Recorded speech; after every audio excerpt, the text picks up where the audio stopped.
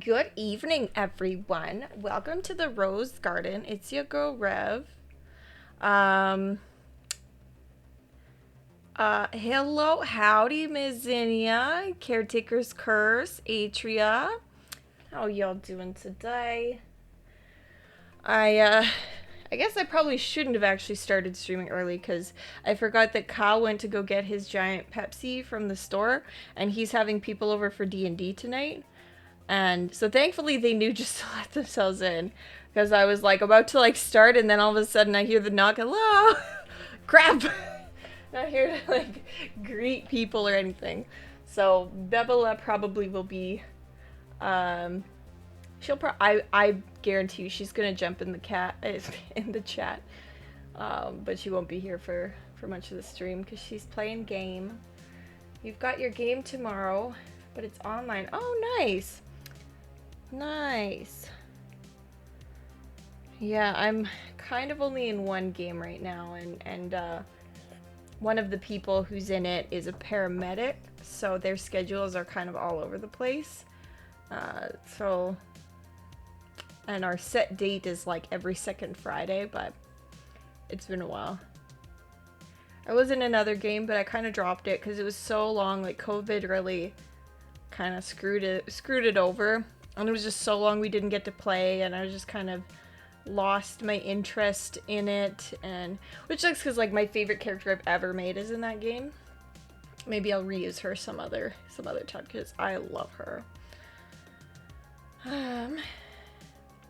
Yeah, it's still kind of spooky. We had like 300 some new cases just the other day, and it's like, what the fuck? Like, great job reopening. I am fully vaxxed though, so when I go out, sometimes I don't wear my mask, sometimes I do. It's been really hot lately, and my face sweats, and sweaty face under a mask is real nasty.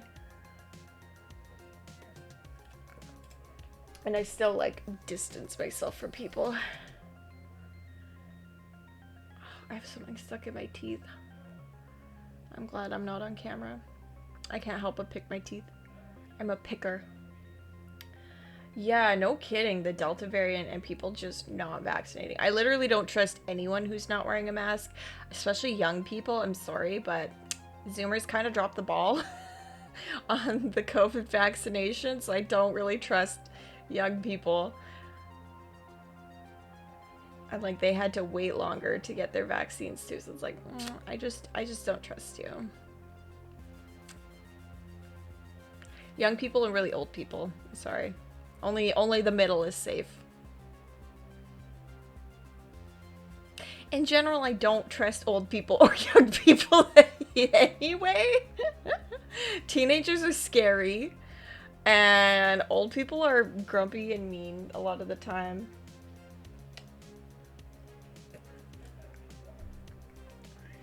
I mean, not all of them, but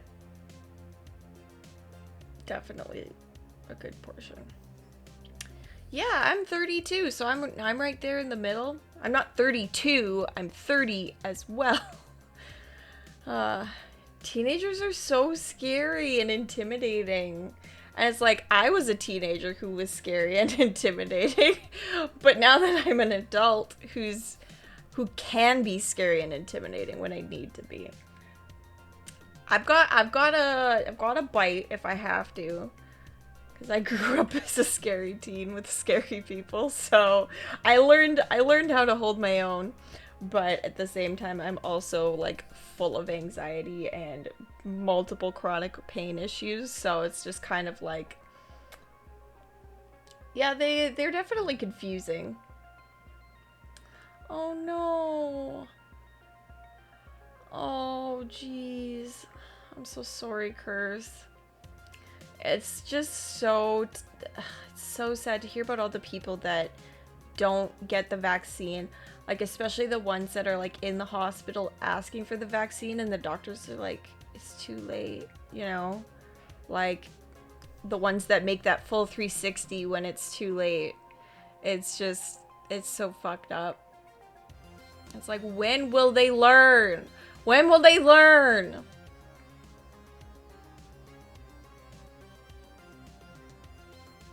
I think I want to do something more with those roses.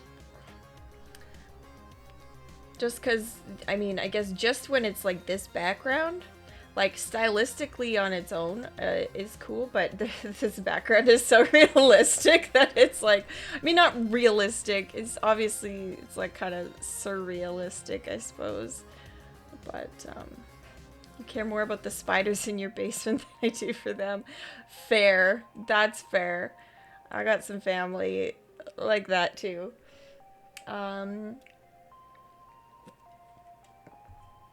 So yeah, we're going to be playing some more DDLC tonight.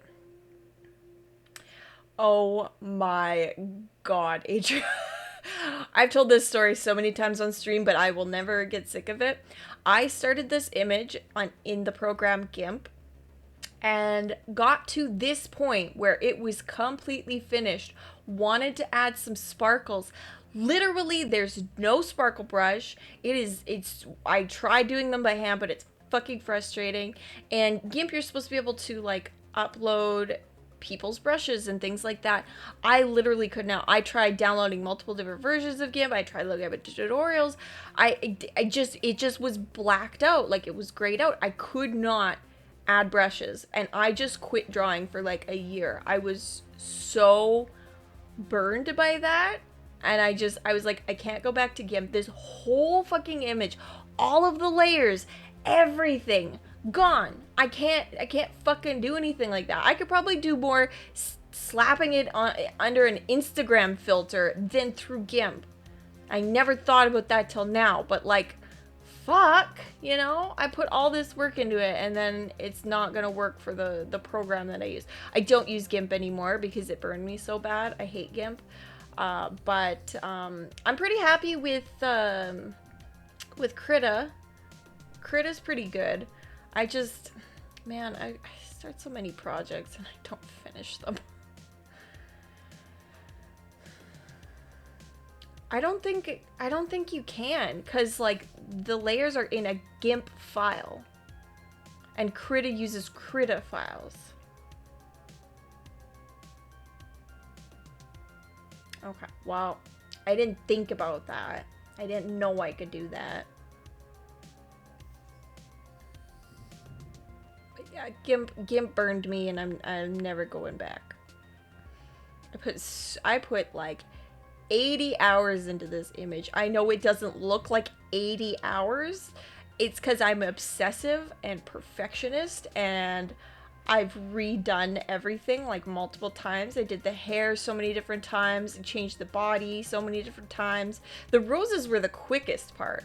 I just got an image off of Google of roses and just outlined them. Easy. I changed that collar so many times. I reshaped the face so many times. Changed the lips. I actually, like, in a more recent time, redid the face, or the eyes rather. I redid the eyes just to represent my style a little bit more and give them a little more shimmer, because I like the look of just like the black and not going in and doing like super anime eyes. I like more the style of anime in like the 50s and 60s. I really like Rose of Versailles kind of style. Love Rose of Versailles. Such a good anime. I learned so much from it. Fun fact, Rose of Versailles, the manga and the anime, was what caused the influx of Japanese obsession with France and Paris, and created that whole effect of people going to France and being so culture shocked by how different it is and how like not like Rose of Versailles it is. I think that's a fun fact. So why don't we get started? I don't really have, I mean, I had a really rough week. I like made a huge fuck up. I thought I had Wednesday off, but I had Thursday off, so I completely missed my shift on Wednesday. And, you know, my boss let it slide because it was the first time, but like that made me feel so fucking shitty. I don't like doing that. It doesn't feel good. If I ever do it again, I'm in super hot water, so it's like, girl, you gotta wake the fuck up. Woman up, you know?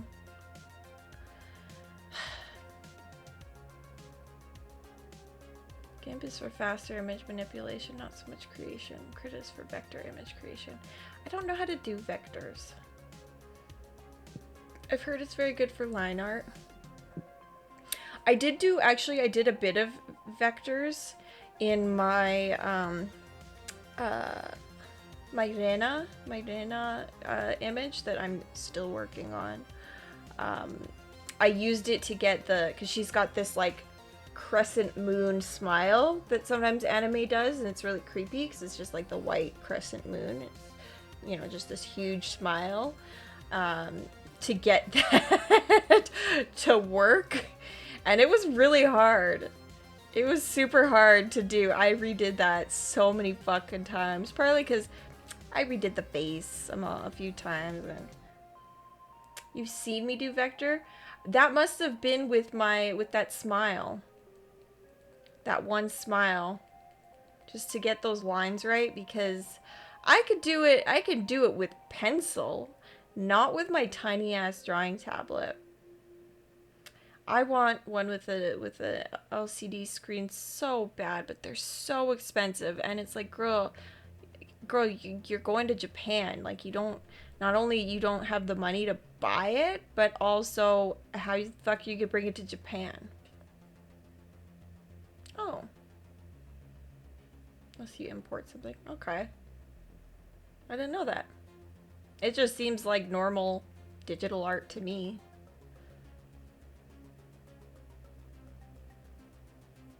But yeah, that was my week. I had a really shitty week. And that's why, and I worked 9 to 5 yesterday. 9 to 5:30 actually. So I was really tired. I just didn't have the energy for anything. I slept until like 2:30 today, and I wanted to take a nap. Yeah, kind of rough, but what could you do? Let's start some DDLC. I don't know if that actually updated, but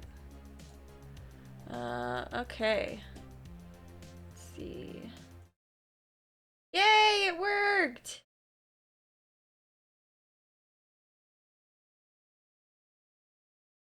Napping.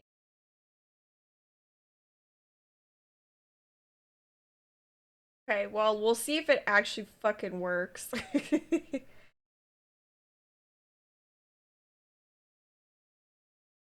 Okay.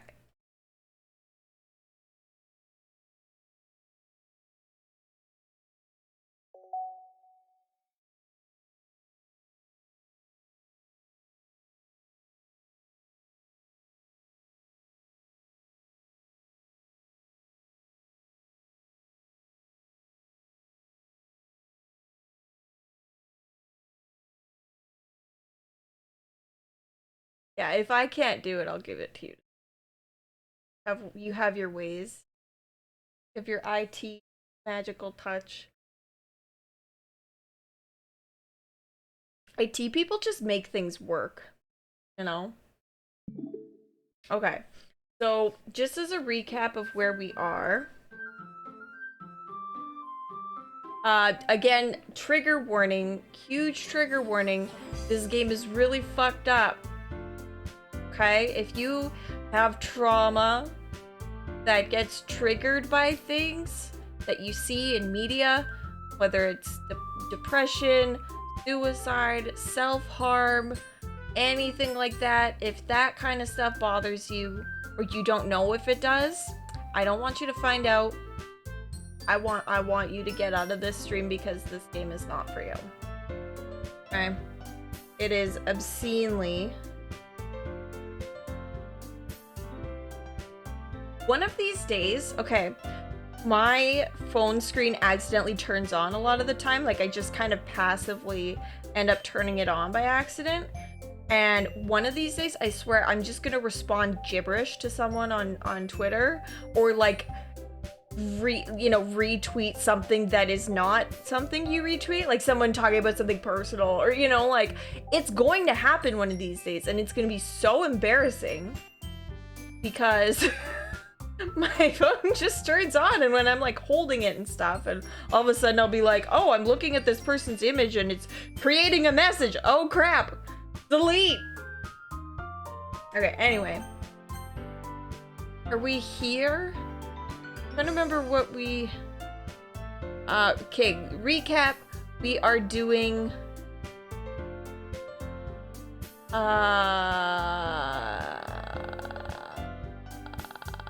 what's her name? I'm blanking. What's her name?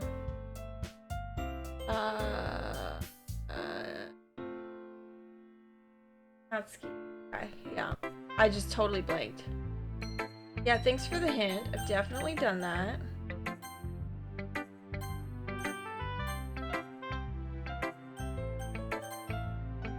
Boom.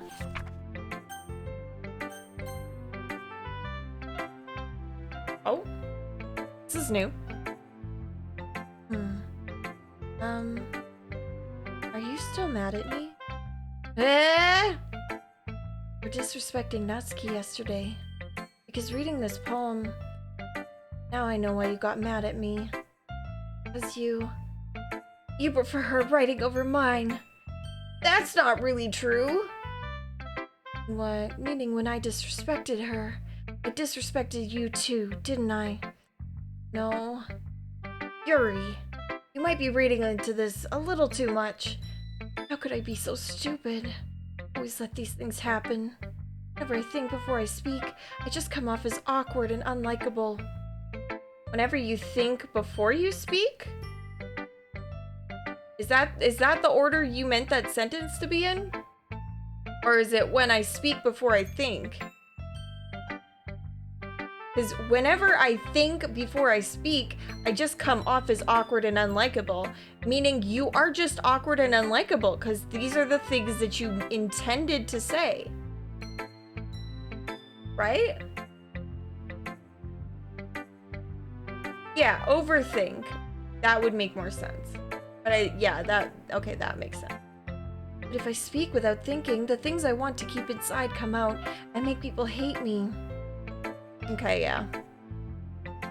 So, please don't force yourself to be around me. I know this is what Monica wants. It's not fair to you when you could be enjoying your time with Natsuki and Sayori. Yuri! Please, makes it easier for me if you don't express any concern.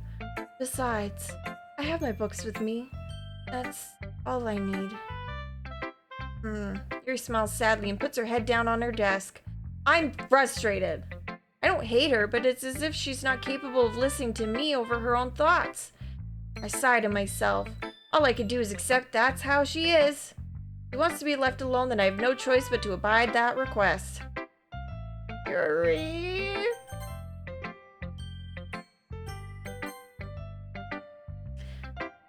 That was kind of silly with Natsuki earlier, wasn't it? I'm glad the two of you have been getting along so well. That's one way of putting it. Anyway, I already read your poem, but you can go ahead and read mine. I like the way this one turned out, so I hope you do too.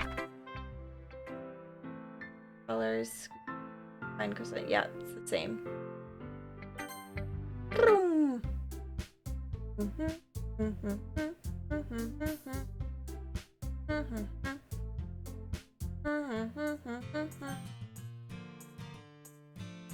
I'm so sorry, Sayori. I'm so sorry.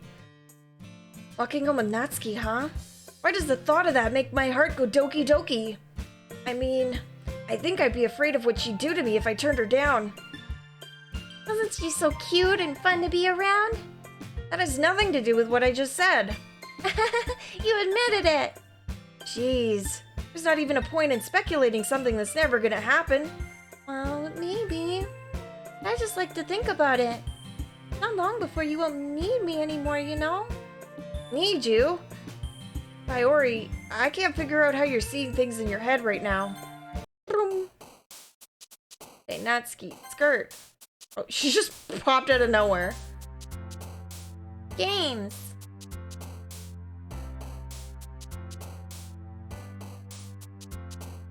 Lazy? Fuck. Headphones. Marshmallow. Cheeks.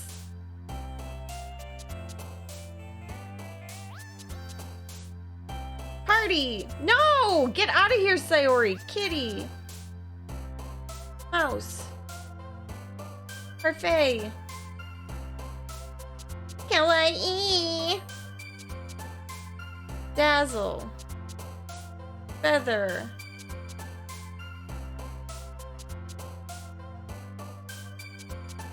Papa?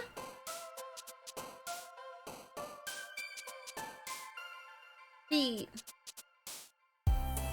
Lipstick. Flying. Email. Fluffy. Yay!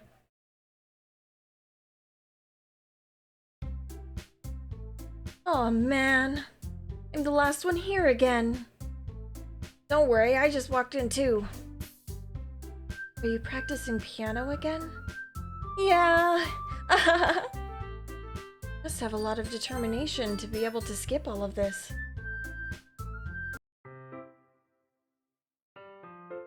Oh shit! Hey yo. I look up to see Natsuki next to me. Are you just gonna sit there and keep staring at nothing? There isn't that much time, so... sorry. I didn't mean to make you worry or anything. It's not like I was worried, Baka. I was just... Natsuki glances down at her side. She's holding a volume of manga in her hand. That's right. Something just came up for a minute, but we could get started now. I won't make you wait any longer. Jeez. Now you're making me feel like a jerk. If something's bothering you, then you can just tell me to leave you alone, and I will. I mean you didn't feel like talking about it or anything. Practically mumbles that last part. Nah, I'm making it seem like a bigger deal than it is. I've just been thinking about Sayori, that's all. Sayori? Thinking about her? Yeah, she seems pretty down today. But she didn't want to admit it to me. I can't help but wonder if something happened to her. Oh. Natsuki exhales. Well, first of all, you should really work on your phrasing. But anyway, you're her best friend, right? Yeah, I guess so. Yeah. Then in that case, I think you should trust her a little more. If she needed you, then you would be the first person she would go to, right? Well, I guess that's true. I mean, some people just have those days. You can't always avoid it. If anything, she probably doesn't want you to worry about her because it's not important. I mean, that's a good way of interpreting the situation, but that is completely wrong. Yeah, that's kind of what she said to me. Maybe it's not right for me to go against her wishes. Exactly. If she needs you to worry about her, then it'll be a lot more obvious. Yeah, I should have thought about it that way from the start. Natsuki fiddles with the book she's holding in her hands. She really means a lot to you, doesn't she? Don't get the wrong idea or anything. We've just been friends for a long time. It's normal to be worried about your friends. I mean, you were worried about me, so... I was not. Jeez, if you're fine, then let's hurry and get started already. Yeah. Vroom. Vroom. Let's see. You're certainly not that enthusiastic today. Of course. You know I like your writing. I'm just surprised. It seemed like you had a lot of trouble admitting that before. Well, of course. I just had to put you in your place a little bit. It's not like I was shy or anything stupid like that. Or jealous. I really wasn't jealous. Just because you happen to be a good writer? That's such a dumb thing to get jealous about. Natsuki. What?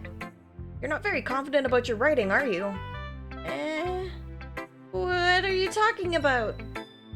About my writing is obviously the best, right? It took me a while to figure out, but I think I finally did. Maybe Natsuki acts so arrogant because she's trying to make up for her own insecurities.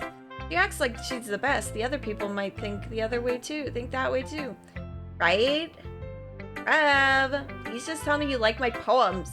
I don't care if you hate them. Just please tell me I'm the best.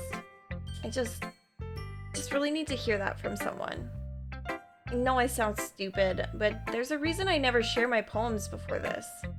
Natsuki, because nobody ever takes me seriously.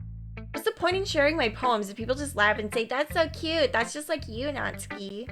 Sometimes I don't want to be cute, but nobody understands that. I try really hard when I write. The style doesn't matter, the emotions are there. Why can't anyone see that? I just want... Natsuki trails off. Maybe it's because her lips started to quiver. I look down. Her fists are clenched really tightly. Hey, Natsuki? If you're not careful, you'll rip your own poem.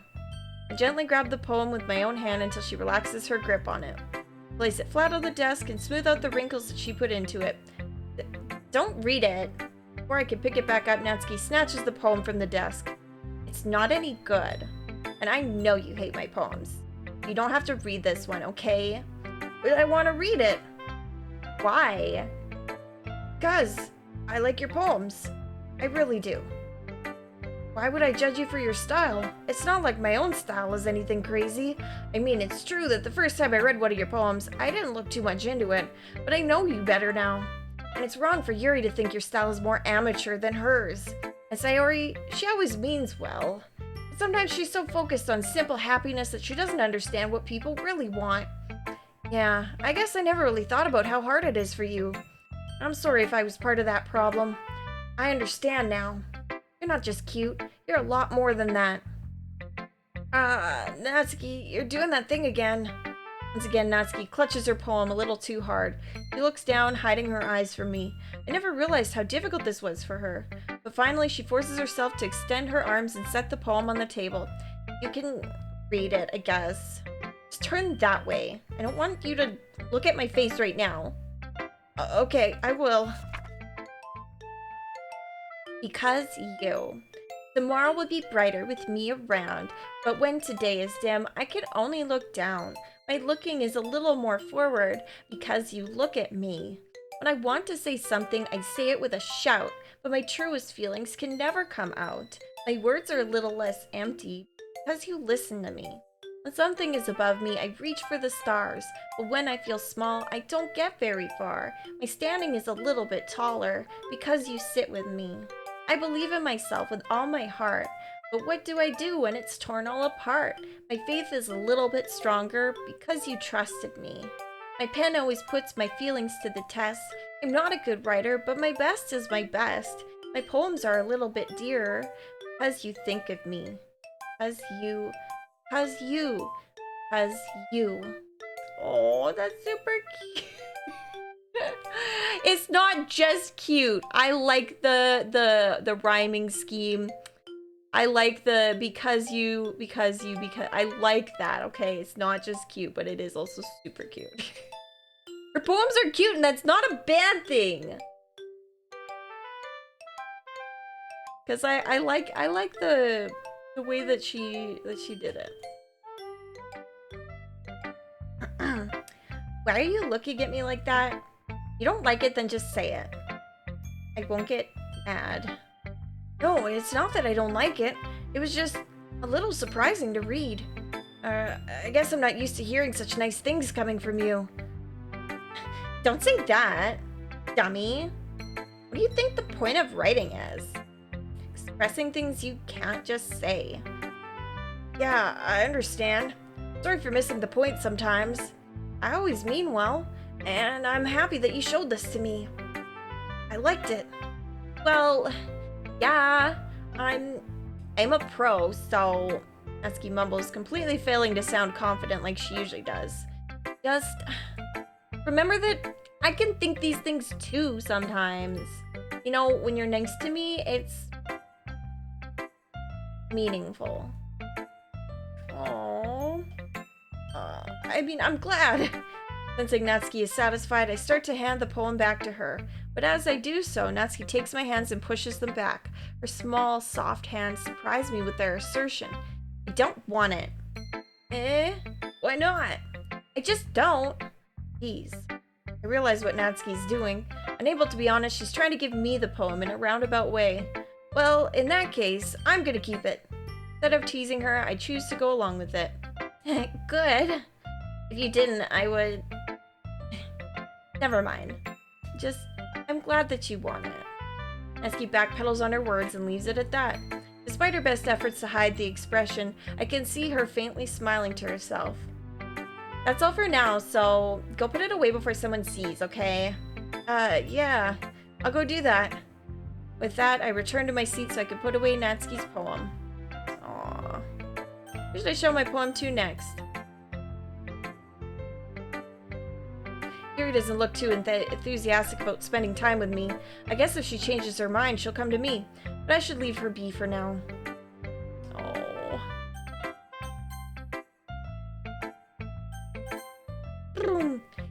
Sticking with the Natsuki style once more, I see.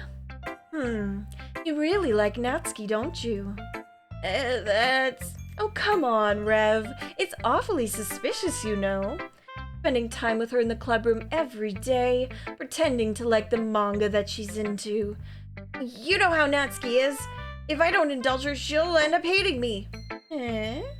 No, I think you're misunderstanding, Rev. It's not like Natsuki just hates anyone who doesn't give her what she wants. Yeah, she's assertive, but she's not that selfish. In fact, I think you're the only one who's indulged her as much as you have. Is that so? I kind of knew that, but I just didn't want to admit it. So, I just need to ask one thing of you. Be careful, please. Natsuki is kind of unpredictable. A lot of times she doesn't even know what she wants. After all, she's the youngest one here. She's only 18 plus. She might not know how to handle her own feelings properly. What I'm saying is, if something bad happens, then it could end up damaging the club too. And you wouldn't do that to me, right? That's... Not sure how to respond to Monika. While I care about her in the club, it's also kind of unfair to bring that up. Well, you're smart. I'm sure you'll do the right thing. Monika smiles sweetly. Anyway...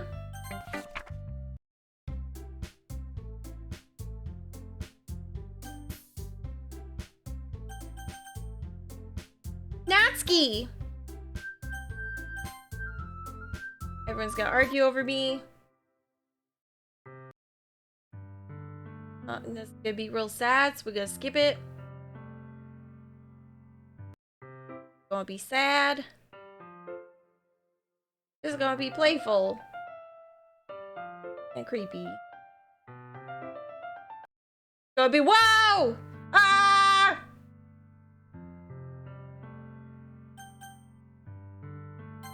Ah! Okay. I managed to carry all the cupcakes myself by carefully stacking 2 trays. Yeah, at least they've been flirting, that's true. Natsuki's already texting up a storm, but I can't respond thanks to my hands being full. Okay, hold on. Ah! I didn't mean to! Ah!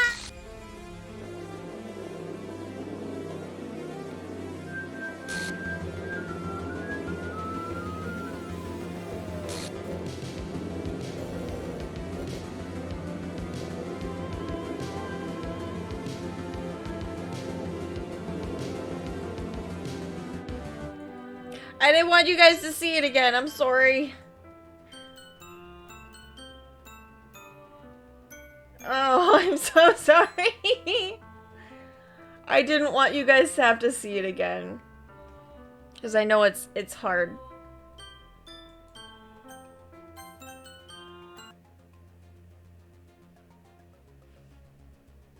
Well, we got end.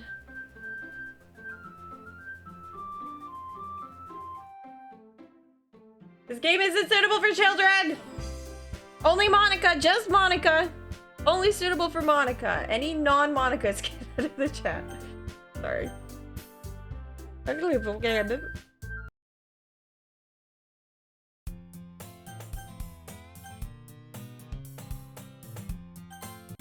Ah! Yuri! Ah! Ah! We're gonna be doing this for a while. Oh, we unlocked a special poem. Oh. Nothingisreal.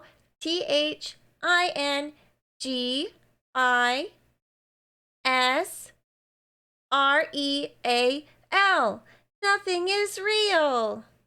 Yay. Question mark. Oh, there was a question mark. Okay. So last time we tried for Natsuki in this second part.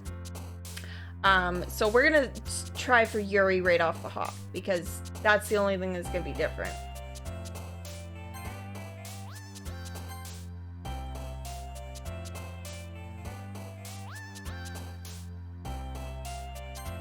I want to try and do the perfect Yuri poem.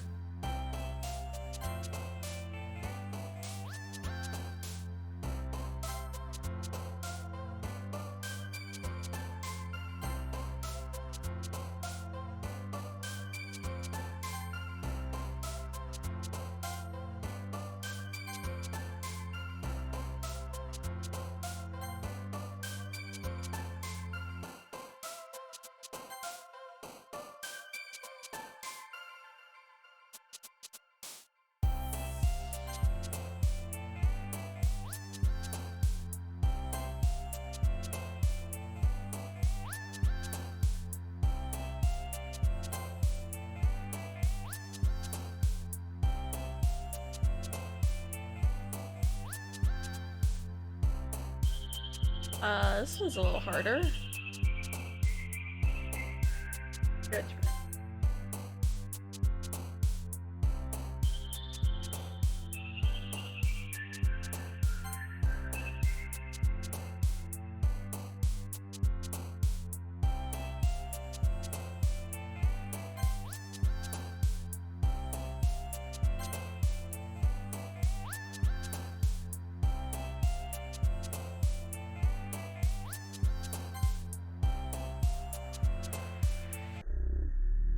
Ah! Being haunted by Sayori.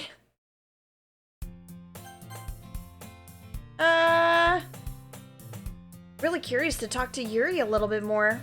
At the same time, I'd feel bad distracting her from reading. I catch a glimpse of the cover of her book. Looks like the same book that she lent to me. More than that, she seems to be on the first few pages. Crap. I think she noticed me looking at her. She sneaks another glance at me and our eyes meet for a split second.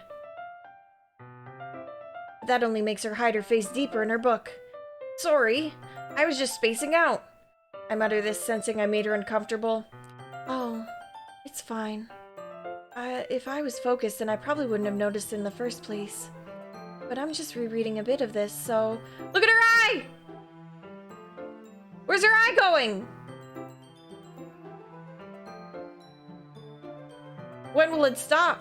How far does it go? Is it still moving? Did it stop? Is it still moving? Oh, it's still moving. Oh, it's still going. Okay, guys, we have to find out how far her eye will go.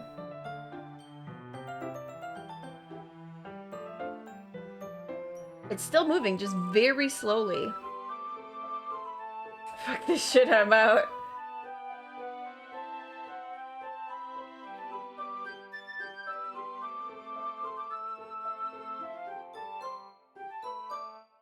Its planet needs it. It's going so slow that it's hard to tell if it's still moving. You missed that opportunity. Oh. Okay, it actually stopped.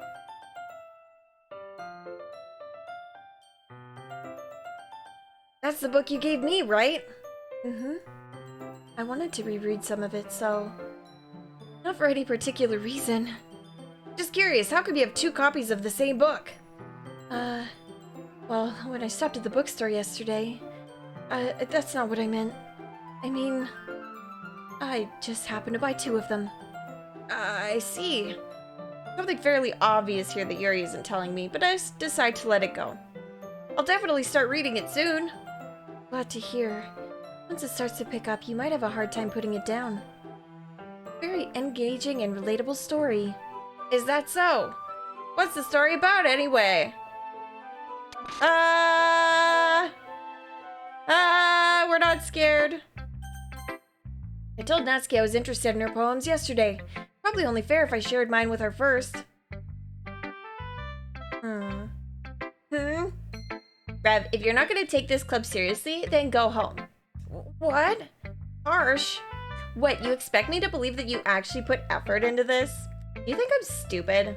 I'm not a writer. Maybe it's not very good, but yeah, I did put in effort. We all start somewhere, right? If you're still proud of the first poem you ever wrote, then I'd like to read it. Painful to think about? Fine. Well, sorry. You'll get better anyway. I tell you what to improve, but you're better off just trying again. Fair enough. Well, to each their own, I guess. Anyway, I guess I gotta share mine now. Knowing you, you'll probably think it's stupid. And we know that eagles can fly and humans can fly, and that's all they can do. Yeah, I told you that you weren't gonna like it. I like it. What? Be honest. I am. Why are you so convinced that I wouldn't like it? Well, because everyone in high school thinks that writing has to be all sophisticated and stuff. 18 plus high school, that is. So people don't even take my writing seriously. But isn't the point of poems for people to express themselves? Your writing style wouldn't make your message any less valid. Yes, exactly. I like when it's easy to read, but it hits you hard. Like in this poem. Seeing everyone around you do great things can be really disheartening. So I decided to write about it. Yeah, I understand. But the other nice thing about simple writing is that it puts more weight on the wordplay. Like I set up for a rhyme at the end, but then made it fall flat on purpose. It helps bring out the feeling in the last line. So you did. I guess more went into it than I realized. That's what it means to be a pro. Glad you learned something. Didn't expect that from the youngest one here, did you? Yeah, guess not. Decided to humor her with that last comment. I don't really care how old everyone is, but if Natsuki's feeling proud, then I won't take that away from her.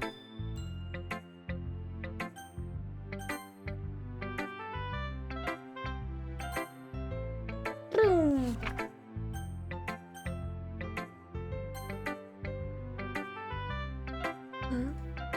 As Yuri reads the poem that I wrote. Time to get scary, very scary.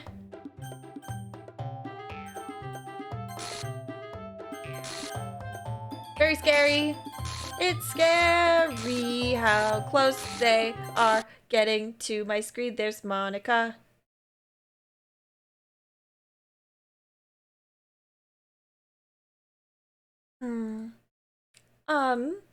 Hey Rev, why don't we step outside for a bit, okay? Sorry about that. They really shouldn't have tried to get you involved. Ah!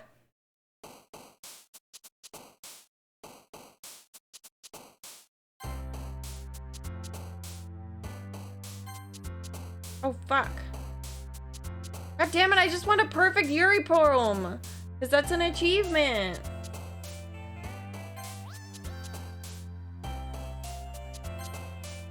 Some of these are obviously easy. Fuck off.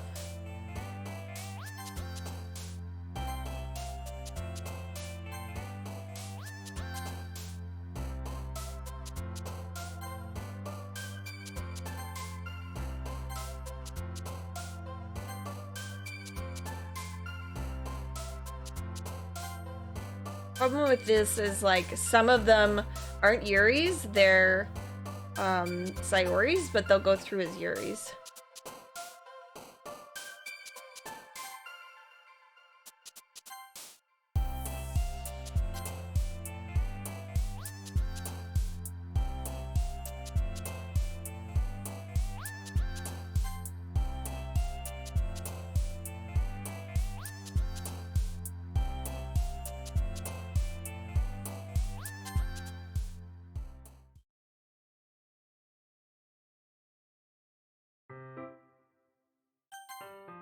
Time to go really fast while it gets scary. Yeah, definitely. I was wondering if you would like to spend some time together today. I mean, in the club. Yeah, definitely. I planned on it anyway. Okay. Can we start now? Let's find a place to sit. I'm being a little forceful, aren't I? Sorry. My heart just stopped pounding for some reason. Don't worry about it. Totally normal. If anything, it's nice to see you have so much energy. Yeah, but I need to try and calm down. I won't be able to focus on reading like this. Take your time. Here takes a deep breath and pulls a copy of the book out of her bag. Boom. Ah! Ah!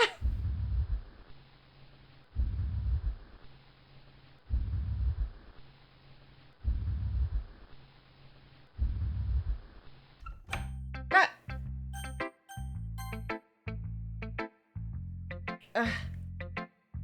Yeah, just as I thought. What? Rev, come on. I'm not stupid. I know how much time you've been spending with Yuri. It's obvious that you care more about impressing her than trying to improve your writing. Put it bluntly, it's kind of pathetic. Are you even in this club, Rev? Honestly, I thought getting a new member would help everyone get more involved together, not exclude each other even more. This is such a stupid activity anyway. Look, I'm not in a good mood today, and I just really don't feel like talking right now. Please go away. Who should I poem my show to? Beam, beam, beam. Oh. Please help me. Okay. Start with Yuri. Been waiting for this. Let's see what you've written for today. Yuri stares at the poem with a surprised expression on her face. Do you like it? Rev, this one might be even better than yesterday's. How did you even pick up on this so quickly? Just yesterday I was telling you the kind of techniques worth practicing. Maybe that's why. You did a good job explaining. I really wanted to give it more imagery. Very visibly swallows. Even her hands appear sweaty. Makes me so happy. It's so amazing to feel like I'm valued, Rev. Everything that you write is a treasure to me. My heart pounds just holding it. I want to write a poem about this feeling. Is that bad, Rev? I'm not being weird, right? I'm having a harder time than usual concealing my emotions. Kind of embarrassed. Right now, I just want you to read my poem too. Okay? Now, I'm not reading this again.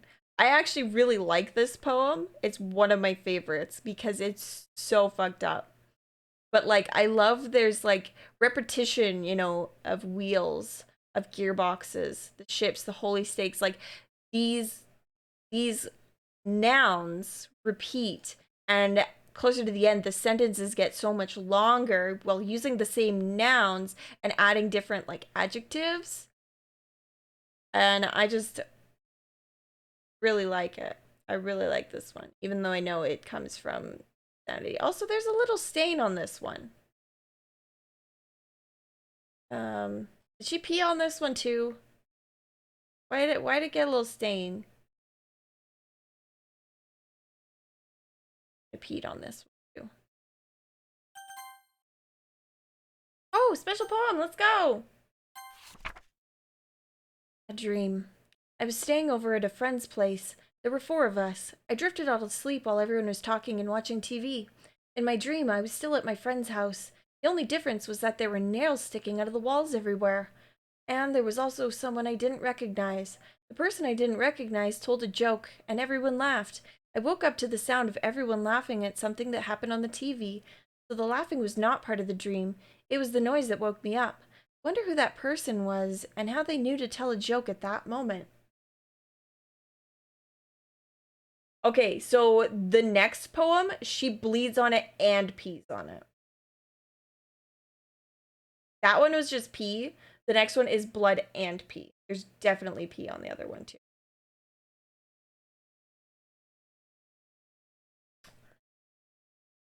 That was an interesting poem.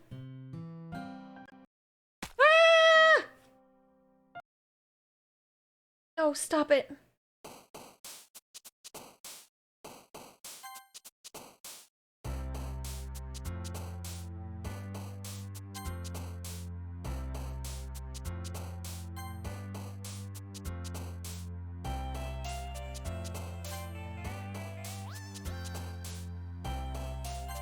Oops. Oh, fuck, that's a Sayori word.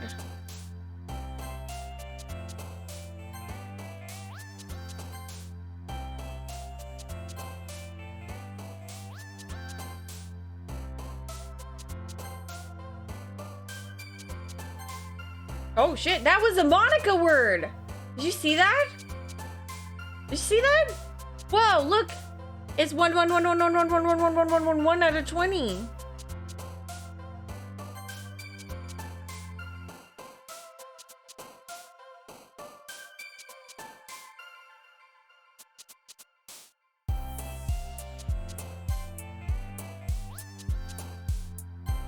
Shit.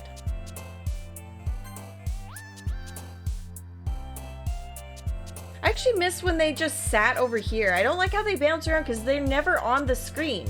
And I miss the ones... Oh, look at Yuri's arm. I was literally just about to say how it looks when they get all fucked up. Because Yuri has a couple different ones where she gets fucked up.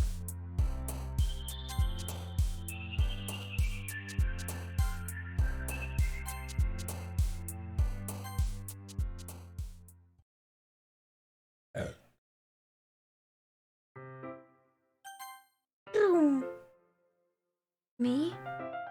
Nothing. Seriously, what's gotten into you lately? Me? Nothing. Really that bad? See, it is something. I'll get over it. It's not even anything noteworthy. I've just been feeling a little on edge lately. Anyway, we don't need to talk about it.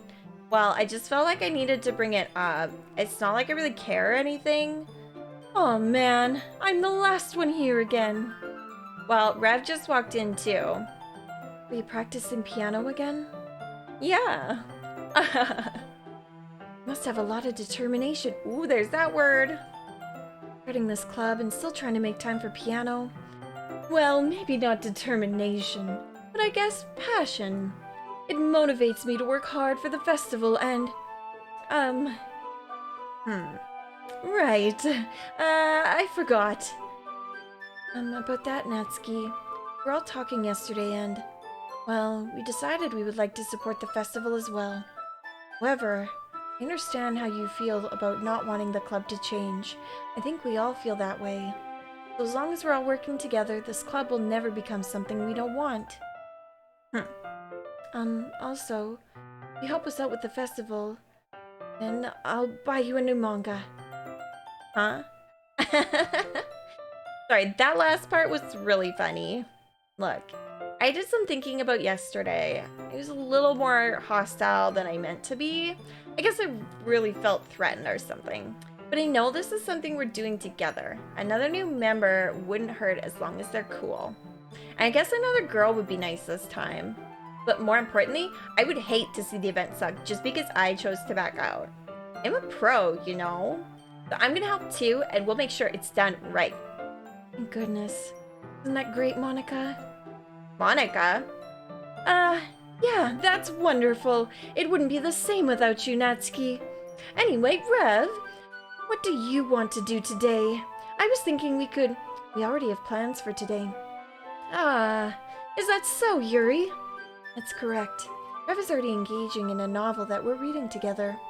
Aren't you glad I've gotten him into literature, Monica? I suppose. I was just... Actually, it doesn't matter. It really doesn't. You guys can do whatever you want. Yes, thank you for understanding, Monica. Boom!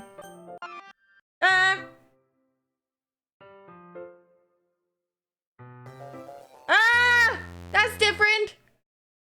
I haven't seen that one before.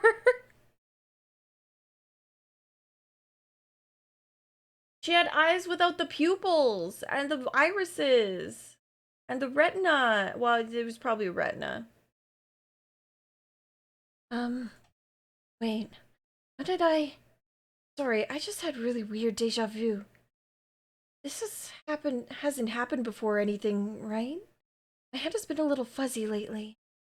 It hasn't been really showing or anything. I hate for you to think I'm weird just after we started spending time together. I mean, one has a few unusual things about them. But expressing those things so soon after meeting someone is usually seen as inappropriate or unlikable. At least that's what I've discovered. When I was a bit younger, I think I would come on really strongly and get a little too intense. It made people not want to be around me. So I started hating those things about myself. My obsession with certain hobbies. The way I can't control myself when I get too excited about something. So I eventually stopped trying to talk to people. Nobody could ever like me for the things that matter most to me. It's just easier if I close myself off. But recently, something's been wrong. I don't know what it is. Every time we come to the club, my heart starts to go crazy. Like it's gonna rip out of my chest. It overwhelms me with energy and emotions that I can't let out. And making me do weird things. I don't know why it's happening. Rev, just me? Or has Monica been acting a little off lately? She's always been a sweetheart ever since I joined the club. But recently, I've been feeling something sharp whenever she's around. I'm not crazy, right? Please tell me I'm not. I couldn't say anything before because she's always listening. But finally, we're alone. Can we just stay here for a while?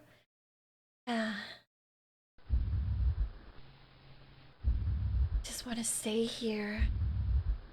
The two of us. And stay here until the club ends. And then we'll have the club room all to ourselves. That I in the middle. There's Monica in the middle! Monica's here! She's listening.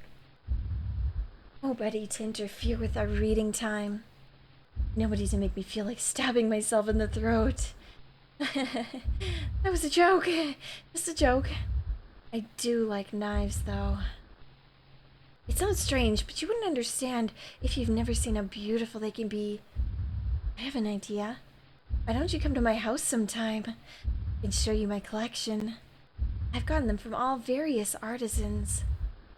I make sure to give them all their fair share of use. I don't want them to get lonely or anything. Nobody deserves to be lonely. Nobody. That's why I'm so happy you joined the literature club, Rev. Now we don't need to be lonely anymore. Because we have each other. Every day. That's all we need. You know what? Let's quit the literature club. There's no need for us to be around Monica's slimy tongue anymore.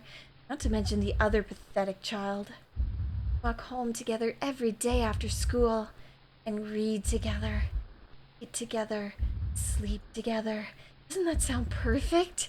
It's everything we could ever want. Isn't that why you joined the club in the first place? It's almost like it was fate. Fate that we would meet each other. And now we get that happy ending I've waited patiently years for. You do that with me, Rev?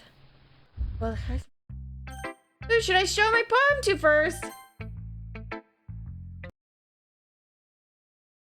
Don't say I didn't warn you, Rev.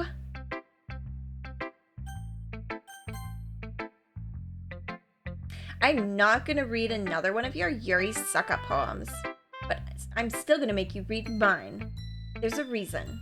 I really wish I didn't have to do this, but unfortunately I don't have much of a choice. Just read it carefully, okay?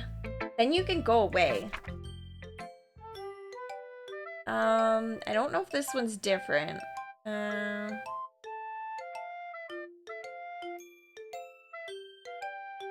Some kind of goddess of chaos. I know, right?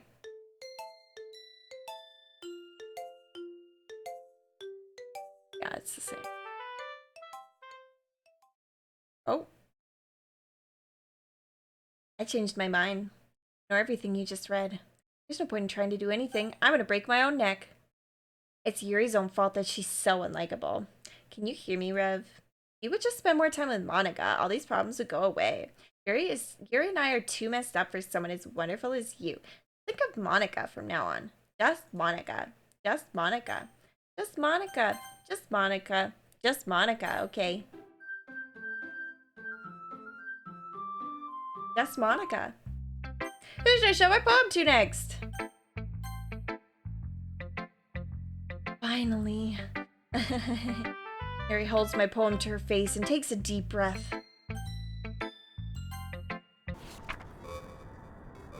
Hold on. I see the poem again. Fuck.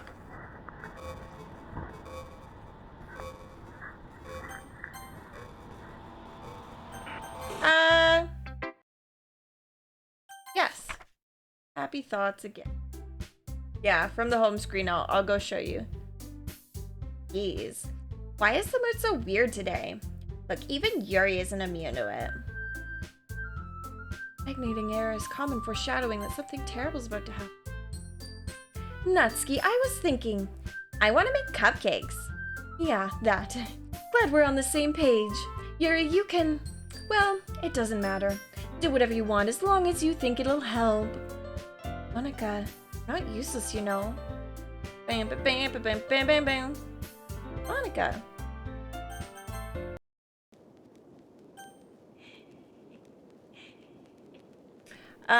Do we love her? Nope. That's the question right here, is do we love her?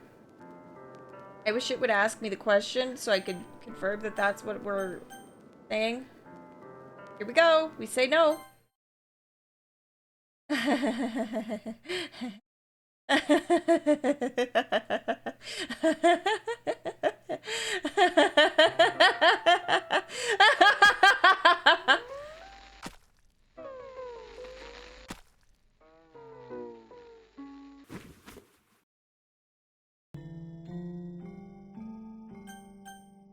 Let's watch the blood turn brown and her eyes fade into gray as the sun goes down night to day.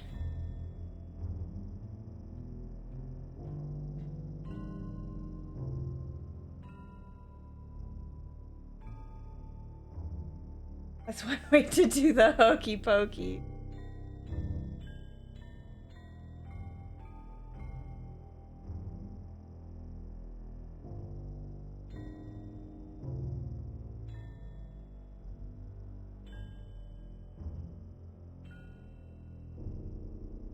All right, it's festival time. Wow, you got here before me. I thought I was...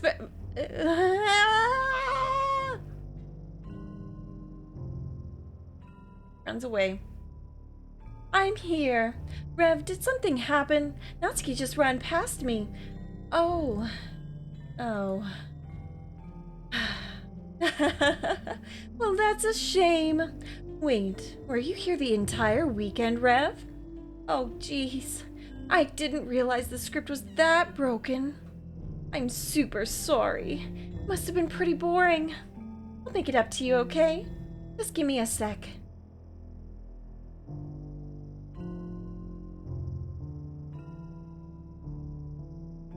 I'm almost done. I just want to have a cupcake real quick. Seriously, these are the best. I really just had to have one, since it's the last time I'll ever get the chance to. You know, before they stop existing and everything. But anyway, I really shouldn't be making you wait any longer. Just bear with me, okay? This should only take a second.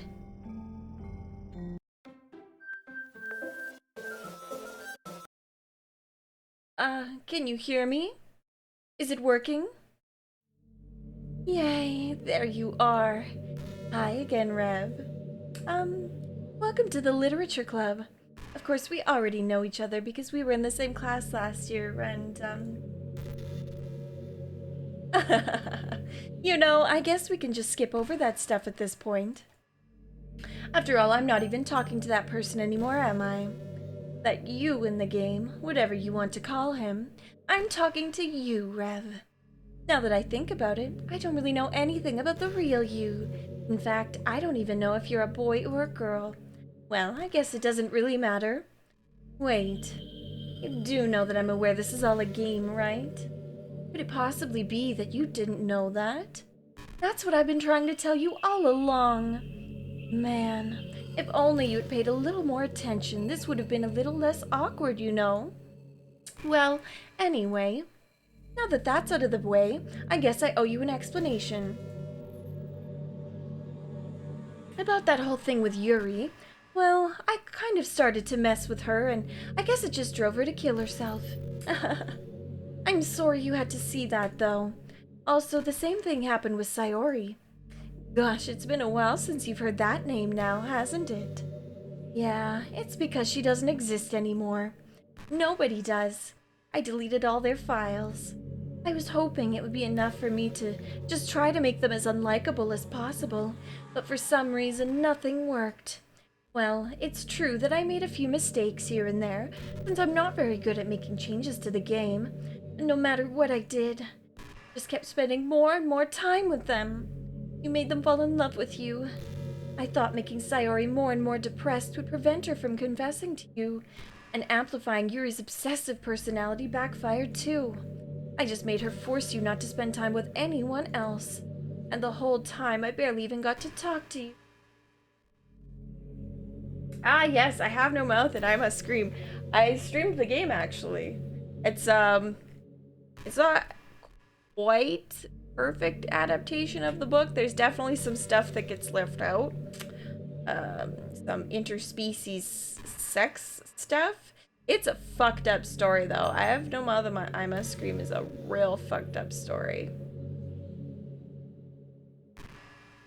What kind of cruel game is this, Rev?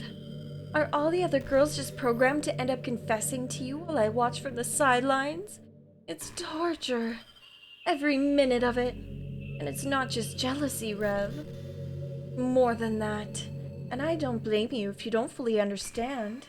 Because no matter how kind and thoughtful and considerate you are, you'll never be able to understand one thing. It's the pain of knowing how alone I really am in this world, in this game. Knowing my friends don't even have free will. And worst of all, knowing what's really out there, in your world, forever out of my reach. I know, right? He did the hatred. Hate. He did the like original like monologue. So iconic.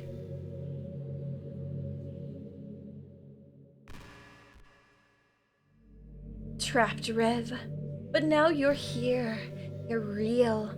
And you're wonderful. You're all I need. That's why I need you to be here with me forever. I'm sorry if it's hard to understand. I couldn't understand for a while either. Why the world around me started to become more and more gray, more and more flat, even though the most expressive poems felt empty to me. It wasn't until you arrived that I truly understood. You probably saved my life, Rev. I don't think I could have continued to live in this world if I hadn't met you. And as for the others, how could I miss them? A group of autonomous personalities designed only to fall in love with you? I tried everything I could to prevent them from doing so, but it must be some kind of weird inevitability etched into this game. I felt really bad that you had to witness some nasty things, but I realized that you have the same perspective as I do, that it's all just some game, and I knew you would get over it. So that being said, Rev, I have a confession to make. I'm in love with you. You are truly the light in my world. When there's nothing else in the game for me, you're here to make me smile. Will you make me smile like this every day from now on? Rev, will you go out with me? I mean, you couldn't accept the no? I'm so happy. You really are my everything, Rev. The funny part is, I mean that literally. There's nothing left here. Just the two of us. We'd be together forever. Seriously, I don't even think time is passing anymore. It really is a dream come true. I worked so hard for this ending, Rev. The game wouldn't give me one, so I had to make one myself. The script is broken at this point, so I don't think anything will get in the way anymore. And you wouldn't believe how easy it was to delete Natsuki and Yuri. I mean, there's a folder called Characters right in the game directory.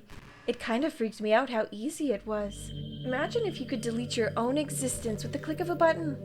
Well, I guess on the plus side, it gave me an easy out if things didn't go my way. Thankfully, it didn't come to that. Um, Atria, was it you who mentioned the extra ending for beating all of the everything? Do I have to get all the way to the credits? I still can't skip. I'm trying to figure it out. Gosh, I'm so overwhelmed with emotion. I want to write a poem about this. Don't you? I wonder if that part of the game still works. I guess there's only one way to find out, right? Post Monica scene again. But that scene will be different.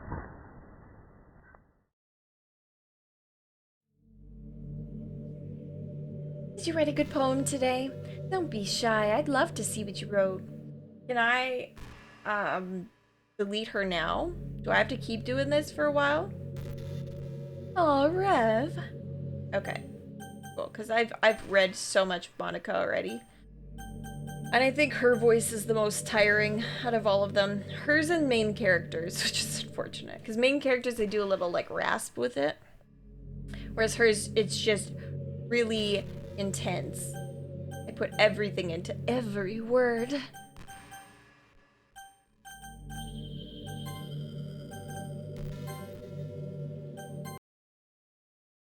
Oh, we got a new picture.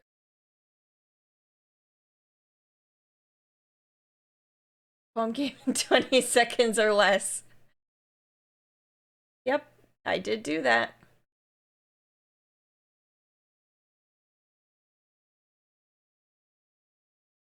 Couple poems. Series poem. Series poem?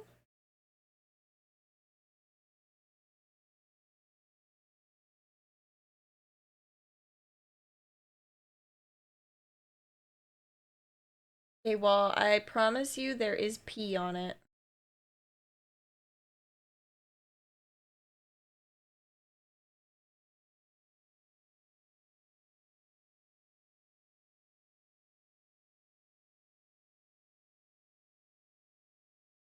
Oh, look, we got some promo art. Halloween 2019? Monica is supposed to be an angel? Why is she wearing black as an angel? Dark angel?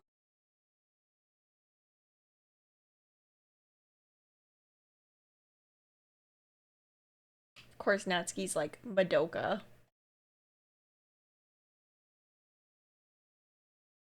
Foreshadowing. There's an eyeball. Look at that, there's an eyeball. Weird how this game has something to do with eyeballs. Good.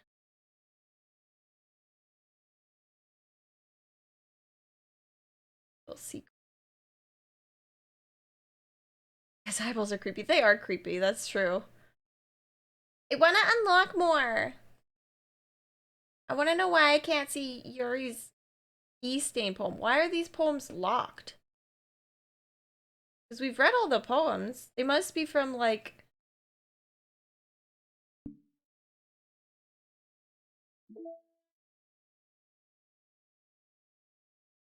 No, I tried. That would be nice if like you could click on them, open it up, and because some of them say like how to earn them or whatever. Acquisition procedure.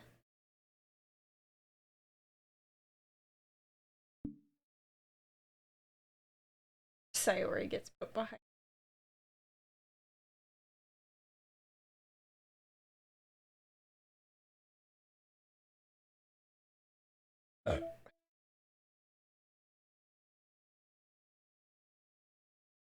Sayori, who's that? Two stocked, I got an achievement.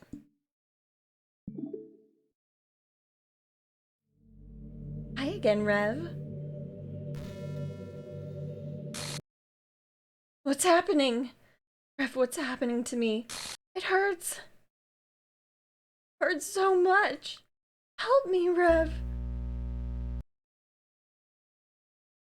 Please hurry and help me.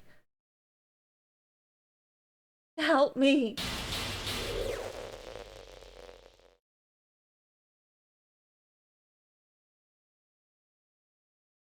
Did you do this to me, Rev? Did you? Did you delete me? How could you? How could you do this to me? You were all I had left. I sacrificed everything for us to be together. Everything. I loved you so much, Rev. I trusted you. Do you just want to torture me? Watch me suffer? Are you only pretending to be kind just to hurt me even more? I never thought anyone could be as horrible as you are. You win, okay? Win. Killed everyone. I hope you're happy. There's nothing left now. You can stop playing. Go find some other people to torture. Rev, you completely, truly make me sick. Goodbye.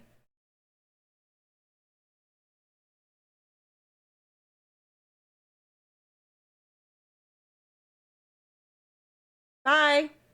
Oh, hi. I still love you. Can't help it. What's wrong with me? How horrible am I for you to hate me this much? All my friends. I did so many awful things.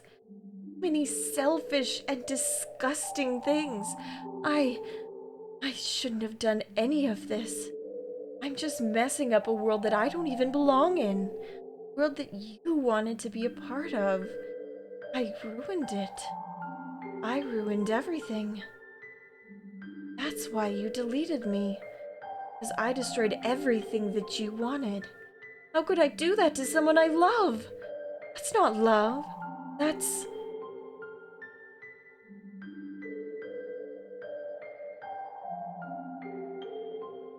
I've made up my mind. Rev, I know I said that I deleted everyone else. That was kind of an exaggeration. I couldn't find it in myself to do it, even though I knew they weren't real. They were still my friends, and I loved them all. I loved the literature club. I really did love the literature club. That's why I'm going to do this. I know it's the only way for everyone to be happy. If I really love you, then...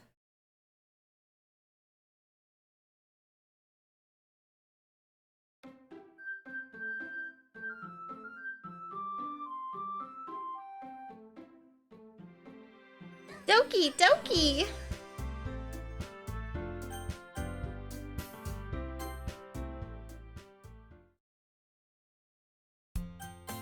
Yay, we can skip again. Give my voice a break.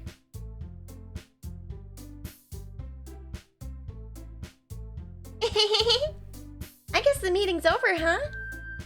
Yeah, looks like it. Nice to see everyone getting along. Isn't it? I think everyone likes you too, Rev. You think so? Well, everyone seems to get along a little better with you around, Sayori. Aw, Rev. Don't say something like that. It's embarrassing. Well, whatever. I was surprised when you told me you were starting a club, but I think you're pulling it off just fine. We're gonna make it the best club ever! Now that you joined, every day is gonna be so much fun!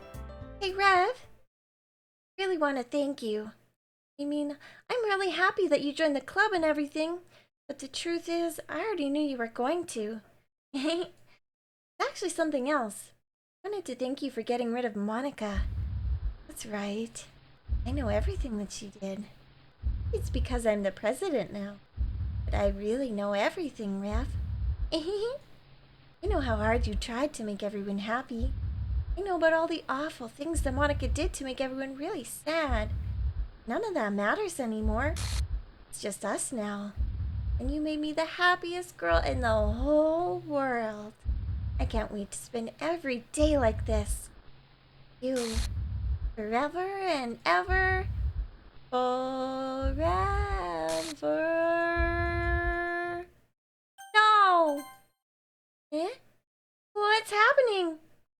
I won't let you hurt him. Ooh, it hurts. Ah. I'm sorry. I was wrong.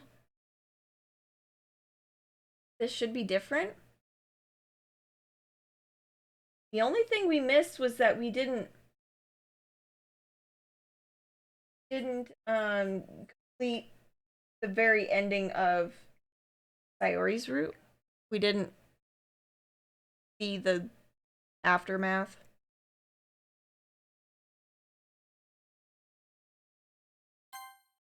Bye, Sayori. Goodbye, Rev. Goodbye, Literature Club. I got an achievement. Hold on. Delete Monica twice while getting deleted 0 times. Oh. That spoiled something. Can you hear me? Hi, it's me. So you know how I've been like practicing piano and stuff, and not really any good at it yet, like at all. But I wrote you a song, and I was kind of hoping that I could show it to you because I worked really, really hard on it. So yeah. Well, we might have to do some more skipping.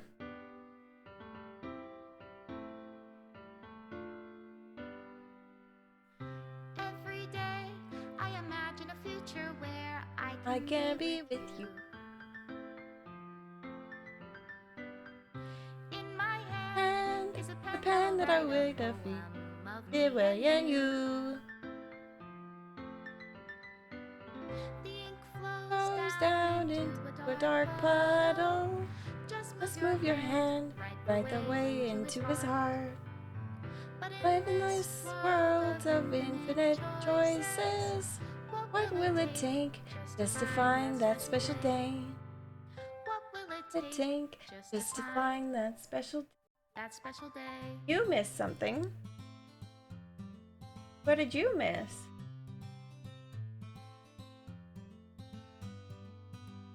Have I found everybody a fun assignment to do today?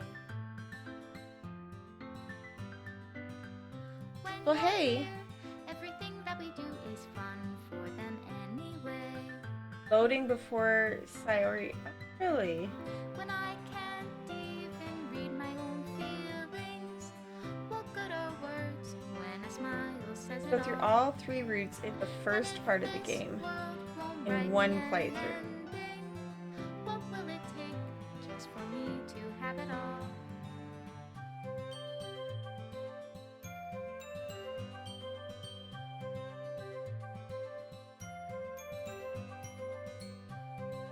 Hmm.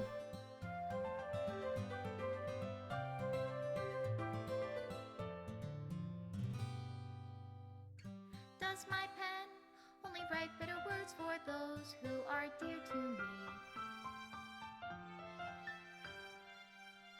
Is it love if I take your is Yeah, it no love kidding. if I set you So free? doing it before Sayori does her thing. Well, then where do we make our save? The ink flows down into a dark puddle. How can I write love into reality? Do we make the If I save? can't hear the sound of your heartbeat, what do you call love in your You don't have to reality? do it if you And in your reality, if I don't know how to make your love save you, before you make the first poem. Oh, okay. I'll leave you be.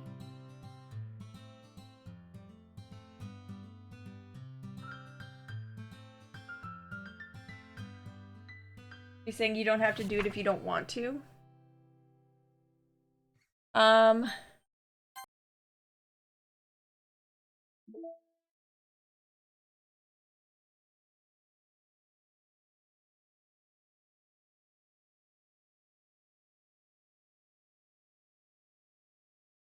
out of Monica pick.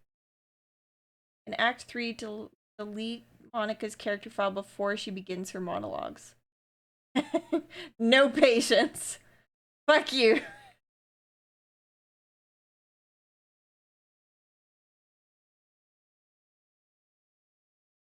Oh, another one.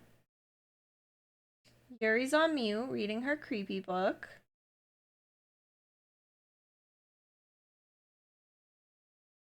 Oh, of course, Natsuki's got the razors.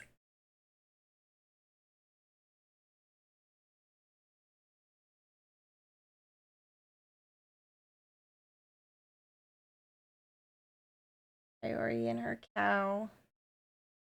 Monica would have those hanging plant things. 2020. Yeah. 2020 for sure. Delete Monica for the second time. How many times do I gotta delete Monica to get all of these? Damn. Also got a mail. I've Laster. Have a nice weekend. I'm on leave the rest of the week. Contact Ravi if you need to schedule server time, but I expect my jobs to run for a few days since we collected so much data this week. How about we arrange a meeting to discuss the results when I... Hello, Partrap. How's it going? How do I... Well, I mean, we're gonna do this anyway. We've come so far. You know?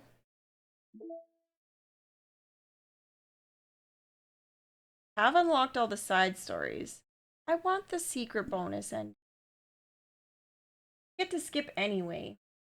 How's Partrap doing? Here's...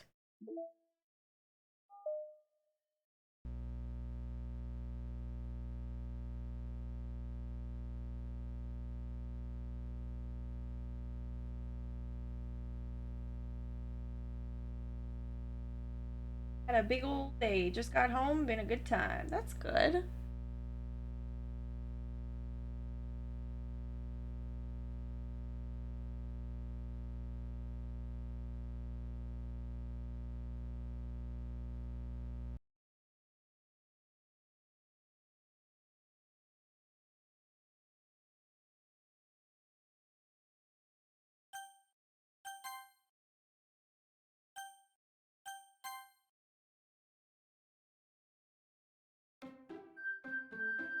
In the oven. Donkey, donkey.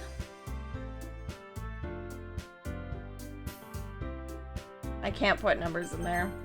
It's too late. We can't fix this. It's unsalvageable.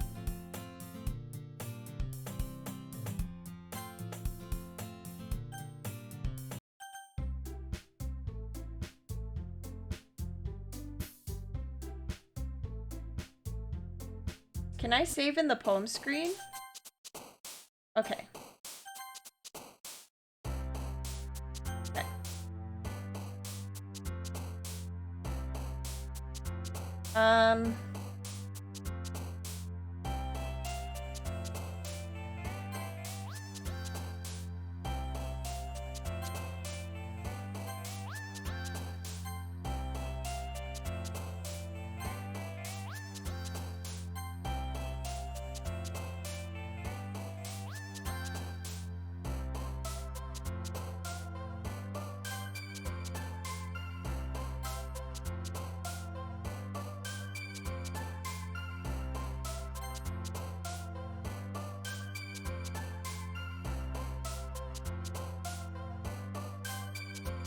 Damn it.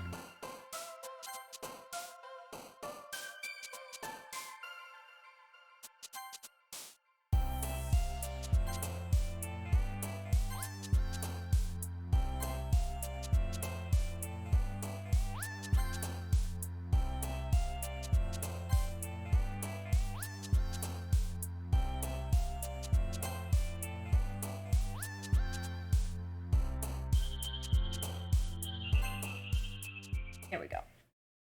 We'll just go real quick through Sayori.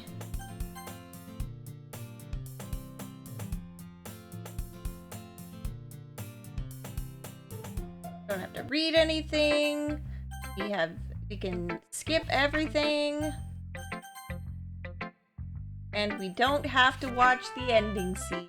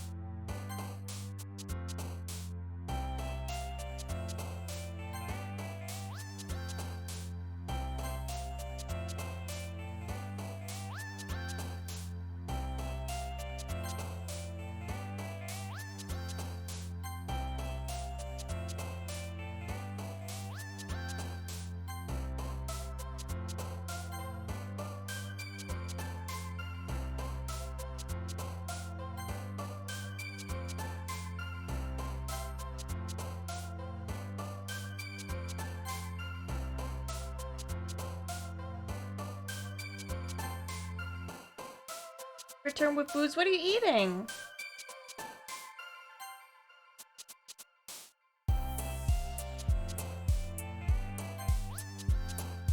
Yeah, eating.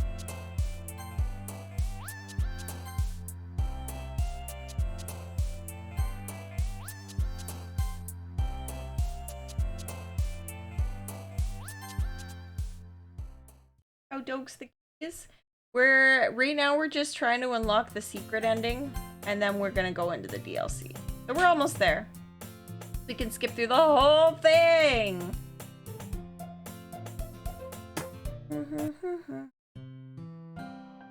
Ooh, beef brisket sandwich? That sounds good. Tasty. I love me some leftovers. Oh, this is new. Well, it's not really any worse than your last one. But I can't really say it's any better either. Ew. Huh? You what? Well, anything that isn't a train wreck I'll take as a win. And I get the feeling you're probably the most critical. Hey, what makes you... Maybe that was a compliment. Good to see someone recognizes my experience. Well then, keep practicing and maybe you'll be good as me someday. That's, tells me Natsuki completely missed the point. Come to think of it, this kind of reminds me of Sayori's poem from yesterday. How did we get different dialogue there? Let's see what you've written for today.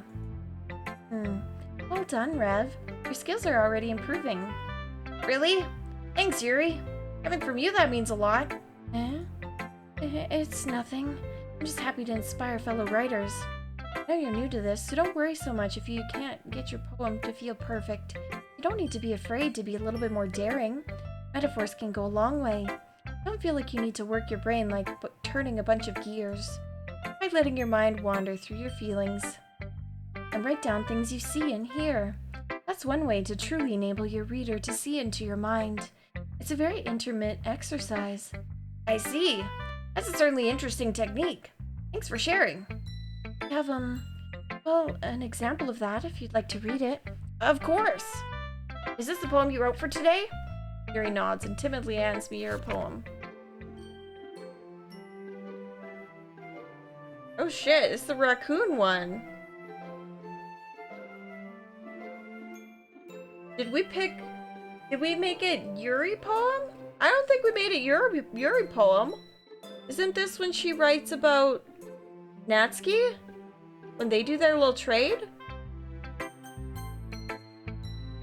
How come that happened?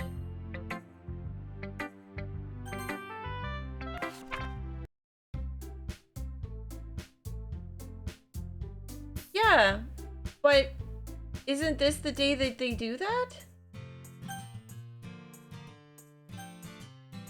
Why does it say Yuri?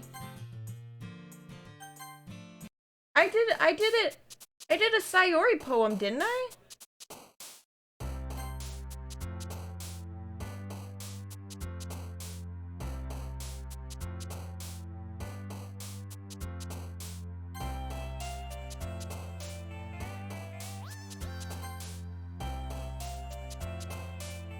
Okay, I want the perfect poem. No! Some of them are hard.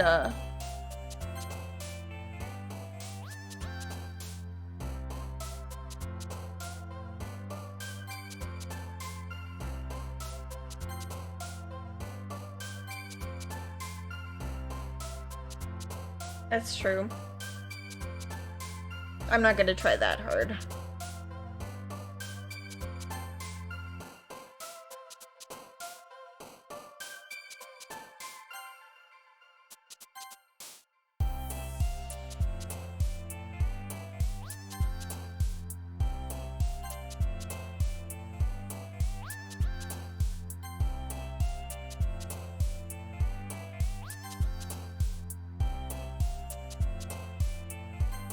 Damn it.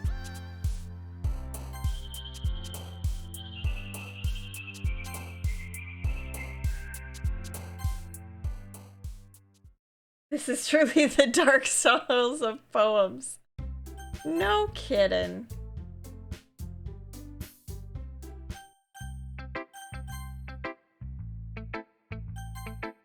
Boom.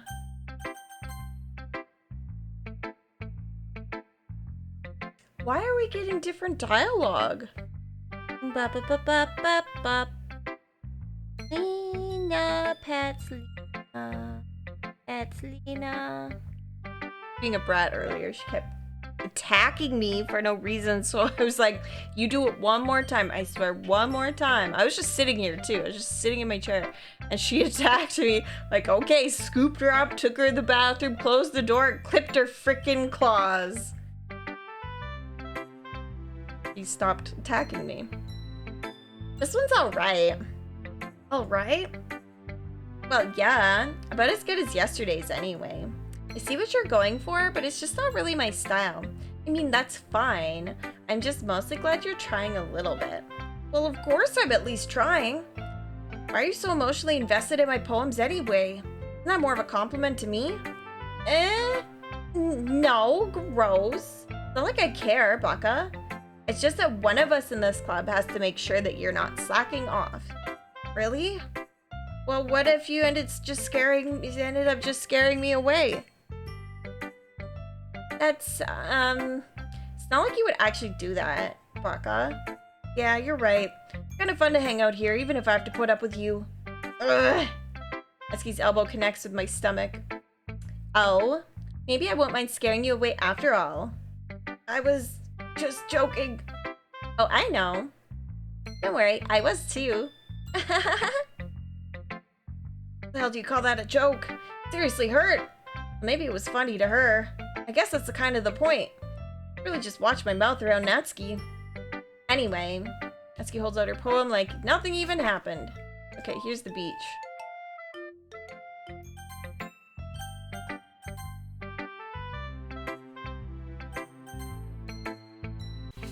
Don't get new Yuri dialogue.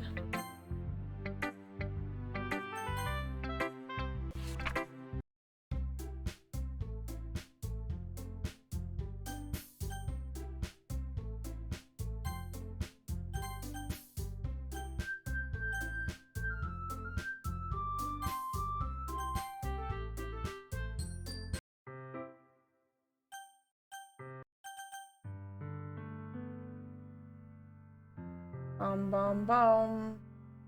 Bum bum bum bum. La la la la la. Ba ba ba ba ba ba ba la la la la la. Ba ba ba ba ba ba ba.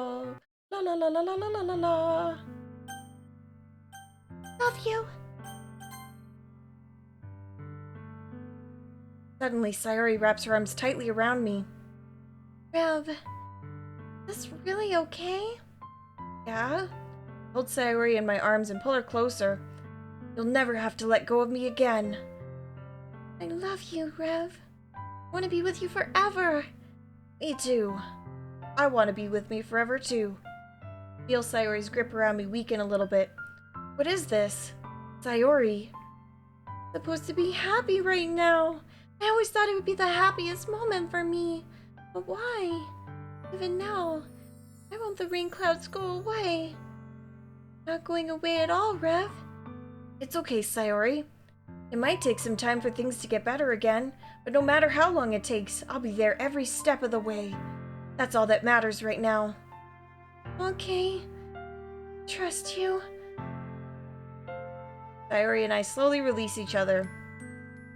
How does that feel like it's a better ending than when we first did Sayori's route? Bro. Why does it seem better? Why is the dialogue different? What did I do different? Is it because I killed Monica twice? So, I guess that makes the festival tomorrow our first date, huh? What are you saying? I want to think about those things, you know? I want everything to be the same as it's always been. If we really are a couple, I don't know if I could handle anything more right now.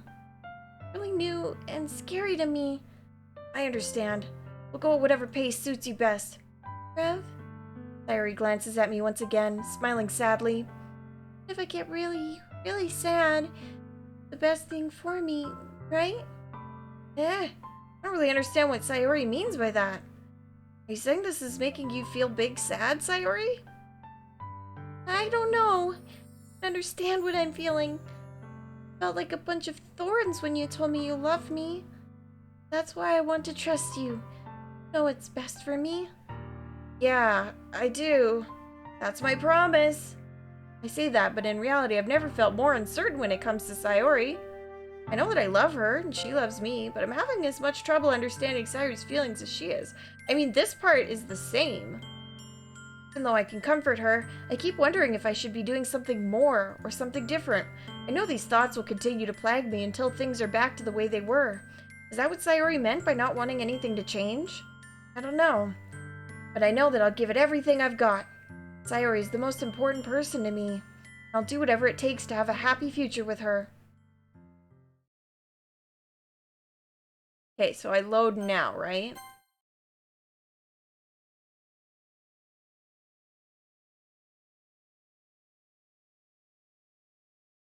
Want everything to go back to the way they were before, right?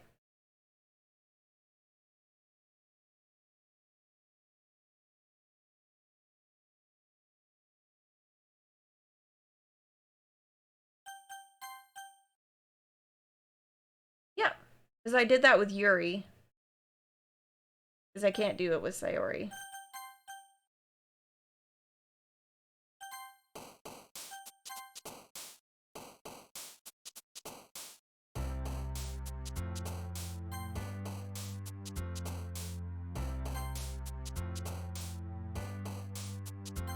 Fuck!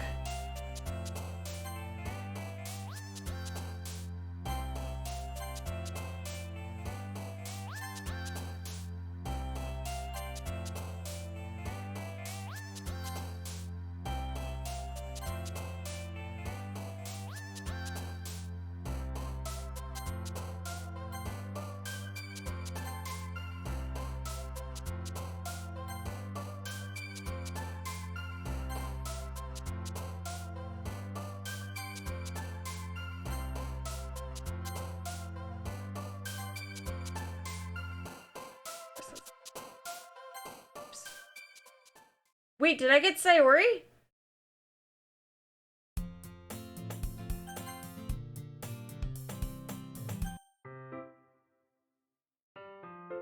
Okay. It was just that Yuri wasn't the one bouncing.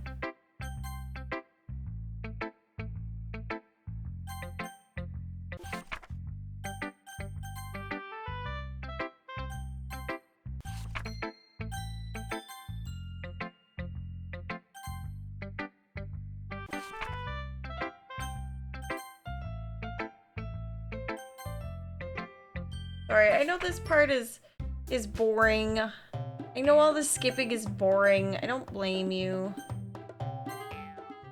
But we've come this far!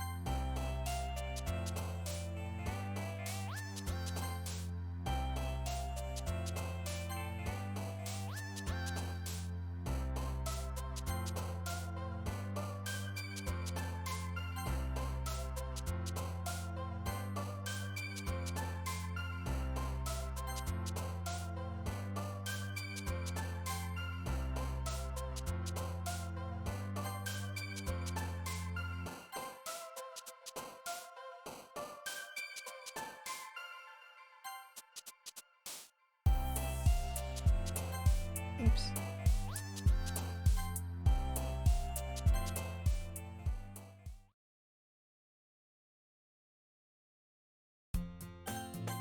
Boom.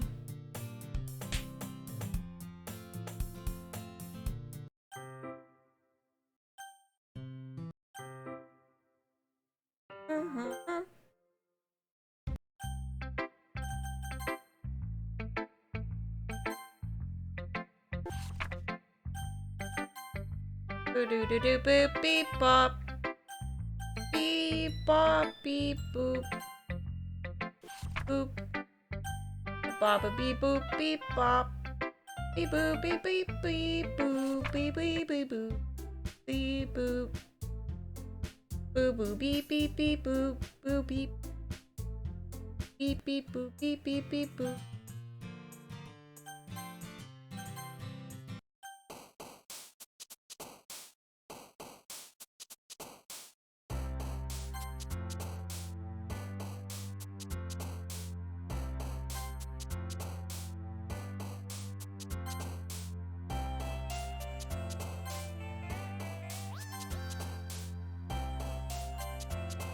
This is gonna be it.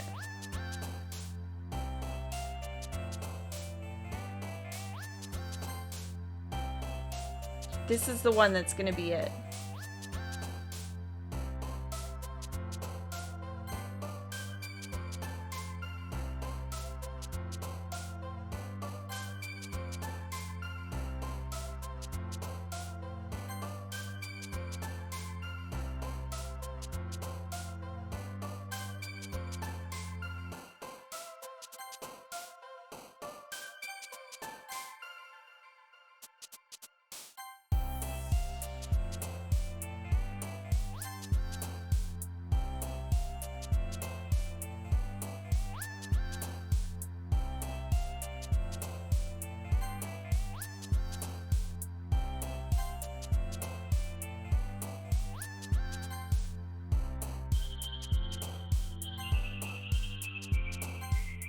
Yeah, I got the perfect Yuri poem.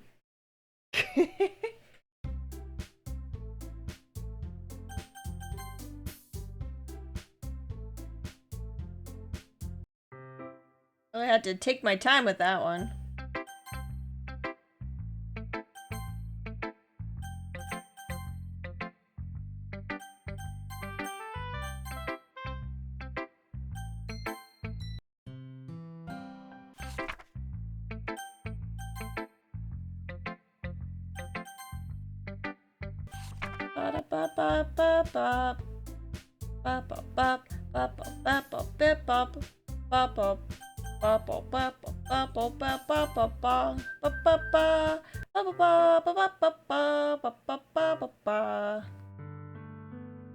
It's sad. It's sad again. Sad again. Sad. It's sad again. It's sad. Game sad. Big sad game sad. Big sad.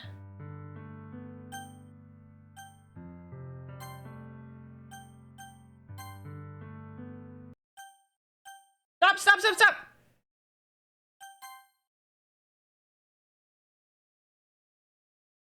Okay, so we've done Sayori, we've done Yuri. We're loading. Cutting it very close, I know, right? It goes so fast, though.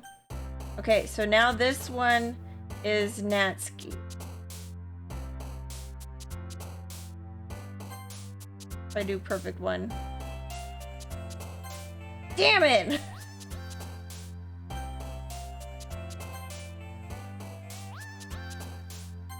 Damn it!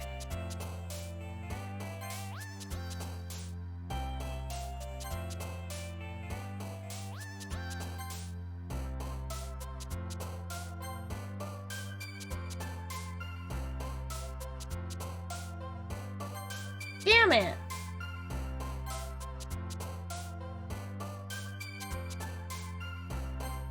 No, stop it!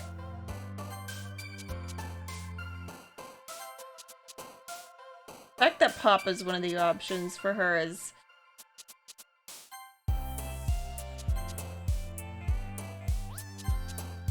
Stop it! Stop it! Stop it, Sayori!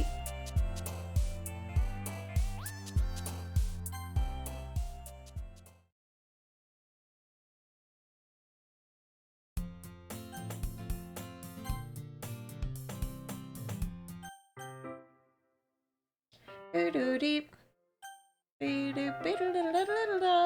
Ba-ba-ba-ba-ba-ba.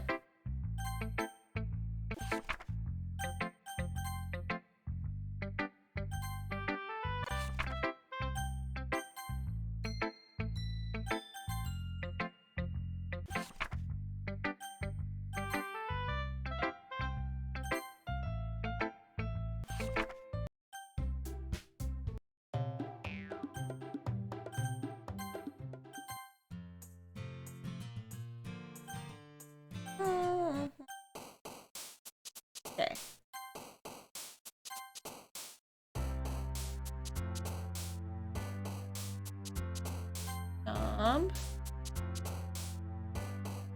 Stick.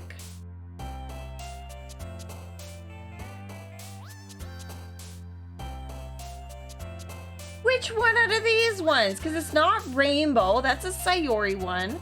Promise is a Sayori one. Tragedy. Peace, probably. Nightgown? Okay. No! Why would Feather be one?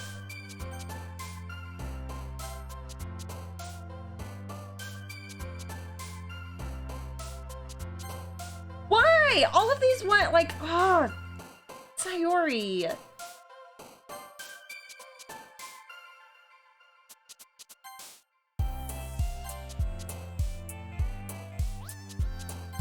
Get out of here, Sayori.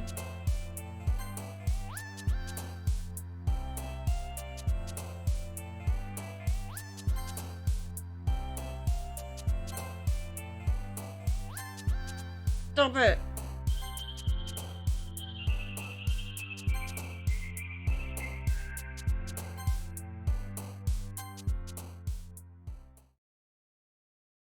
God damn it.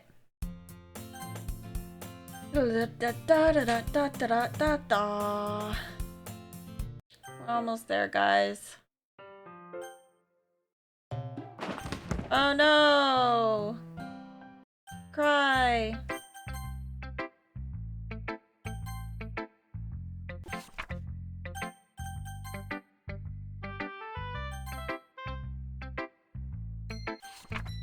Oh no!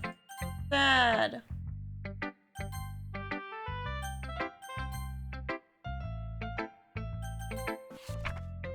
I wonder why Monica never messes with Natsuki, you know? She messes with Yuri, she messes with Sayori, but she doesn't mess with Natsuki. There's not like an ending where she messes with Natsuki.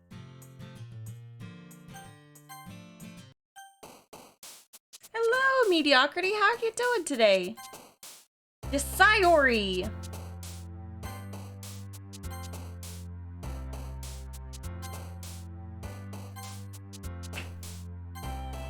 Sayori!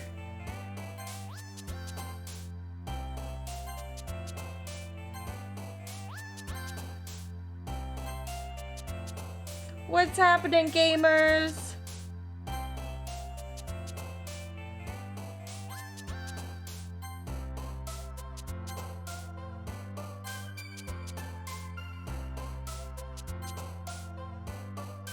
Full body workouts. Good for you. Good for you. I can't even do part body workouts.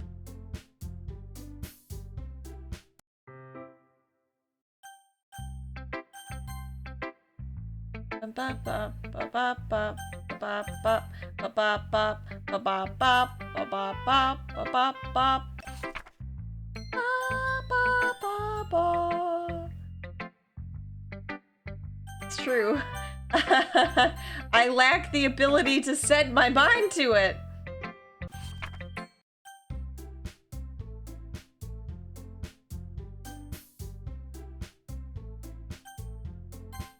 Doki doki.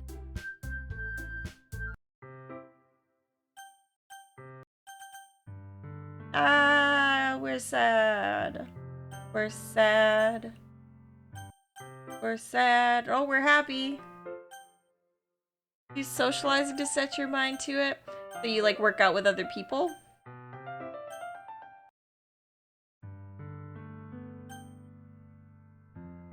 Off skip. No, off skip.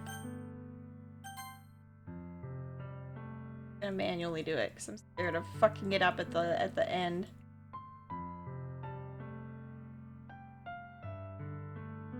The skipping is so fast.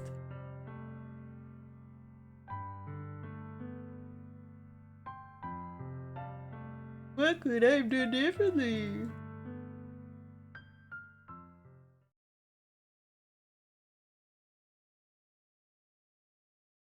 What was that? Oh, that was us breaking our best friend's heart. I was like rock climbing, climbing with friends. See, my ideal exercise would be swimming. But we're kind of in a pandemic, and somehow I feel like that's not. Okay, so Atria, do we continue now because we've unlocked all the endings?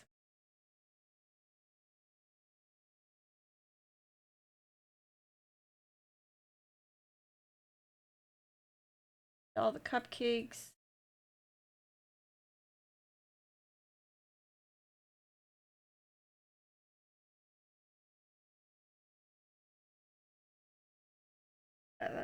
Curry.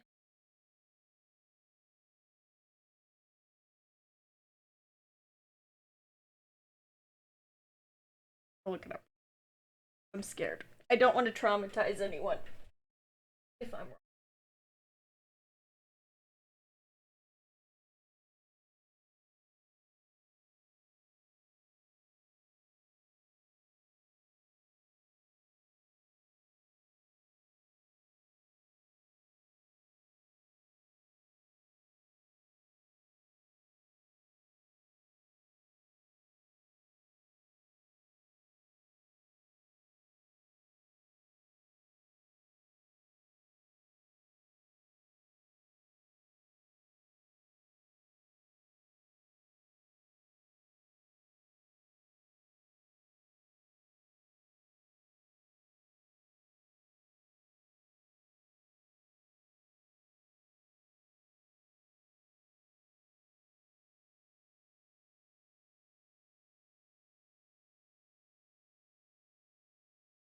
That file is logged after you've used the oof scene.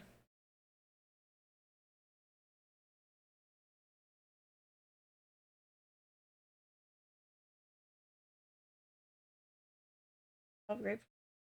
Write a poem.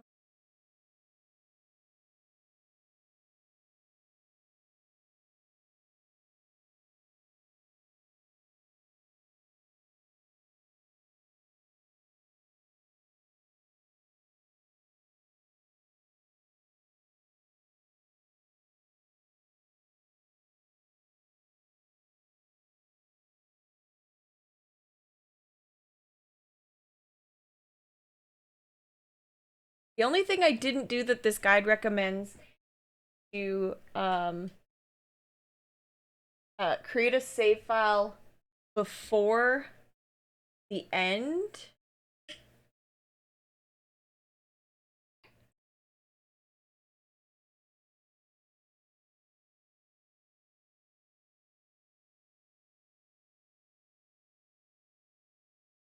I'm at 2.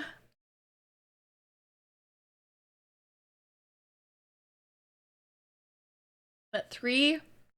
It's actually kind of hard.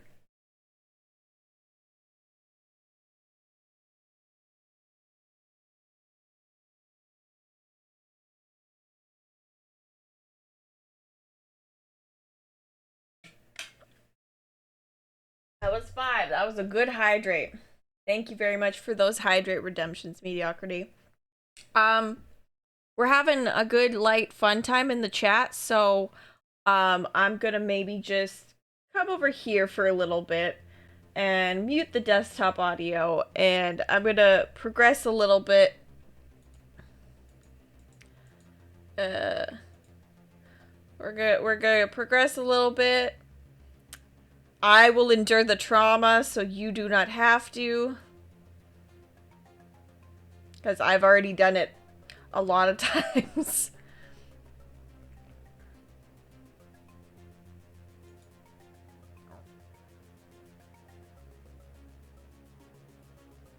Yes, we're gunning for the true ending. That's what we're doing right now.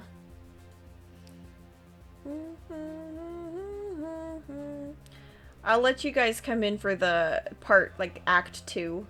Just because Act 2 is interesting because you can get different bugs. Doki Doki! I want to get the one where Natsuki's eye falls off. We got the one where Yuri's eye falls off. And by falls off, I mean floats away. It's not a super graphic sort of thing.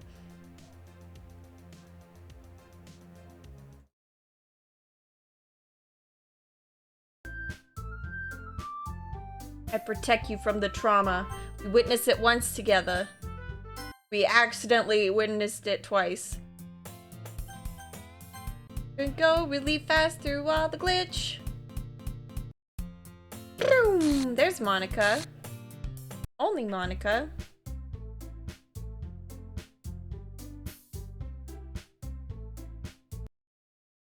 Oh, we got a special poem. The day I cut my skin open for the first time. It's exhilarating. I think I understand how blank feels now. I'm supposed to be the responsible one, though. I don't think I'll be doing it again unless I decide to kill myself. I left a memento of the occasion below. I wonder who wrote this? I think I know how blank feels. So you would think the name in there would be Yuri. So was it Monica? It was probably Sayori. Their eyes do what? Okay, we're gonna do Natsuki. Shopping! Hair! Pink! House! Swimsuit! Hawaii! Socks! Kitty! Boop! Bubbles!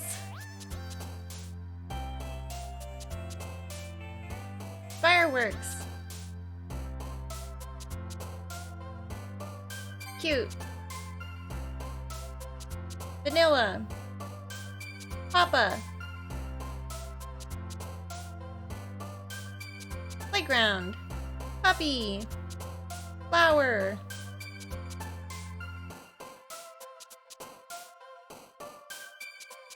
Swirl! Hurt? Lucky? No, wasn't perfect. There was some Sayori words in there. Ah!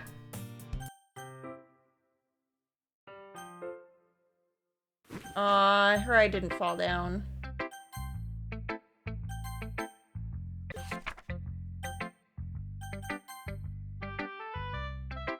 The Hitman trilogy gave you motivation to work out more. Interesting.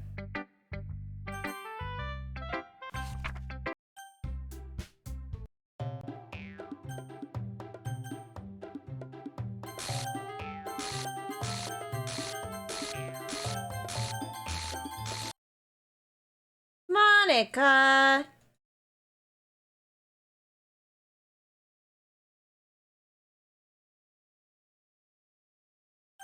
Boom!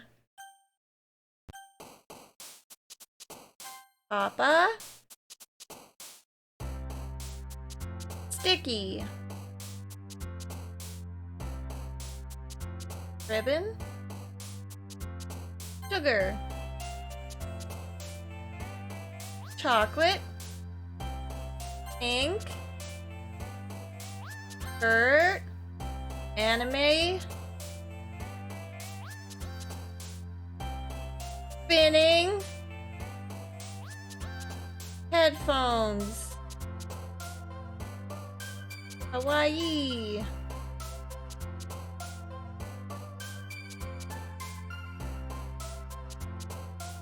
Romance?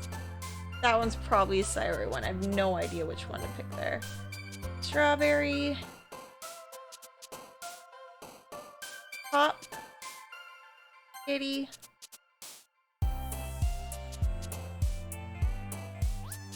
Ash. Oh, Sunny.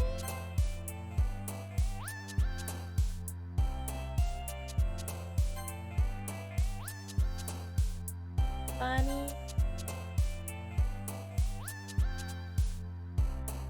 Squirrel. Your fucking business, Monica. Your homie 47 is probably the single greatest protagonist ever. Really? He kills a lot of people.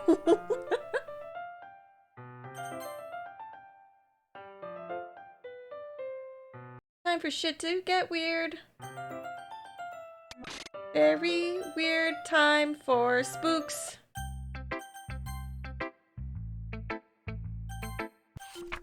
Ah!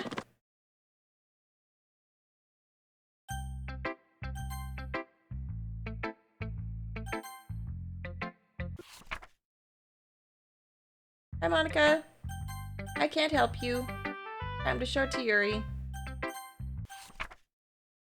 Special poem. Why is it always happy thoughts? I don't want to look at happy thoughts. Ouch. That must have hurt.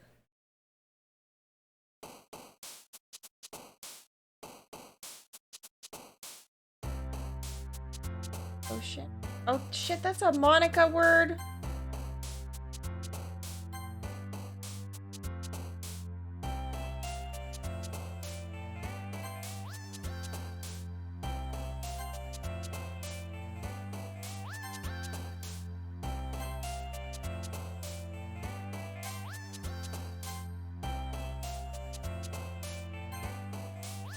Why is Monica liking those?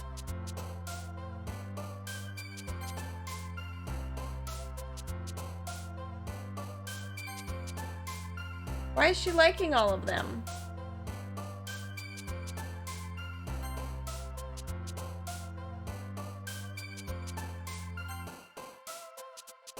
Damn it.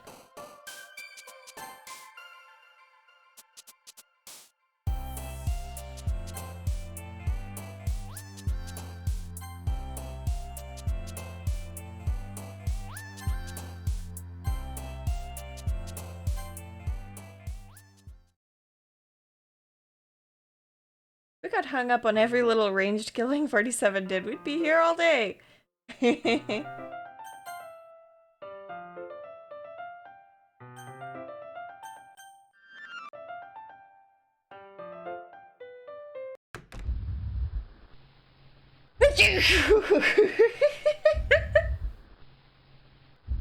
Not the time for that gigantic sneeze. That was a big fucking sneeze.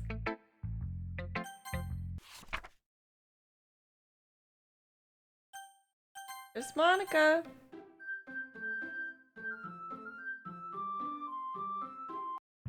"47 is being like one of the Flintstones dinosaurs looking into the camera and shrugging. It's a living.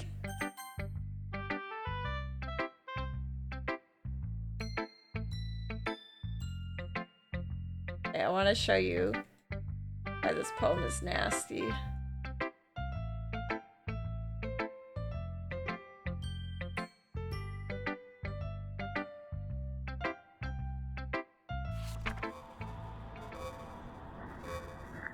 It's not just blood, Adria.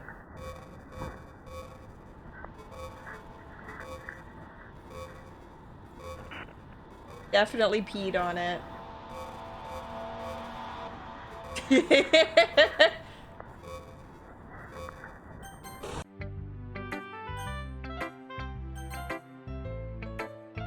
But the other one wasn't as, like, clearly... I guess we won't worry about your poem. Yuri should have at least had the courtesy of letting you finish sharing it before taking it. Well, whatever. If it makes her happy, I won't stop her. As for mine, I worked really hard on this poem, so fuck off. Oh, broke the computer. Oh, that's a poem, I guess.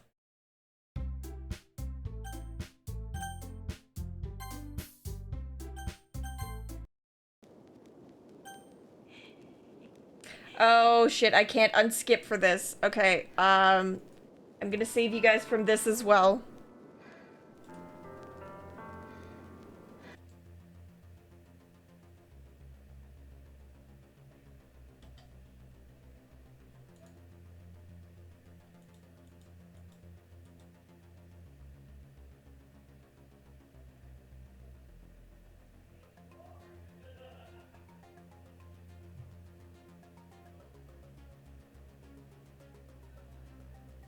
Go shoo to the rock thing. I don't know if I saw the fourth one.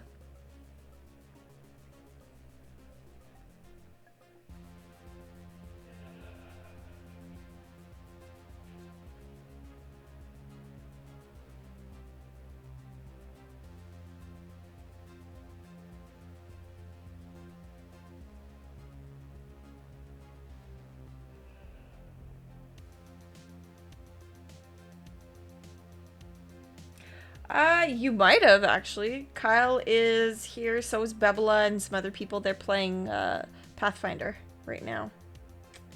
Yeah. So they're having a good time downstairs.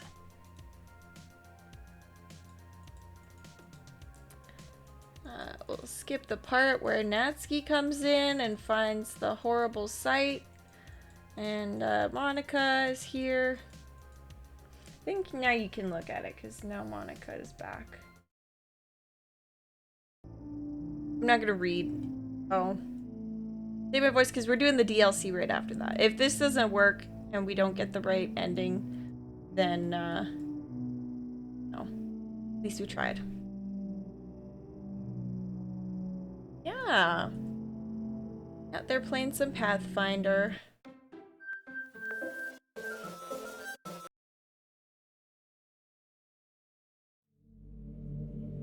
Hi.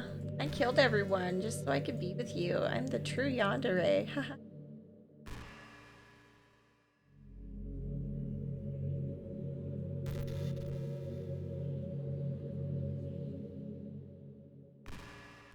So I need to get past the point. So you reach the void. Delete your character file after you've written a poem for her. And she just stares.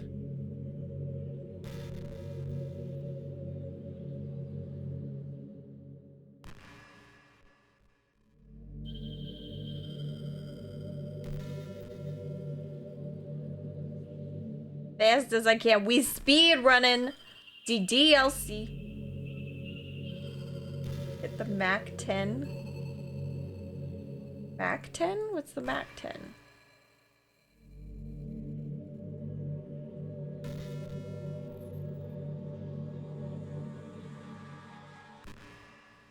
God, you talk so slowly, Monica. Let me write you a freaking poem. Oh. I don't know anything about guns. But a big rocket launcher.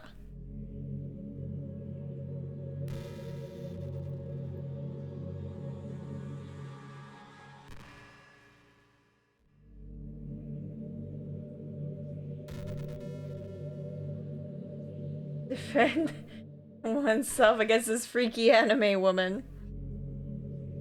Yeah, I'll go with the big rocket launcher for that. Into your blood. You're a Southern American too, aren't you?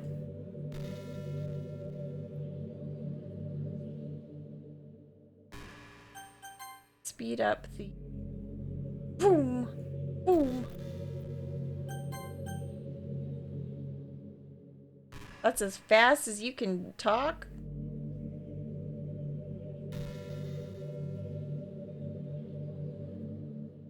That can't be the fastest.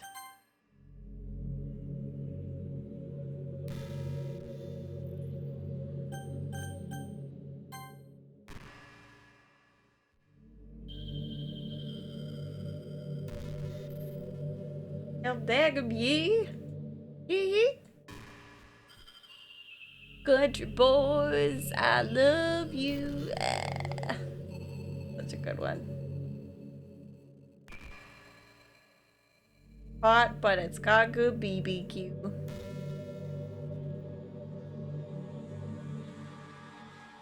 Maybe she purposely does not let the text go really fast. Because she wants you to take in every single word.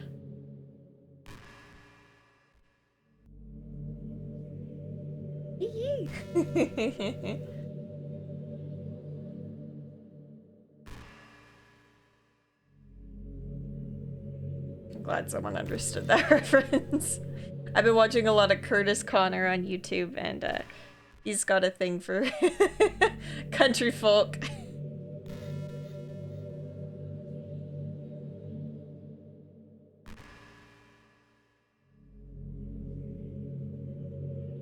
Monica, hurry up.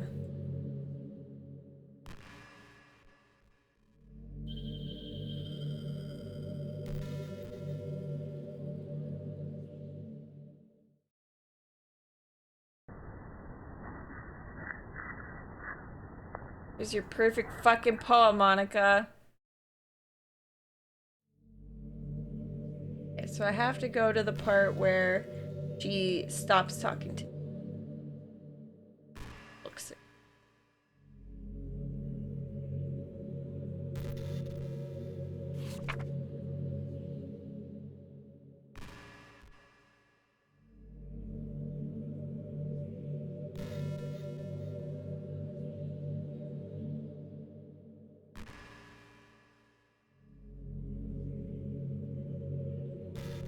Hey, Monica, we get the picture. Ruined the game. Ruined everything. Oh, you are the game.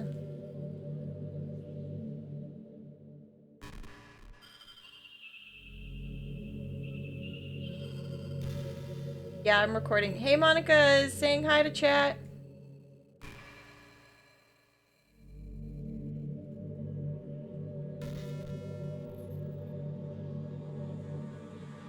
Oh, too bad. You're on candid camera. No, I don't want to see the trick. I'm not watching it this time.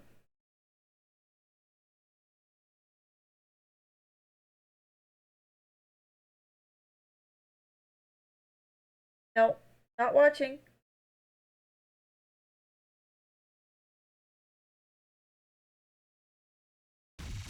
Ah! I peeked at the wrong time. Most of it's just the sound anyway. It gets all quiet.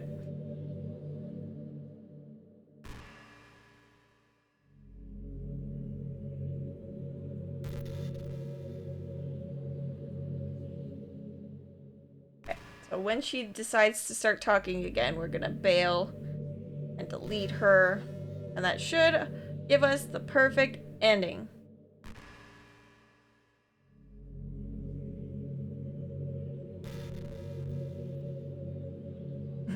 Good morning, 47. Today you're landing down in Japan. Japan, right? Where being known as Monica has taken the client hostage in a metaphorical literature club. Eliminate Monica and save the client. Good luck, 47. I'm pretty sure she has a British voice, doesn't she?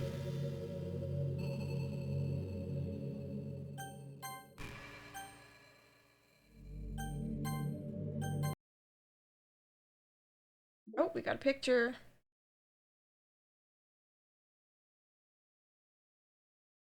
A new poem.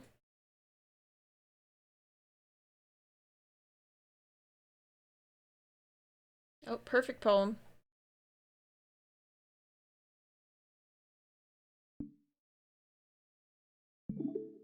Oops. Fucked up.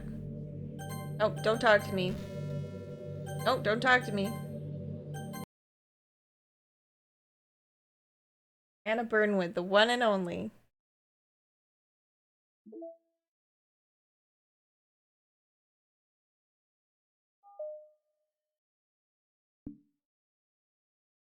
Go, deleting Monica.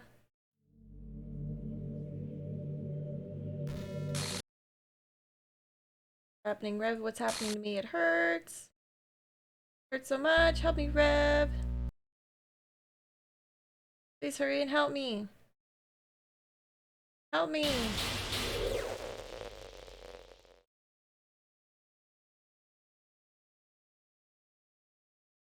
You do this to me, Rev? Did you? Did you delete me?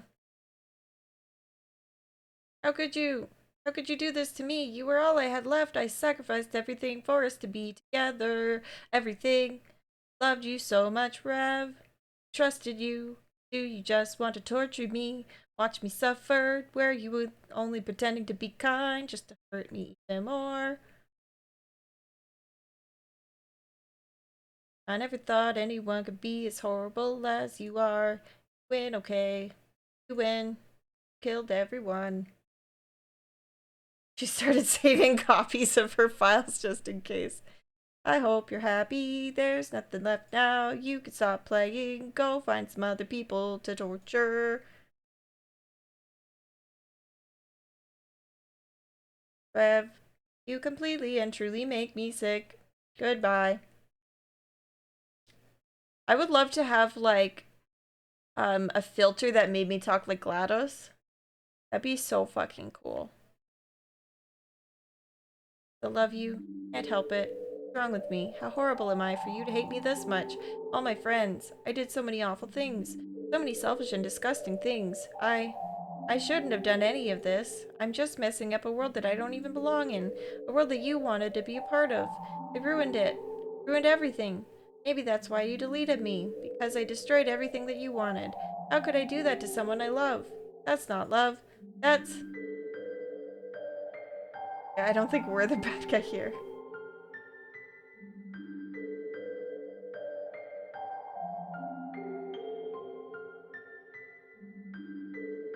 Made up my mind, Rev. I know I said that I deleted everyone else. That was kind of an exaggeration. Couldn't find it myself to do it, even though I knew they weren't real. They were still my friends. And I love them all. I love the literature club. I really did love the literature club. That's why I'm going to do this. I know it's the only way for everyone to be happy, and if I really love you, then...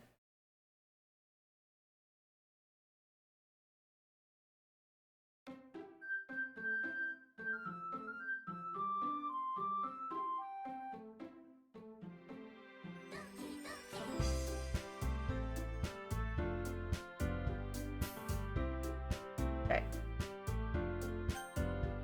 We're still good.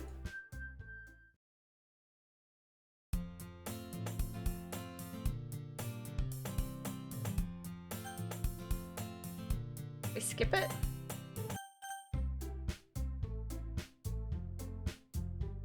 I guess the meeting's over, huh? Yeah, looks like it. It's nice to see everyone getting along. Isn't it? I think everyone likes you too, Rev. You think so? Well, everyone seems to be getting along a little better with you around, Sayori. Aw, Rev. Don't say something like that. It's embarrassing. Well, whatever. I was surprised you told me you were starting a club, but I think you're pulling it off just fine. We're gonna make it the best club ever! Now that you joined, every day is gonna be so much fun! Hey, Rev. I really want to thank you. I mean, I'm happy I joined the club and everything. The truth is, I already knew you were going to. Oh, have a good night, Mediocrity. Thank you for hanging out. It's a pleasure to see you. Take care. There's actually something else. I want to thank you for spending so much time with us all. You worked so hard to make each and every one of us happy. You comforted us through our hard times, and you helped us all get along with each other. You get it, Rev? Because I'm president now, I understand everything. You really didn't want to miss a single thing in this game, did you? Saved and loaded so many times just to make sure you could spend time with everyone. Only someone who truly cares about the literature club would go that far. But all along, that's all I ever wanted. For everyone to be happy and care about each other. It's kind of sad, you know? After all you've done for us, there isn't much I can do for you in return. We've already reached the end of the game. So, where we say goodbye. Thank you for playing Doki Doki Literature Club. I'm gonna miss you, Rev. Come visit sometime, okay? We'll always be here for you. We all love you. Yay, everyone loves me! I am beloved! The beloved main character is me! No, I'm not them, though. Can you hear me? Hi, it's me. So So yay, Sayori I've been doesn't like go crazy. practicing piano and stuff, and not really any good at it yet, like at all. But I wrote you a song, and I was kind of hoping that I could show it to you because It's the I wrote good it ending really, because we really spent time well. with everyone. So yeah. Only one. Because there's no Monica and Sayori doesn't go crazy.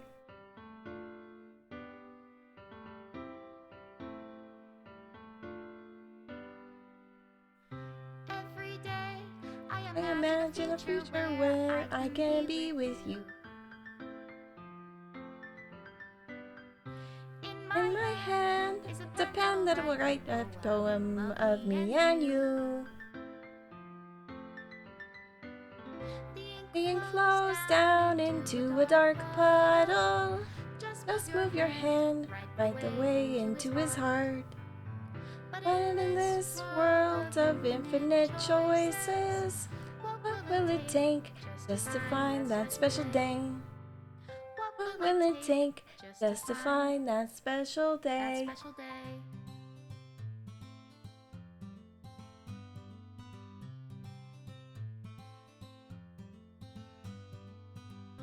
Have I found everybody a fun assignment to do today? Got that picture.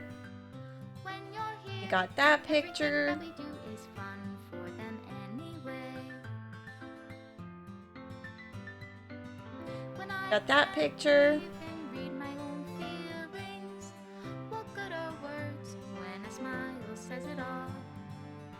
And if this Got world that won't picture. write me an ending, what will it take just for me to have it all? Got that picture.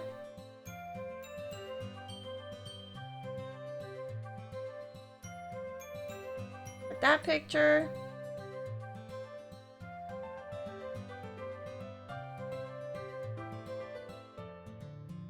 Pinky's poem. Does my Got pen that one. only write bitter words for those who are dear to me? Got that one.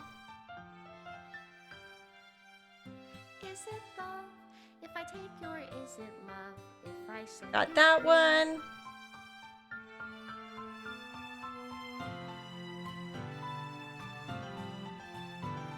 That one. Flows down Definitely into got a that dark one. puddle.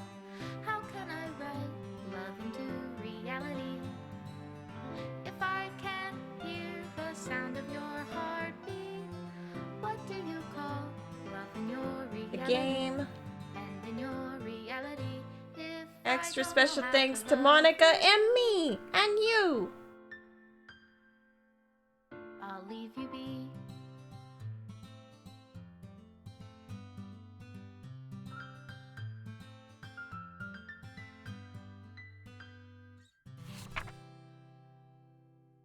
Oh, Dan says hi is the achievement I got. To the special player who received the special ending, for years I have been enamored by the ability of visual novels and games in general to tell stories in ways not possible using traditional media. Doki Doki Literature Club is my love letter to that. Games are an interactive art. Some let you explore new worlds, some challenge your minds in brand new ways, some make you feel like a hero or a friend even when life is hard on you. Some games are just plain fun, and that's okay too. Everyone likes different kinds of games. People who enjoy dating sims may have a heightened empathy for fictional characters, or they might be experiencing feelings that life has not been kind enough to offer them. If they are enjoying themselves, then that's all that matters. This goes for shooting games, casual games, sandbox games, anything. Preferences are preferences, and our differences are the reason we have a thriving video game industry. My own favorite games have always been ones that challenge the status quo. Even if not a masterpiece, any game that attempts something wildly different may earn a special place in my heart. Anything that further pushes the limitless bounds of interactive media. I extend my gratitude to all those who have taken the time to achieve full completion. I hope you enjoyed playing it as much as I enjoyed making it. Thank you for being part of my literature club. Love, Dan Salvato. Look at that, guys. Got a special love letter from Dan Salvato, creator of the game.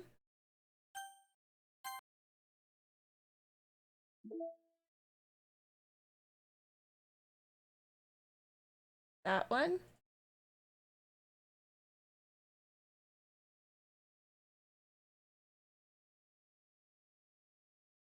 That one. Special ending.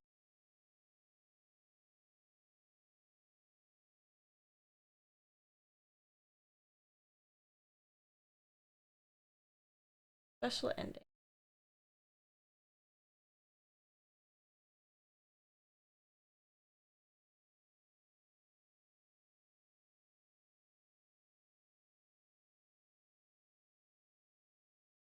Oh.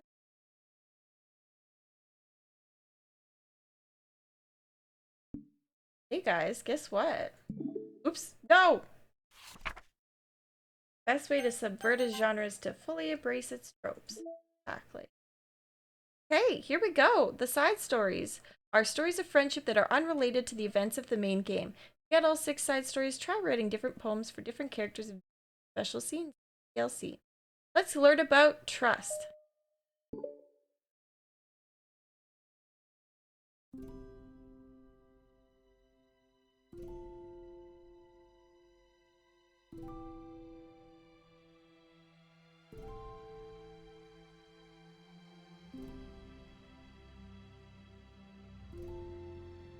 Bake sale, soccer tryouts,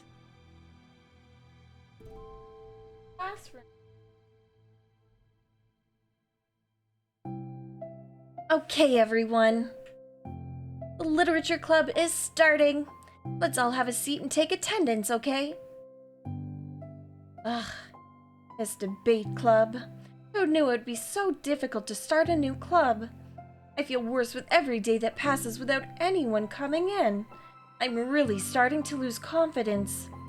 Monica is the only member of the literature club.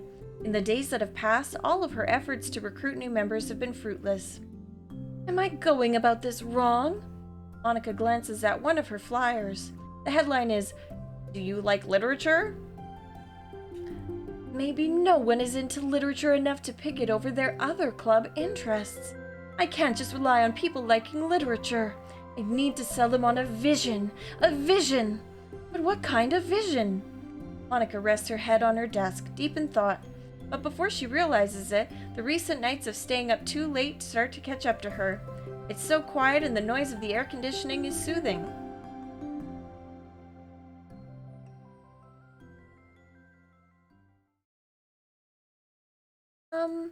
Hello? Suddenly, a voice causes Monica to snap awake. Oh my gosh, I'm so sorry. I never do this. Is this the napping club? No, this is... Monica pauses, suddenly embarrassed. Did it get louder? Hey, hold on.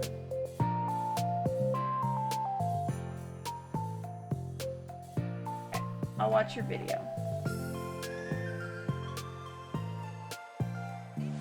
I can't write a poem, but they are so wrong. I can write a poem. I wrote this one, I wrote this poem, and I gave it the title Binky's Poem. So shut up. The end. That's not a poem. He rhymed poem with poem 4 times. Perfect.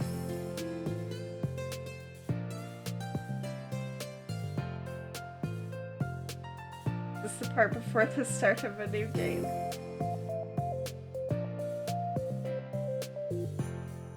Okay. Monica pauses, suddenly embarrassed to admit that this is, in fact, the literature club. This is the literature club. Yay! I thought I got it wrong for a sec. I'm super sorry. It was like so unprofessional of me to do that.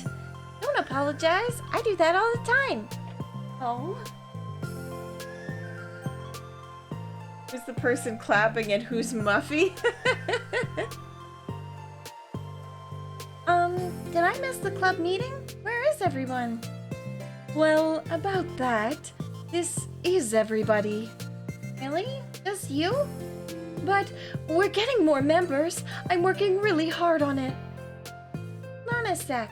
If it's just you, that means I get to be vice president. Wait, vice president? What are your qualifications? Well, I'm better at napping than you. Maybe I should be the president. Now you're just making fun of me. Oh, I'm sorry. What was your name? Sayori. Okay, Sayori. I've been trying really hard on this club.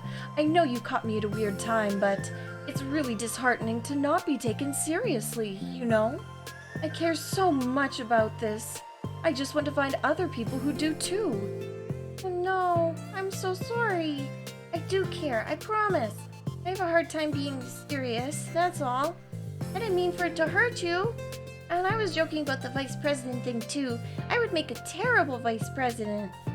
I mean, I'm sure that Monica tries to say something reassuring, but it's difficult when she still doesn't know much about Sayori. I'm sorry that this isn't like a real club yet. Would you still be interested in joining after I found a few more members at least? Well, no. I want to join now. Really? Yeah, it sounds like a lot of fun. Besides, I can tell how hard you've been working. You're doing something amazing and you should be proud of it, you know? So let me help you turn something stressful into something fun. If nothing else, I'm good at that, so... Honestly, how could I possibly say no to that? That's really sweet of you, Sayori. Oh, I'm Monica, by the way. Monica! That's such a cool name. Oh, now you're just trying to cheer me up. But you're smiling. Well, I didn't say it didn't work. Monica glances at the flyer on her desk and realizes that her name is already written on it. So what do we do first? Well, it's getting pretty late, isn't it? We can go home and try to come up with some new ideas to recruit club members. I can do that. Cool. And I think I need to put some more thought into my vision for the club. You know, like a mission. My mission is to make everyone happy. Yeah, something like that. I need to think about it. Hey, do you like hugs? I guess so. Sayori suddenly pulls Monica into a friendly hug. Then let's go. Some people can just really use a hug sometimes. Besides, Sayori whispers loudly, hug energy is what keeps me at my best. Hug energy? Monica laughs. Although Sayori is very different from her, Monica feels her spirits lifted. Maybe it's just because she finally found another club member, but...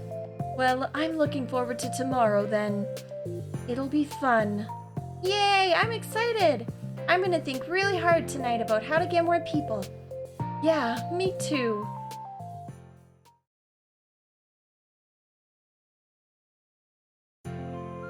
A day passes and the time comes for the literature club, Monica and Sayori, to reconvene. Taking my socks off.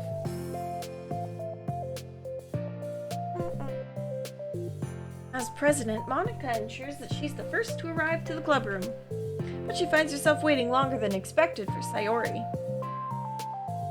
Been 10 minutes already.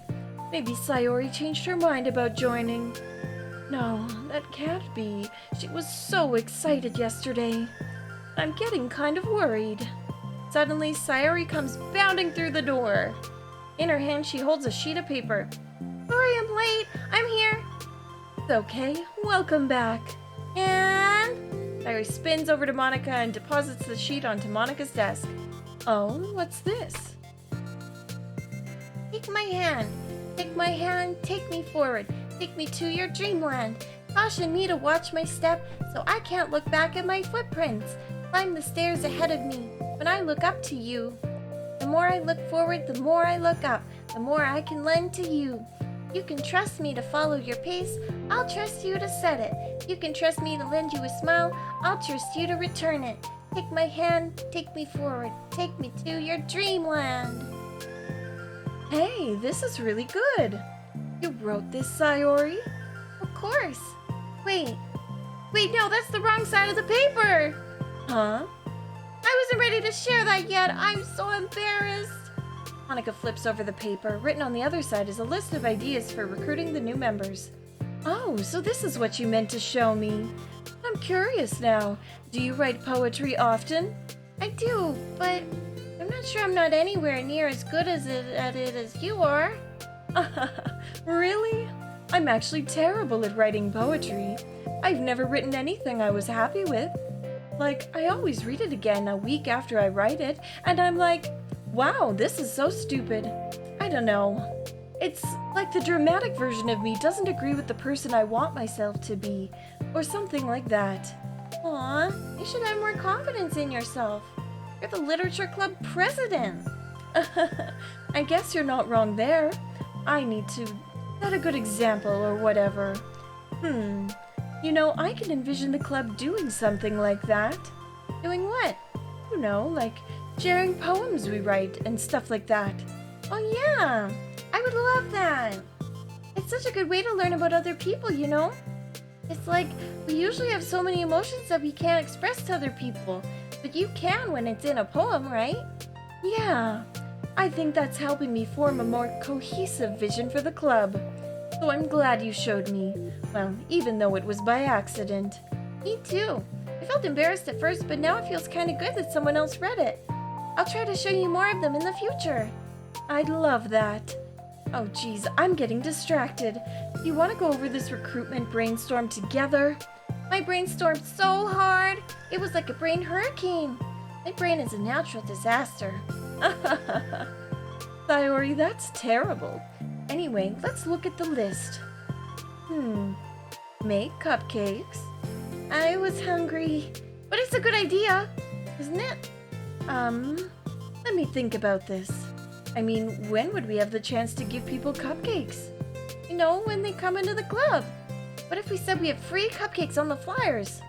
I'm kind of worried that would bring in the wrong kinds of people, you know. Wrong kinds? People would come just for the cupcakes and then leave. Aw, nobody would do that.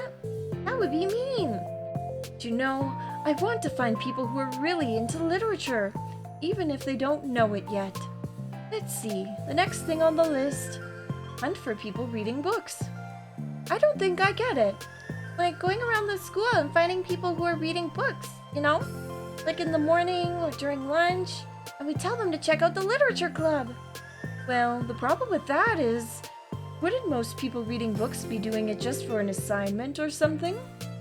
How would we know if they're just reading for fun? Well, we could just ask them. But then we'd be bothering people who are trying to do schoolwork. I didn't think about that part. I'm sorry. Hey, don't apologize. You're coming up with a lot more things than I can. Oh, your next idea is to hand out flyers rather than putting them up on the wall. I'd definitely like to start doing that. I'm useful! I never said you weren't. I just need to think.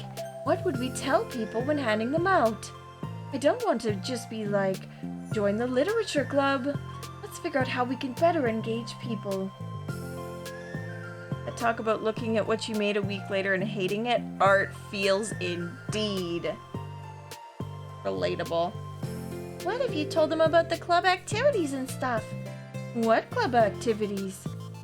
Yeah, I guess it's supposed to be my job to come up with that, right? A vision for the club. Okay, Sayori, pretend you're a normal person for a second. Wait, I didn't mean it like that. You know, like a random passerby who's getting a flyer. How would you react to the idea of a literature club? Probably like, literature is stupid. I'm joining the anime club. What the heck? Sorry, I was thinking of a friend of mine. Okay, what if I said we do group reading and discuss it together? I would probably nap through that. That's you, Sayori. He puts herself down so much, like knowing what's going on behind her cutesy act makes it so much sadder too. Yeah, but that doesn't really sound fun to most people anyway. We need to really catch their interest, you know? Ugh, this sucks. Why is this so hard? Monica, don't be sad. What do you like about literature, Sayori? Me? Well, I kind of like what I said about the poem earlier. I think it gives you the chance to express yourself. Like, express yourself in ways that you normally can't do when you're just doing your normal day and talking to your friends. I mean, we all have so many thoughts and feelings that we just don't get to share, you know? It's like, wait a minute. Yeah. How do we get that across to people? It'd be like, express your true self. Be intimate with us. Okay, that's kind of... I'm kidding. Oh my gosh. What? What is it? I forgot all of my things in my classroom. Must have gotten too excited and rushed here. Silly me. Rushed? But we weren't... never mind. Did you want to get your stuff then? I'll forget it if I don't do it now. Well, I'll wait for you then. Okay, it'll only take a second. Sayori dashes out of the room, leaving Monica momentarily alone.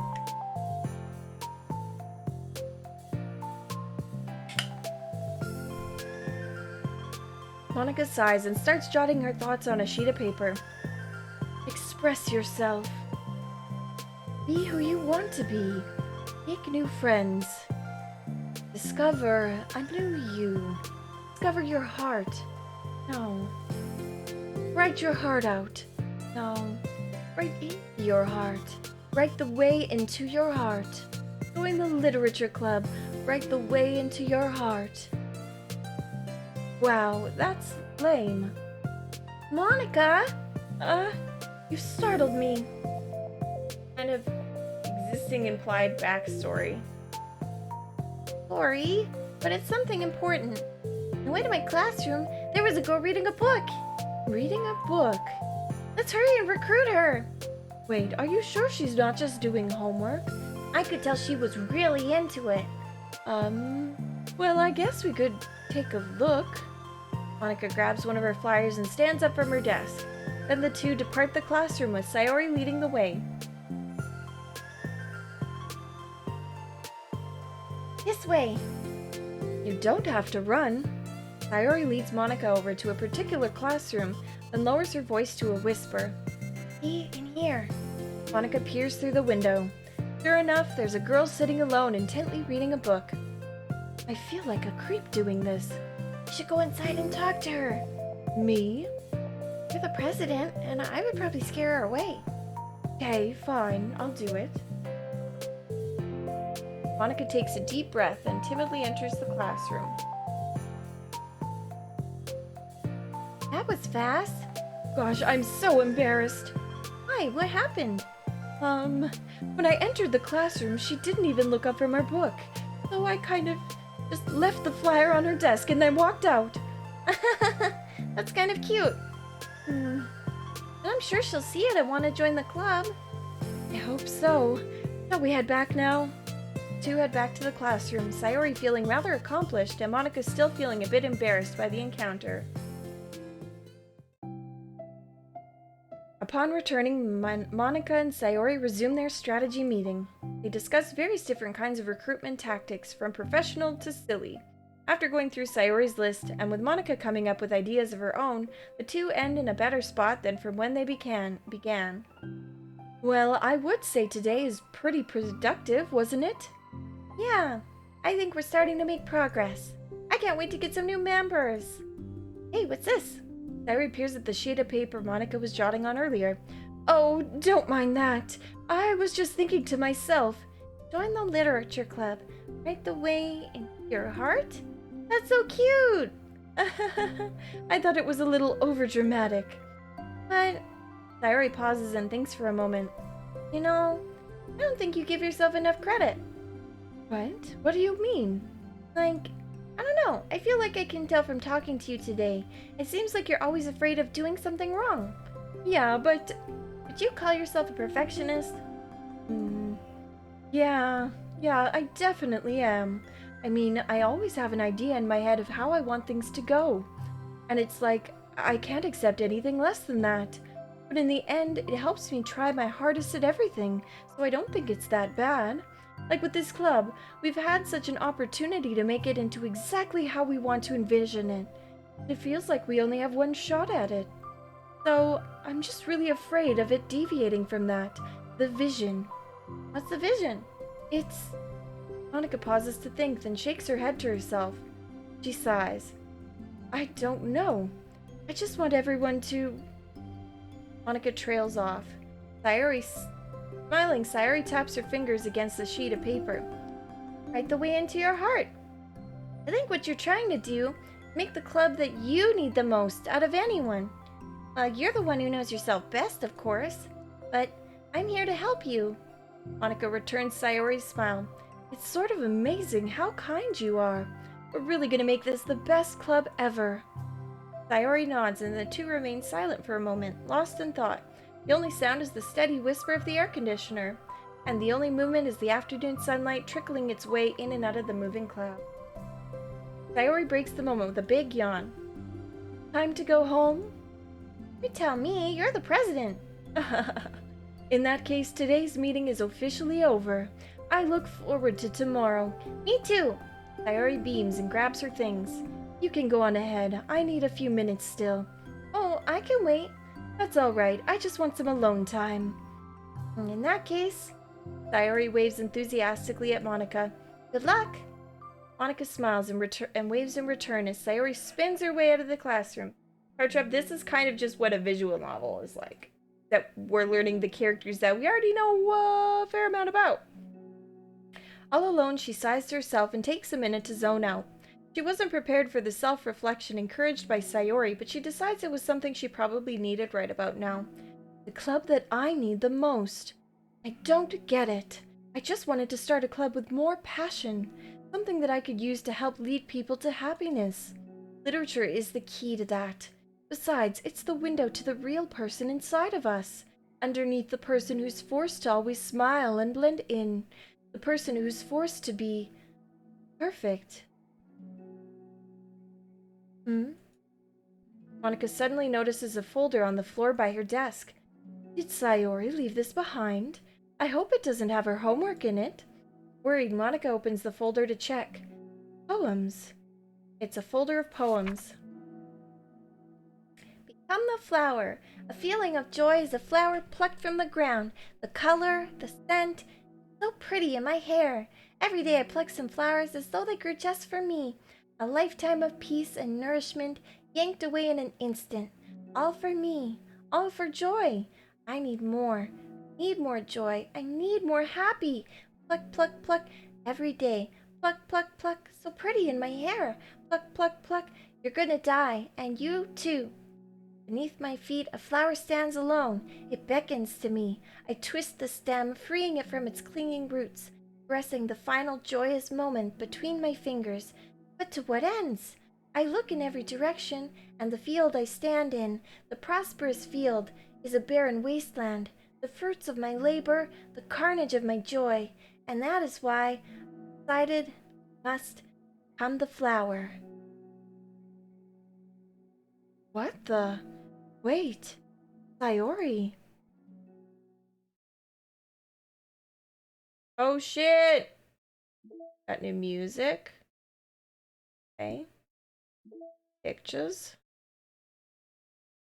Oh, we've got new Sayori. New art style. Bigger eyes. So they don't look as far apart. See? Bigger eyes. Crisper eyes.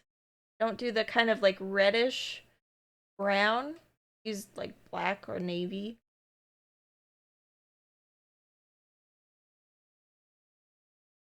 Yeah. It's a very good poem. I like that one. I'd go as far as to say it's my favorite too. Well, that one or that one I really like by Yuri. And looks kind of awkward like that.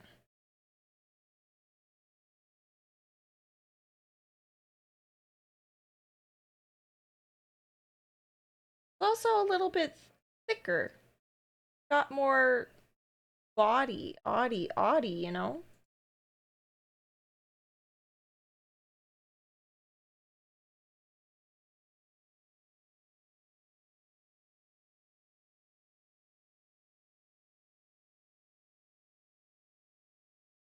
Oh, there once was a ladybug. It was so small, it took a really long time to crawl from here to there. It was very tiring to fly for too long. Nobody squishes ladybugs because they're cute. Does that make them better than other bugs? Do ladybugs know they're cute? I think they're too preoccupied with bug things. And so the ladybug crawled around and did bug things. This story wasn't really going anywhere, but I know you don't mind. I hope you think it's nice for being there anyway. Like ladybugs. Like this ladybug. One who clings to a door, clings like a doof onto your sleeve because it knows you won't squash it. If it doesn't bug you, stay a while. Thing.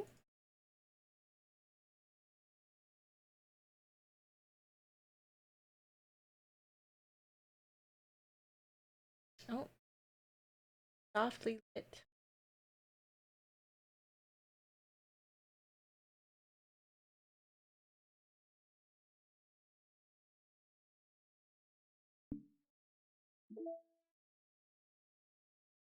Thank you to everyone who worked so hard on the control simulation. I can't imagine how tedious it must have been to so delicately hide Monica's elevated permissions from her without disrupting our connection to the VM.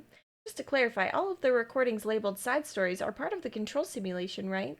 I'm noticing some details of the characters' lives here and there that differ a little bit from those in VM1, even trivial ones. Is it part of the butterfly effect from some of Monica's more fundamental changes? Or is it a result of her just messing around with other characters in VM1 as her own experiment, or for fun? So if I'm keeping track, we have what, like 5 different universes in total, with 3 or 4 of them being created and then destroyed by Monica, of course. It's funny because I want to keep speculating on which one the real universe is, but in reality they all are, as real as ours is anyway. Okay. Interesting. Okay, let's do Trust Part 2.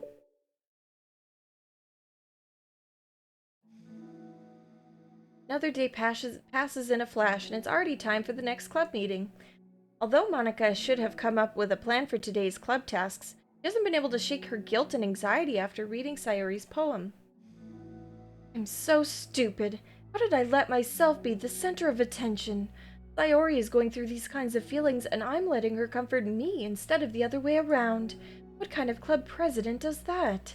This whole time I didn't think to ask about her own feelings. So much for this stupid vision. Sayori enters the classroom with her usual smile, but upon seeing the downcast Monica, her smile quickly fades into an expression of concern. Monica? Is everything okay? I'm really sorry. I'm such a terrible friend. Huh? What are you talking about? You're an amazing friend. Monica shakes her head.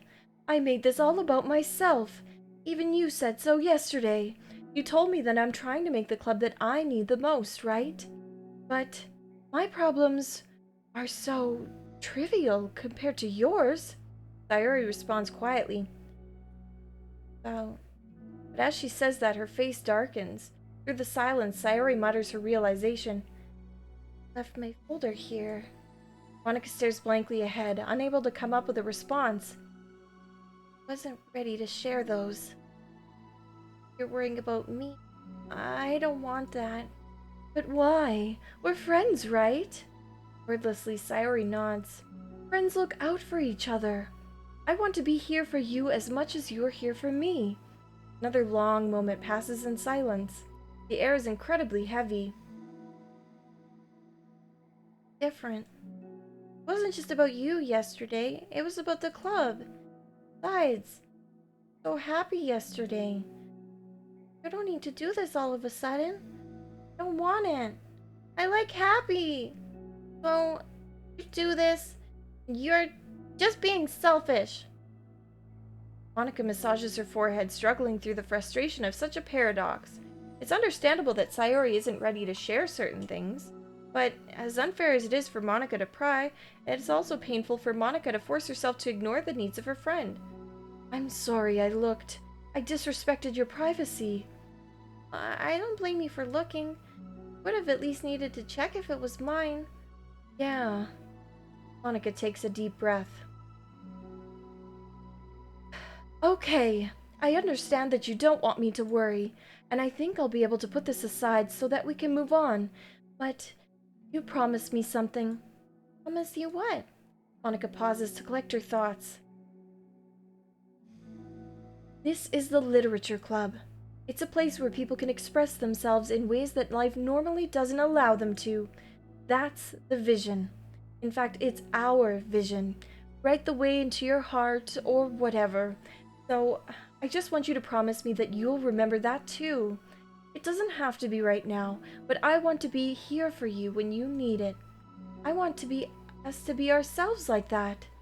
Sayori smiles gently. I'll promise if you promise. Unable to help it, Monica returns Sayori's smile. I promise. Me too. As the conversation closes, the mood in the room is lifted. With that behind them, it's time to proceed with the club activities.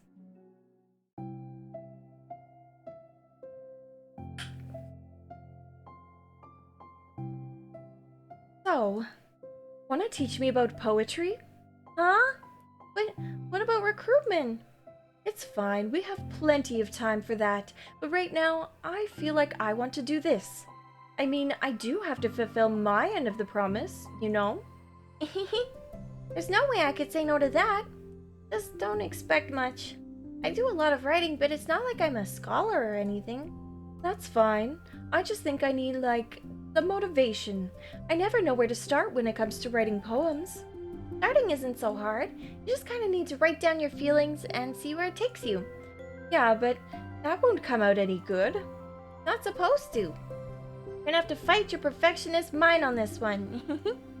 You can just start by writing your feelings and see what kinds of things it makes you think of.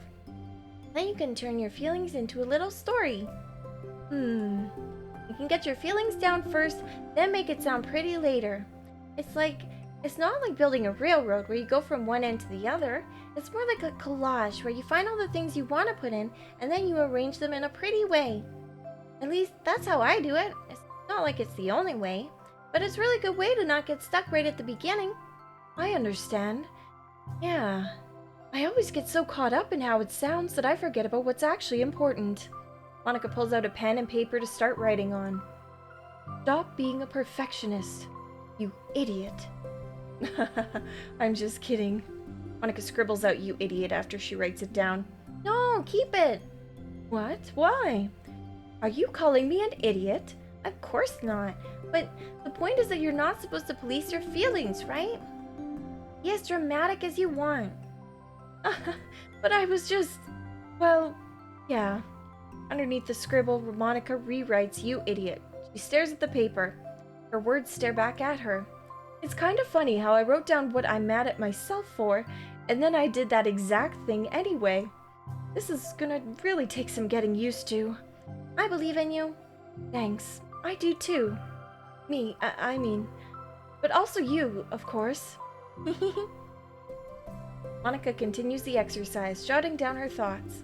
It's surprisingly quite a struggle to write without overthinking it, but after a while, with Sayori's guidance and encouragement, Monica's sheet of paper begins to look fairly lively, peppered with all her random thoughts.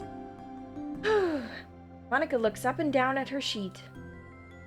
Gosh, I feel so tense looking at this. I hate it, but it's also kind of liberating. I can tell how hard you're trying. It makes me happy. I think you'll be good at writing poems. Don't give me too much credit. I'd have to really try really hard at it. But I think it's something that I'll enjoy doing. With you. Sayori beams. I'll stop here, but we still have time. Let's try to work on a new flyer for the club. I won't be so picky about the language. Yay! Let's do it! Monica and Sayori proceed with their work. With each day passing, the two of them become more confident in the club, not simply from their recruitment planning, but from their vision as well. As their bond strengthens, so does the essence of the literature club. Finally, they begin to truly feel it's only a matter of time before they find more members.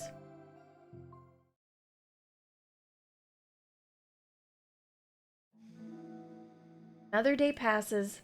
As usual, Monica is the first one to the clubroom. With her is a printout of the revised Literature Club flyer, complete with all new ideas Monica and Sayori came up with.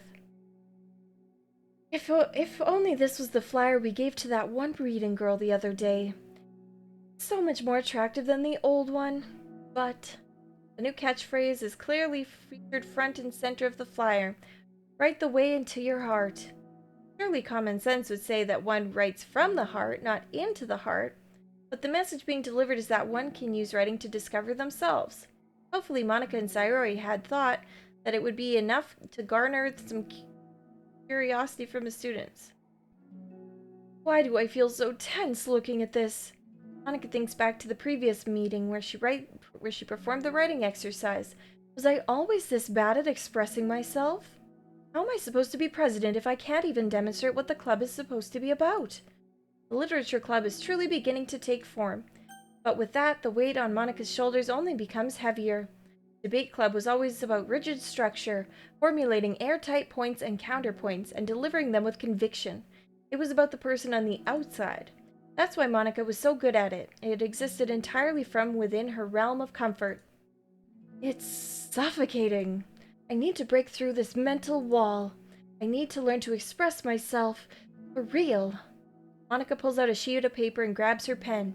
She presses the tip of the pen firmly against the paper. But her hand doesn't move. Instead, a tiny blot of ink collects around the tip of her pen. Monica lifts her pen and stares at the little blotch. For some reason, she feels compelled to run her fingers across it. And as she does, the black ink smears across the paper, ruining Monica's canvas. Ugh! Out of spite for herself, Monica presses her pen down once again, letting the ink collect. She creates a second smear on the paper. Come on, Monica. Just move your hand. Monica writes. This is what I get for seeking perfection. A stain. Monica slides the paper away from her and puts her head down on the desk.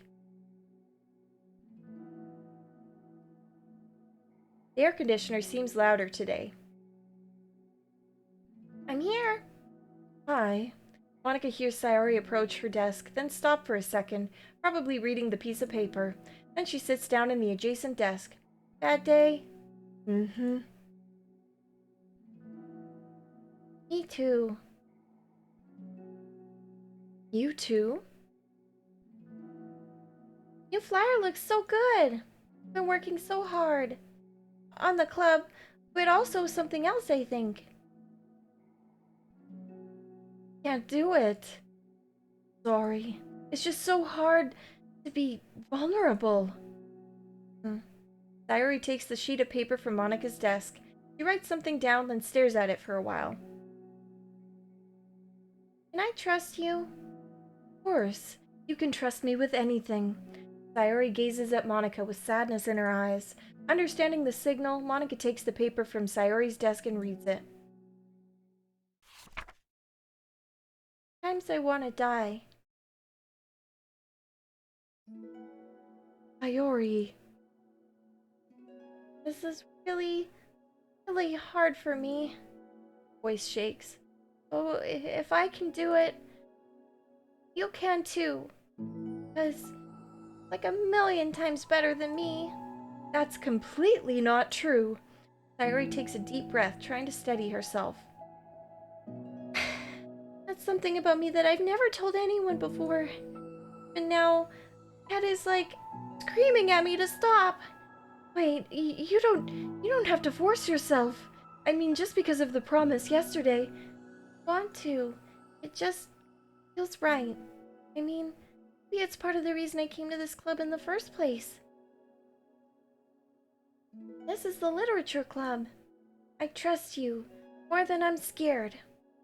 At those words, Monica stands up. Sayori must have taken days to work up the courage for this. Were Monica's own futile but genuine efforts actually the push that Sayori needed? Sayori's deliberate breaths could be heard over the air conditioner. As she prepares herself to continue, Monica waits in gentle silence. I have this problem where I get really upset when people worry too much about me. I can't control it. It's like, why waste your energy worrying about me when you can just be happy instead? I never tell anyone about these kinds of thoughts that I have. It's so much easier to just smile and help everyone else be happy. But that's terrible. That's what Monica wants to say, but she stops herself in fear of saying the wrong thing. Just that if everyone knew about it, they wouldn't treat me the same anymore. Like, whenever I'm not smiling, everyone would worry about me and ask me what's wrong. know that it used to be like that. Sayori pauses, seeming to recall something in the past. Just want everyone to be happy. That's the most important thing to me. And letting people look inside my head doesn't bring happiness to anyone. Sayori pauses again, her solemn expression making her look like almost an entirely different person. How did you find the courage to tell me this? You're not worried that I'll become one of those people too? I am worried. Part of me really hates myself for doing this, but another part of me, I think, just felt like it would be different this time. Whenever we talk about what the club is supposed to mean, I kept feeling like it was the right thing for me to do. Especially after you've been trying so hard to express yourself, too. Just made me feel like I could say it in confidence, and our friendship doesn't have to change. So silly. The club is only 2 people, but it already means this much to me. Monica feels a tightening sensation in her heart. Feeling of connection as Sayori's emotions radiate between them. Me too. I was so lost until you showed up. So brave, Sayori. You're so strong and brave, I don't even compare. Monica steps forward. But if nothing else, I can at least offer you some good hug energy. If you'd like. Aww. They have the same hair color almost.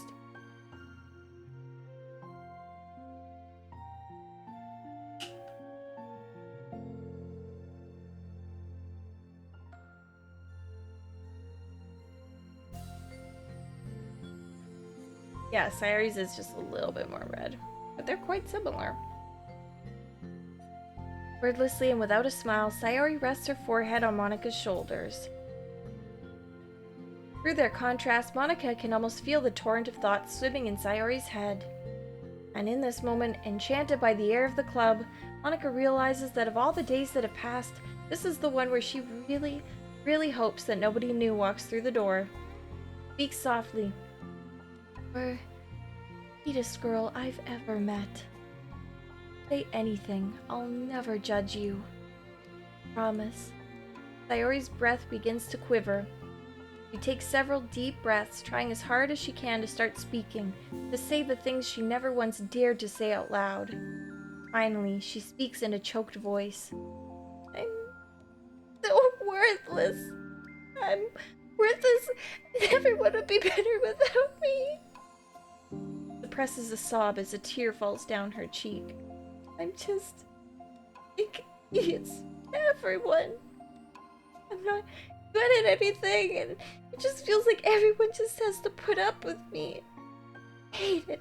I hate it. The more Sayori speaks, the more she fails to control her voice, falling victim to the overwhelming sadness clutching at her throat and chest. I don't want to have these thoughts. I want them to go away. And now I'm making you put up with me, and I just want to die. As soon as Sayori loses her composure, Monica becomes determined to keep her own. She only wants to be what Sayori needs right now, so she won't let any sadness show. Her voice comes through as soft and gentle. Isn't putting up with you. I'm just being your friend. Monica offers a few words of comfort. She knows, Sayori said it herself, that the thoughts Sayori experiences are ones that don't belong. Okie dokie, lesbian club. And Monica can't magically make them go away. The most she can do is help Sayori battle them, like any good friend would do. You have so much value to me and your other friends too. This club wouldn't have been the same without you. Really, really mean that. You coming here was the best thing that could have ever happened. Even if we never got any other members, I would still be happy. That's what brought you here. Brought us a vision. You also brought happiness. And that's your favorite thing to do, right? Sayori doesn't respond, but Monica feels her gently nod. No more words are needed between them. The two share their embrace for a little while longer, Monica letting Sayori take as much time as she needs. Once her breathing steadies and her sniffles fully cease, Sayori lifts her head and wipes her eyes. Guess I needed that. Some days are harder than others. Well, I'm here whenever you need me, but any other time, I'll make sure that things are the way they usually are, if that's what makes you happy. Thanks. You're the best.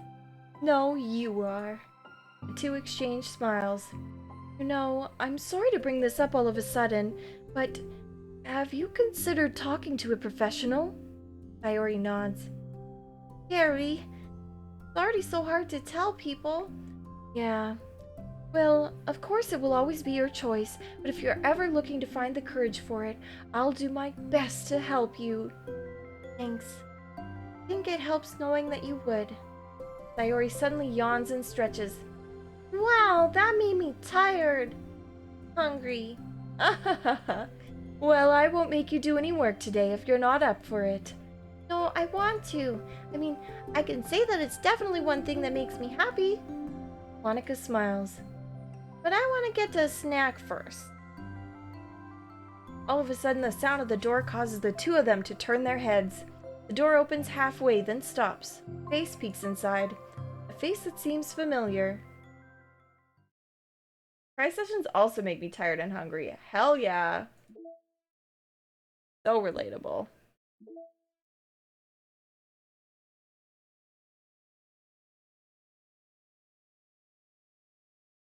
Aww.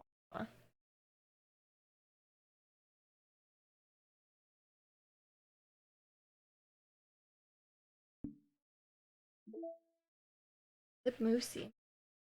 Having run the control simulation for a while, it is evident that a certain character is missing from any mention or appearance.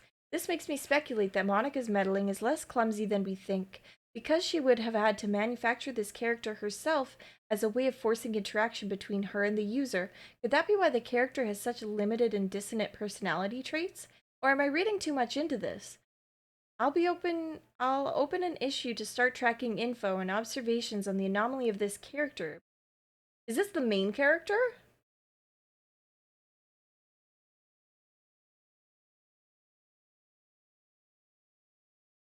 Not.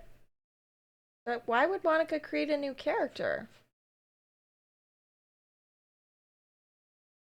Because, hey, missing from any mention or appearance, she would have had to manufacture this character herself as a way of forcing interactions between her and the user. So maybe not. And this character has such limited and dissonant personality traits. Interesting. Okay, we learned trust. Time to learn understanding.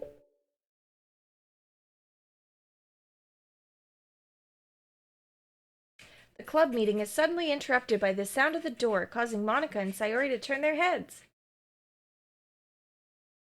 Oh.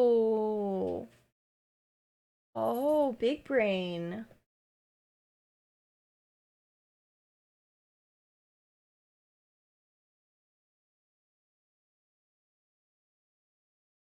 The door opens halfway, then stops. A face peeks inside. A face that seems familiar. Sayori's eyes widen, recognizing the girl. Very conspicuously mouths to Monika. It's her! It's the girl! True. The girl standing in the doorway is none other than the girl Sayori had come across reading alone in the classroom. Thanks to Monika leaving a flyer on her desk, it seems she's found her way to the club. Are you here for the literature club by any chance? Am I in the wrong place? No, you're not. This is the literature club. Please, come inside. The girl fully steps in the door but continues standing against the wall, avoiding eye contact. Sayori continues to fail containing her excitement. It's happening! Oh my gosh! Thank you so much for coming. Sorry, it's a little bit empty. I'm Monika, and this is Sayori, and we run the literature club, even though it's just us so far. But what's your name, by the way? I'd like to join your club. Already? Wait, really? Are you sure? I should be good enough. Everyone is welcome here. You don't have to be good enough. Do you want to have a seat? We'd love to get to know you. The girl nods, sliding over to a nearby desk and gently sitting down. So, what's your name? Yuri. I'm Sayori, and this is Monica. Sayori, I already... You like fantasy? Like books? Yuri looks at Monica. Fantasy is cool. Yes, have you heard of Annabelle DuPont? I can't say I have. She's my favorite author. I'm on her 5th book, and it's just... Yuri grins and presses her knuckles against her cheeks in joy. You can borrow my books. I wouldn't mind. Really in for an incredible experience.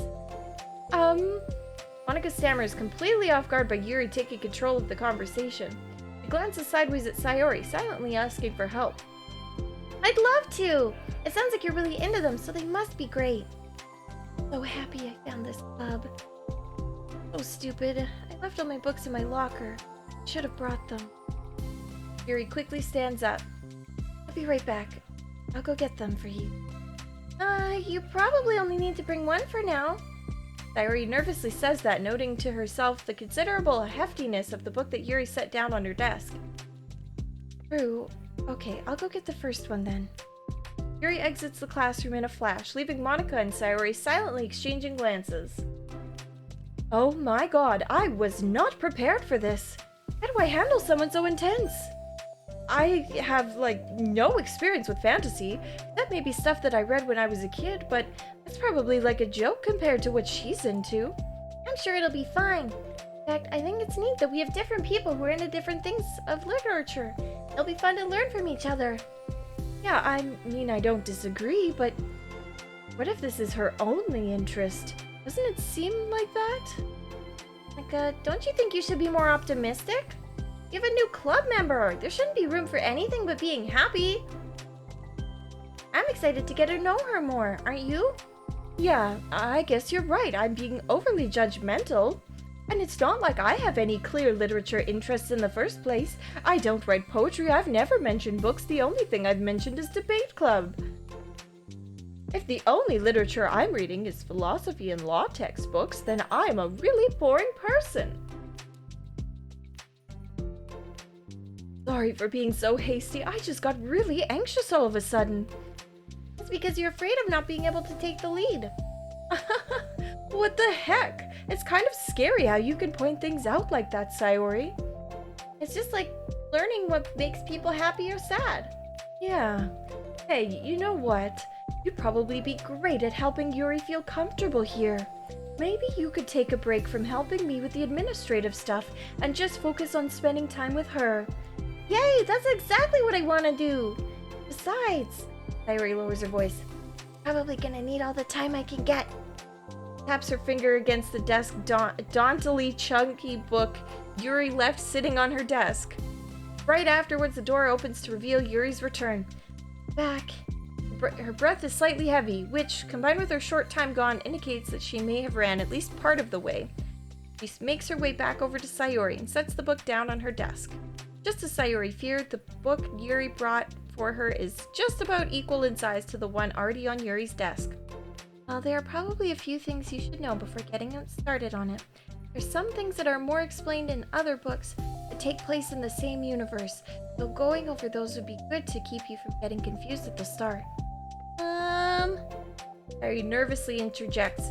Well, I was thinking that maybe today we could just get to know each other a little bit more.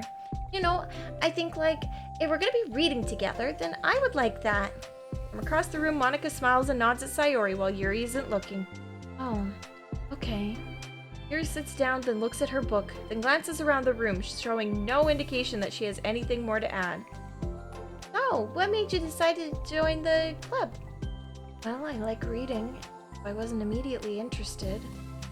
I had no idea that someone was starting a literature club, but that's my fault since I haven't been paying attention to any of the club recruitment advertisements.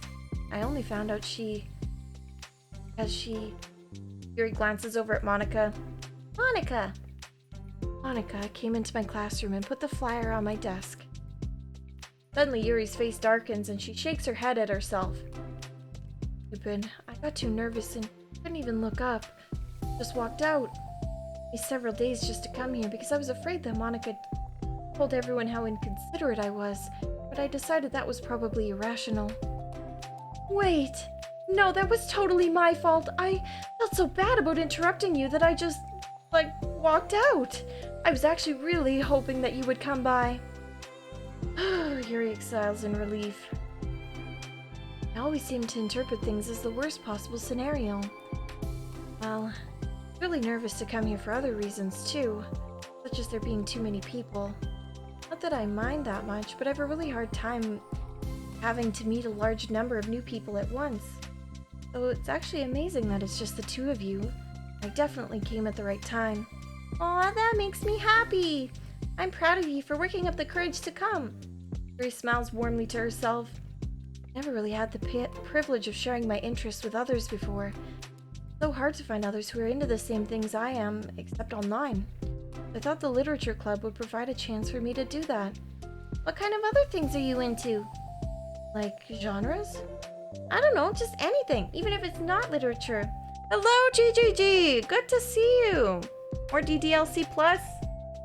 Yeah, we're finally into the actual side stories. Took us a while, but I'm a completionist, I'm sorry. How you doing? Take a sip.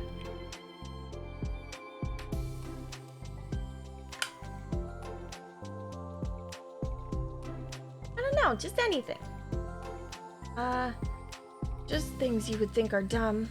Sayori pauses, a look of concern on her face. How about I'll tell you something I'm into, and then you can tell me about something you're into. Suppose that would be okay. Okay, well I'm pretty into, crafting things. Like making cute little collages or decorating things, like cards or jewelry boxes. My room's always cluttered with random stuff because I keep buying things to make gifts for my friends, but then I put it off to the last minute. So yeah, that's something kind of silly that I'm into. Sound quite creative. Not that much, it's just that you'd be surprised by how much you can do with scissors and glue and stuff. So I have to share something that I'm into now, right? Sayori nods. Spent all day playing a great game. Posting it to the games we recommend you to play. Yeah, cool. Thank you for posting a recommendation, because obviously after this is over, I'm gonna need to find something new to play.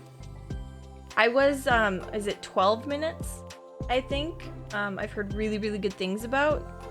I won't obviously be the voice acting, because I mean, William Dafoe is in it, so.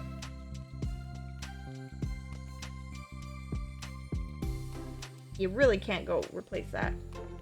Abomination. Okay. Definitely link it in the recommendations for sure.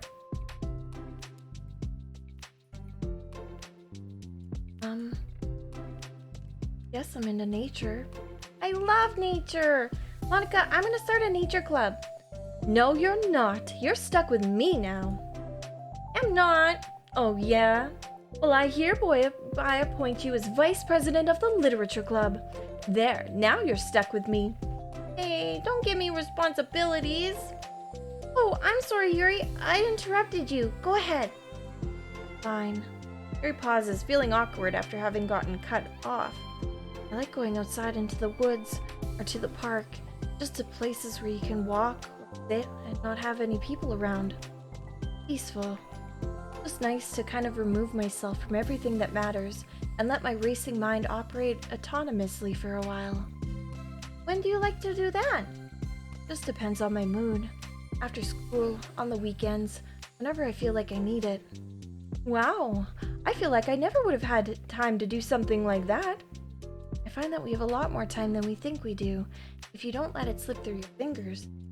The three continue their conversation led primarily by Sayori, but with Monica chiming in every now and then as well. Monica had intended to leave it to Sayori and focus on her own work, but she found it difficult not to join in. Before they knew it, the end of the day was upon them once more. Oh, it looks like we should be wrapping up for today.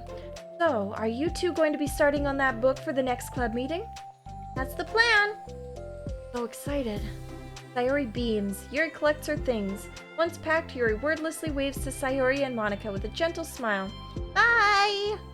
As Yuri exits, Sayori enthusiastically returns her farewell. Once again, Sayori and Monica are left in the club room.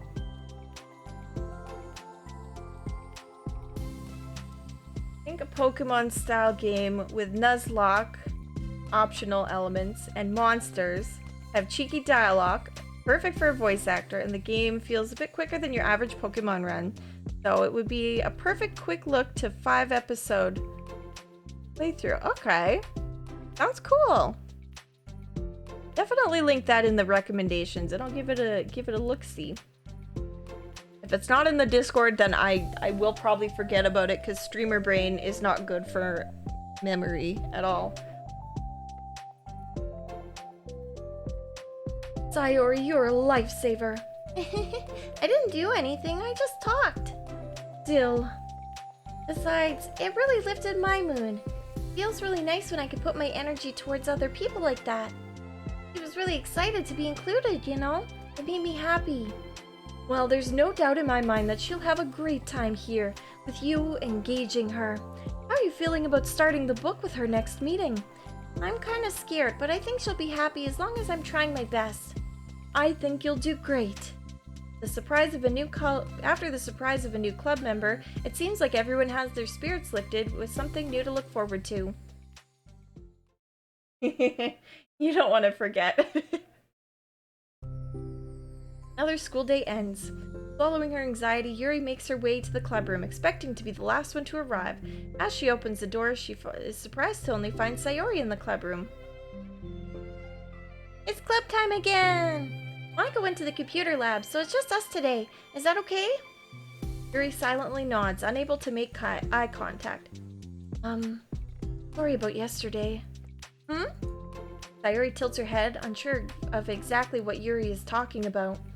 Well, I mean, the way I got overly excited to share my books, how you had to stop me so we could talk first. It was so inconsiderate of me. I got too excited and forgot to think about everyone else in the club, so... Yuri, you didn't do anything wrong. I thought it was cute how excited you were. Well, still, I think I changed my mind about the book. We don't have to read it. Huh? Why?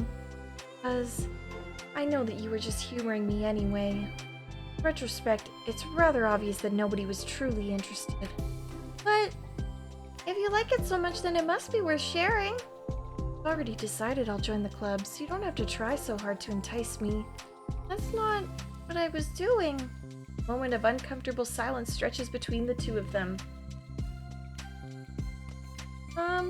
Now the thing is, we don't even have any club activities yet. I mean, Monica and I just have been working on recruitment stuff mostly. So it just sounded like something fun we could do together, reading your books.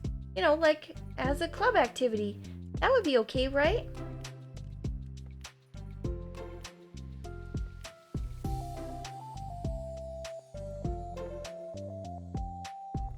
Oh, dang. You don't have to spend any money on me. I can definitely buy it myself. Subs are always nice because then other people get emotes, but you know, you aren't expected to do anything.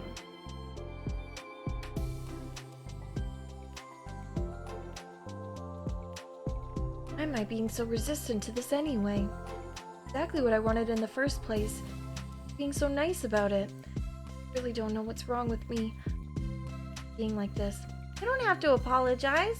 Just tell me if there's anything I can do to make you feel more comfortable here. Sayori pulls her desk up against Yuri's and sits next to her. The book in question is already on Yuri's desk. Peering over, Sayori reads the cover of the book. Dusk Bell. Part 1 of the Everlast Saga. Aha! It's Dusk Bell by Annabelle. Alright, I'm ready now. Alright, I should probably get some paper. Yuri grabs the spiral notebook of hers and tears out a few sheets of paper. Hey, how come you need the paper? Oh, it's useful to draw things out sometimes, like maps, timelines, family tree, or just for taking notes. Notes? I mean... yes, that's an effective strategy. Exactly. I'm sure it will be especially helpful for someone new to the genre. Harry's joke flew completely over Yuri's head. But thinking about it, she decides it's probably for the best that it did. Well, I'm not used to having company through this, but I'll try to help make it as accessible as possible. I trust you. You're like super smart. Please. Yuri tries to dismiss the compliment, but she can't hide her smile and light blush. Can't generalize intelligence. I'm only smart in the things that I have a lot of experience with. Contrarily, I'm awful at anything involving real people. Very sweet. Definitely no shame in that.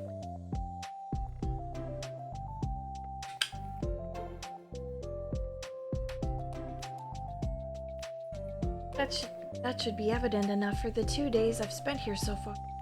So in my eyes, it's everyone else who comes off as... especially you. No! Sayori rubs her shoulder against Yuri's. Oh god. Oh no! Sing mode is the worst. Oh my god. Okay. Sing mode is like...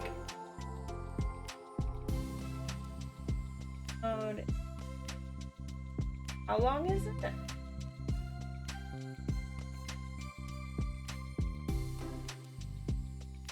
How long is singing voice for 5 minutes? Okay. God. Okay, I'm setting my timer.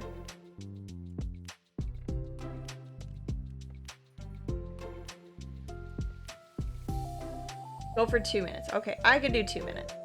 The problem is that I've been voice acting for a very long time tonight, so my voice is already a little rough, but that's okay. We'll get through the 2 minutes. Okay, 3, 2, 1, go. Sayori rubs her shoulder against Yuri's. You're such a sweetheart when you're not being shy. Oh, anyway, would you like to get started? Hehe, okay. After the minor diversion between them, the two get back on track with their planned club activity. Yuri begins to guide Sayori through the basics of the fantasy world her story takes place in.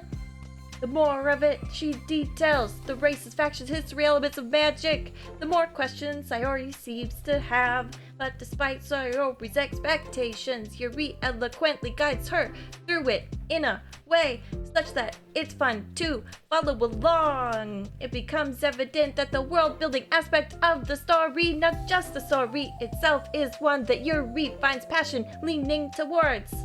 How do people come up with this stuff? It's like the exact opposite of the kind of writing that I do. What kind of writing? Oh, like poetry and stuff like that. The things that I write are just like putting down the feelings that come into my head, you know? But this is like, there must be so much planning and hard work. Ah, so you're into poetry. I think there's an appendix that includes some of the kingdom's written works like poetry and folky songs. No way! Ah ha ha ha! Yuri giggles, filling Sayori's heart with happiness when she realizes it's the first time she has heard Yuri's laugh. It must mean Yuri must be having fun. Anyway, I think we can get started reading now if you are ready. Okay, but I can't read very fast. Oh, that's fine. I'm very patient. Patience is something I pride myself in. That was 2 minutes of me kind of singing, kind of rapping. The first part was the worst, then I started getting the rhythm of it, and it was a little bit easier. But I got you your 2 minutes. I got you your 2 minutes. I just couldn't go as high and as low as my pitch maybe is possible of. Didn't experiment with a whole lot of styles. It's kind of hard. It's actually really hard. Because there's like music playing. Yeah. But it's different. It's different. Kind of fun though once I got the rhythm, once I got into it. Hey. Sayori jots Yuri is patient into her notes. Hey, that's for the book. I'm just kidding. But I'm kind of glad that you're patient because I need that sometimes too. A lot of times. Sayori flips through the first pages of the book, getting past the table of contents. Okay, chapter 1. The room becomes silent as the two of them begin to read. But the silence only lasts for a moment before Sayori speaks up again. What does vindicated mean? Well, context, it essentially means that he was proven innocent. It's okay to ask questions, right? Of course. Sayori turns the page. Thank you. Yeah! Pasta the pasta! Thank you. Thank you. Are these footnotes? A lot of the dialogue has cultural references that require explanation to be understood. To continue reading, this book is way over Sayori's head. Yuri's relaxed expression remains unchanged. Meanwhile, Sayori's expression grows tense as she tries to make her way through the dense text. Up until now, their expressions have been reversed, with Sayori easily navigating social situations and Yuri struggling in them. But the tables have turned! Wait, are they talking about the past right now, or the present? Where? Right here. We're talking about the past. These paragraphs are describing a flashback that Barnes is having. But they didn't tell me that. It is implied from the context. Sayori rubs her temples. Two of them continue, with Sayori asking fewer questions. She begins to understand the value in the notes, as she finds herself referring to them somewhat often, and even adding to them. But her reduction in questions comes not from her getting used to the reading, but rather from her fearing she'll come across as stupid. Oof. At last, Sayori reaches the end of the chapter. I think we can stop here for now. Okay. Sayori takes a deep breath and closes what little of the book she's gotten through so far. So, what are your thoughts up to this point? Sayori tries to find words. Am I doing well so far? I'm not sure I understand. Well, I don't know. When it takes me so long to read and understand things, it makes me feel really dumb. A herbo. He's a herbo. But I really like how into it you get. It makes me want to keep going and keep doing my best so I can see it the way that you do. Relaxation in Yuri's expression fades. Yuri quietly gathers her things. We can continue tomorrow, right? Yuri pauses and shakes her head. Do something else tomorrow. But... Sorry. Wait, sorry for what? I don't understand. Sorry. I don't want to do this anymore. That's all. Sorry that I made you. Leave. You're making me. Sayori is left alone with her words. How did this happen? We were having fun just a second ago. My fault. I said something stupid and hurt her. Should have just told her that I enjoyed it. Monica trusted me with this. The only thing I'm good at, and I still messed it up. What if she doesn't want me to come back? Or she doesn't want to come back? Drowned in guilt, Sayori stares blankly at her desk, spread with notes. The book sits next to them. Right. If she wasn't coming back, then she wouldn't have left the book here, right? Unless she forgot to take it with her. Ugh, this is horrible. Is it really because she thought I wasn't enjoying our time together? Or maybe she wasn't enjoying our time together because I'm not good enough? Probably let her down so much by having trouble following along. I'm sure if I was smarter, she would have been having so much more fun. Do better for her. Sayori just wants to ask questions. Struggle.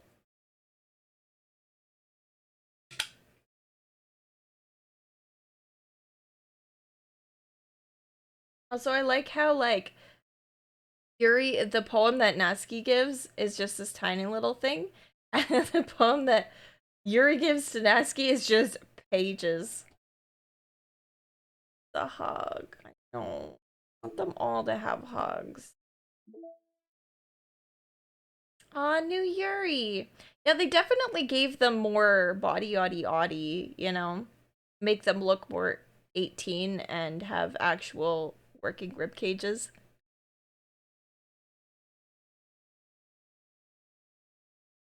I appreciate that. I appreciate the body oddy. Want to go with the Your Mine heart? I know. Has some seriously aggressive energy to it. My girl.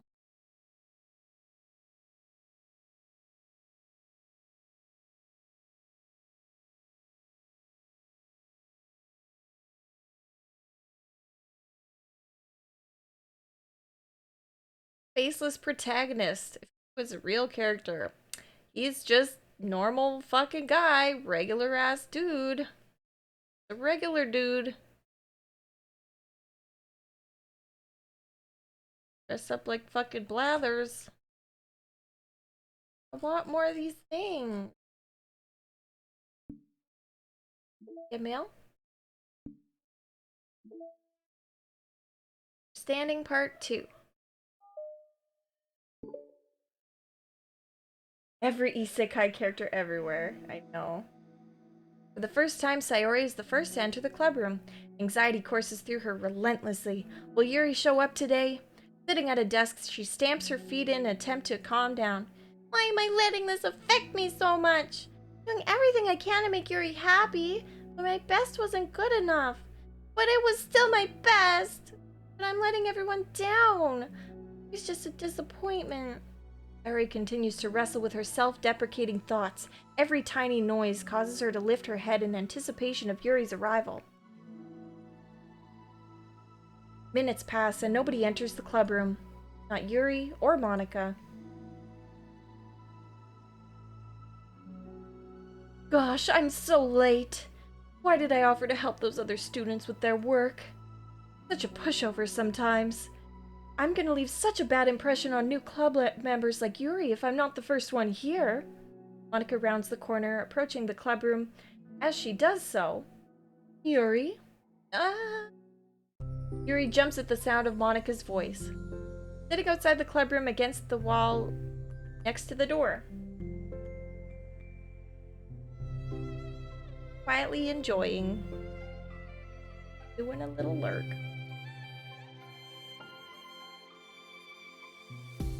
Embarrassed, she quickly closes the book she was reading and stands up. Oh gosh, I'm so sorry I'm late. You didn't have to wait outside for me. The door to the club room is open. Yuri stammers, unable to explain herself. She peers inside the club room through the window, then looks away. Just wondering if I could help you today instead. Huh? Me? With club publicity stuff? Yes. Monika is utterly confused. Why is Yuri asking this all of a sudden when she was so eager to spend time with Sayori before? Remix! No, I only wanted GGG to hear it.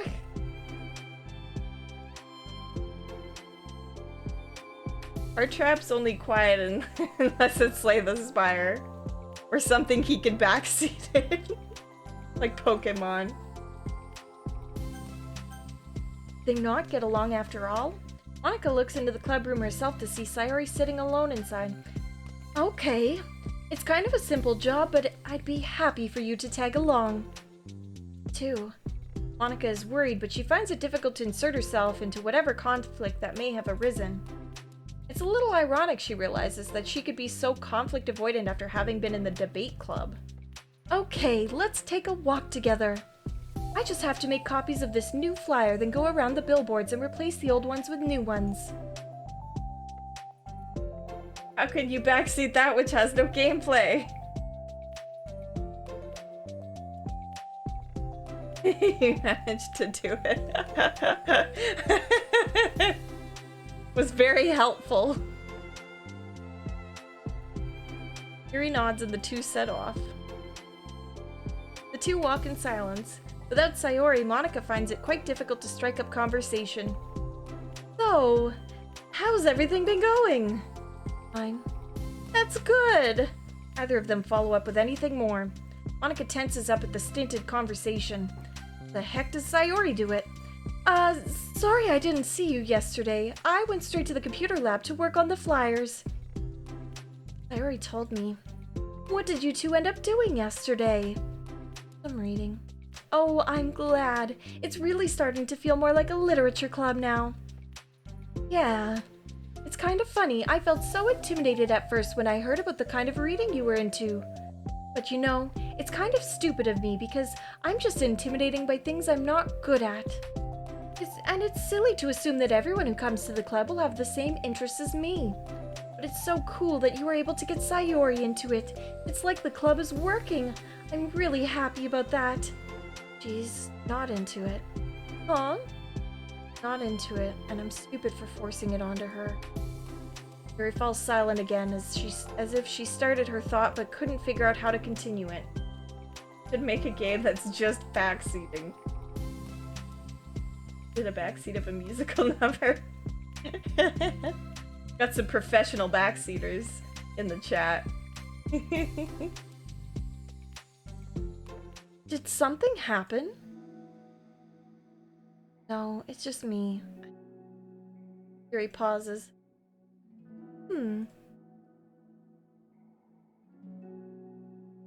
Moment passes in silence, then Yuri shakes her head. Shouldn't be complaining to you all of a sudden. Don't be silly. I won't think you're complaining. I just want to make sure you feel welcome.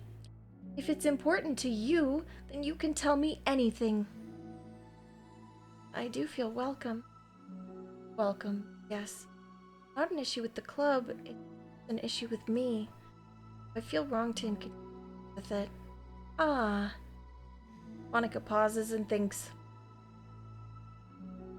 Well, what if we put it this way? It's my job as president to understand the needs of the club members, right? We're going to have all kinds of people joining this club, hopefully, anyway, and learning about the diverse needs and interests of everyone will help me come up with club activities that everyone can be happy with. Everyone can be happy with? Just some people? Of course!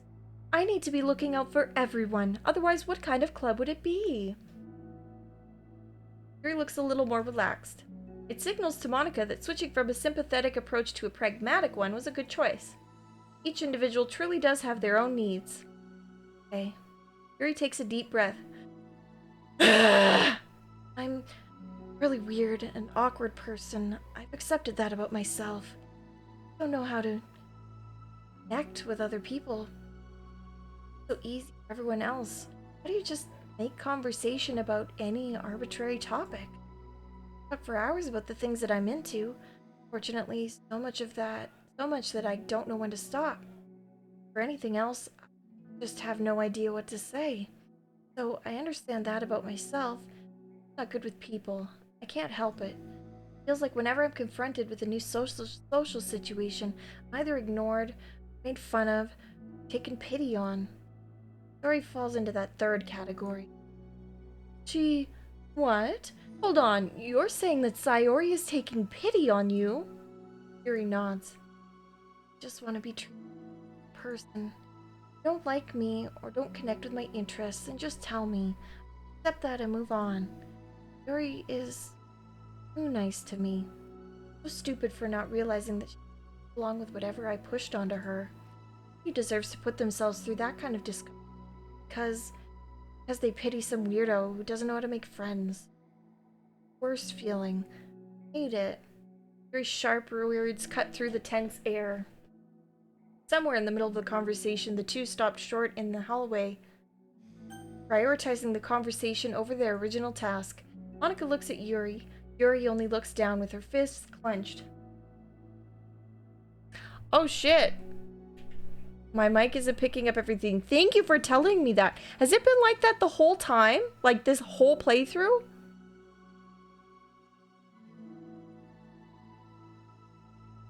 Best supportive girl. I only just noticed it. Okay. I've got the mic closer now. Because I did kind of worry about that. But at the same time, it would be kind of, it all, obviously not ideal as a listening experience, but like as a characterization, that she would talk so quietly that sometimes you didn't hear everything that she said. You just kind of had to figure it out. Read between the lines. I think you should tell her that. I could never say that to someone's face. It's pathetic. Sayori isn't different. Making people happy is the most important thing to her. I'm sure that's all she's trying to do. So, if you're able to explain to her what makes you happy, then she'll do anything to make it happen. What's the problem? What kind of friendship has one person always trying to cater to the other person's weird needs? Sorry, I'm making myself sound so... No, I think I'm starting to understand. Monica hesitates to finish her thought out loud. It's something that Sayori would be able to say better.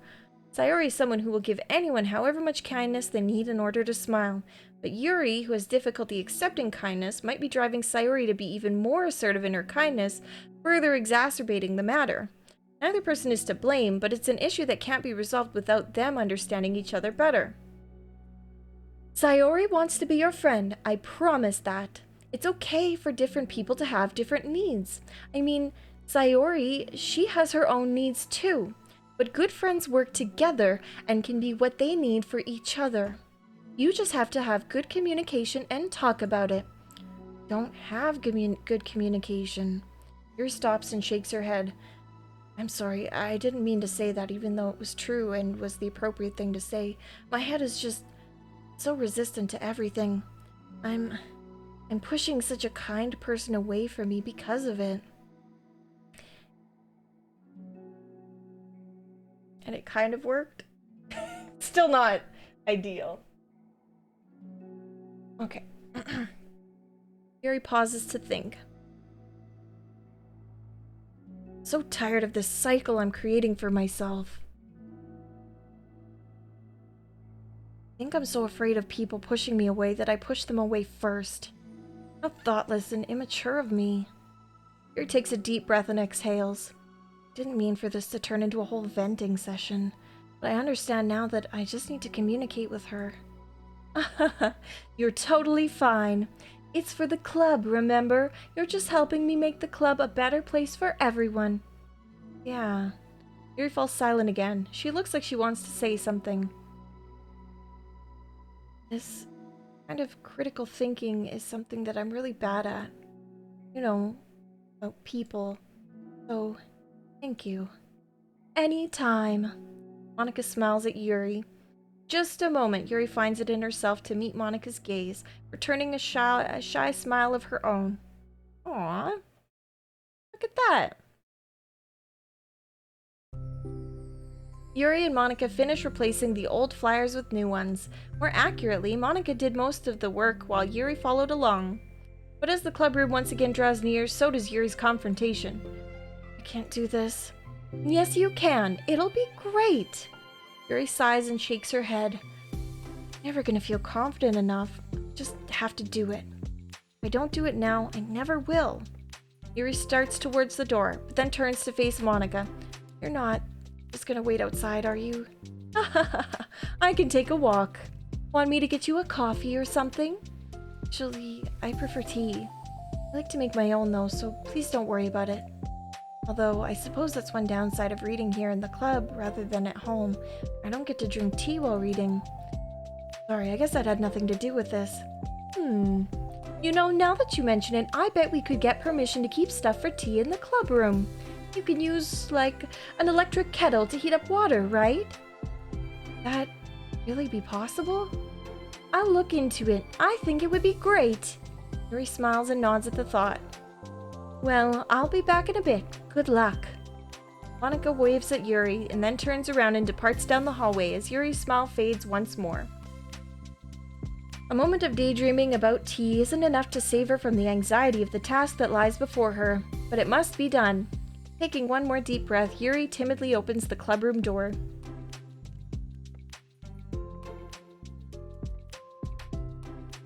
Yuri! Wait, hold on, I'm not done yet! Sayori shuffles a bunch of papers around. Yuri stammers, her words suddenly caught in her throat. At that moment, she realizes how Sayori has been spending her afternoon. I wasn't expecting you to come today. I was really hoping to make it all the way through the next chapter first. But I got most of the way through it. And look! He holds up a sheet of paper.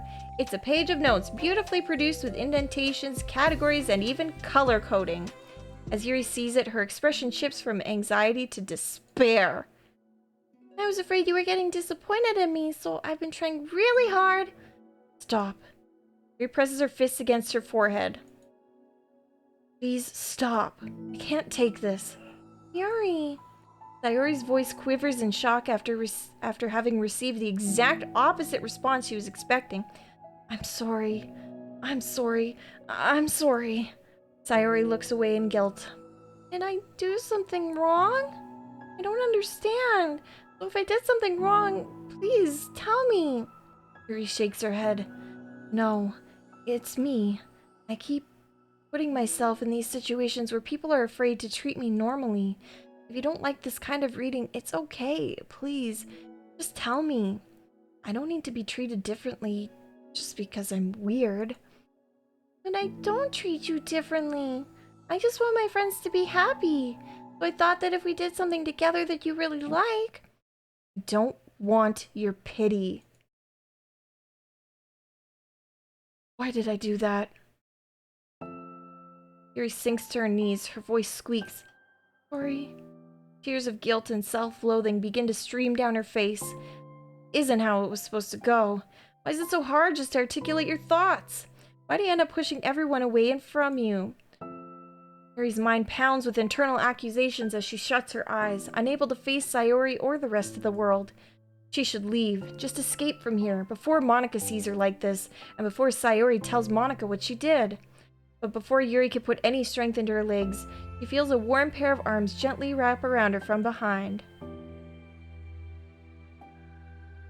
It's okay, Sayori whispers in a soothing voice. Okay. Okay. Overcome by despair, Yuri finds herself unable to protest or pull away from Sayori's kind gesture. Yuri sniffles, breathing heavily through clenched throat, trying with all her willpower to control herself. I understand. I understand that the things you're feeling in your head are different from the things you're trying to say. I know what you must be feeling right now. I promise, I understand that. I'll give you as much time as you need. When you're ready, just tell me your feelings and we'll talk about them together. Yuri sniffles and nods her head. She gives herself a minute to compose her thoughts, then speaks while steadying her voice. I think that I've gotten so used to people being weirded out by me that it feels like anyone who's nice to me is just doing it out of pity. So horrible with people. Though it makes me not want to believe that someone can actually like me for who I am. Yuri pauses, but Sayori doesn't interrupt. Rather, she waits for Yuri to continue. I got so excited when I joined the literature club. I thought that it was finally my chance to make friends through my interests. Because my interests are the only thing I know how to talk about. It's all I have going for me. Then, whenever I catch myself getting overly obsessive in front of other people, it feels like I'm making a fool out of myself. I hate myself for it. Ultimately, I just want to be treated like a normal person. But how am I supposed to expect that when I can't behave like one? I just want to learn how to get along with people and stop ruining things for myself. That's all. Yuri finishes her thought, feeling more steady after having gotten them out. Sayori, who can feel Yuri's breath and rise and fall from beneath her arms, realizes that as well. Thank you for helping me understand you a little bit better. You know, you were so great at helping me when we were reading. Well, I'll help you with the things you need too. But I feel like it would just be frustrating for you with how much patience I require sometimes. That sounds kind of familiar. I couldn't stop worrying about that while we were reading. I was so afraid you would get frustrated with me. But I would never do that. I did my best to reassure you by mentioning how I have a lot of patience. Yeah, I know. But my irrational fears just won't be quiet sometimes. Sure, it's the same for you, right? Yeah.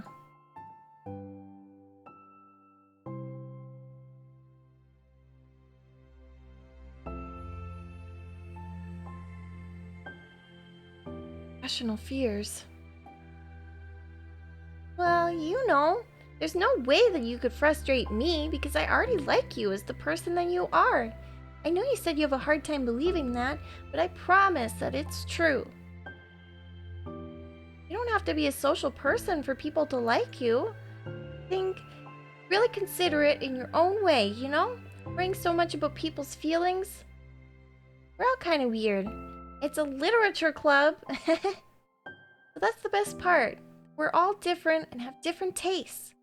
Like about the book. I'm reading it because I want to. Promise, that's what I really want. It's a bit of a struggle, but try not to mistake that for me not enjoying it. I mean, we could never discover new things if we didn't try them first, right? I want to learn the reasons that you love it so much. In the end, if it's not for me, then I can say that. But I'll be glad that I tried it and learned about you more. Because you're like super duper smart, and I want that to rub off on me. Yuri fights back a smile with that comment. Girls are being so relatable to each other. Oh, look at the little smile on her face. Ah! I love it. Already the heavy atmosphere surrounding her seems to have evaporated through the caress of Sayori's arms. Caress? Is she caressing her? Is this about to get 18 plus? Hair is so pretty. I always wanted long hair, but I was awfully taking care of it. So I cut it all off. Okie dokie lesbian club. Yuri's tension relaxes. For once, she feels okay just listening rather than worrying so much about saying the right thing. Sayori, sensing Yuri's comfort, lets her rest. It must be so difficult for her to feel relaxed around other people. But if the literature club can make it happen, then it's something that she deserves to experience. Yep. Perfect position to perform the Heimlich maneuver. Indeed. Yuri's choking on her words. Sayori's doing the Heimlich to her.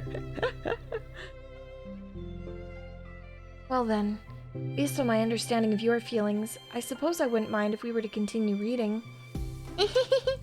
That's what I wanted to hear! But we could stop at any time. If you truly don't like it, please be honest about it. I won't be offended. Of course.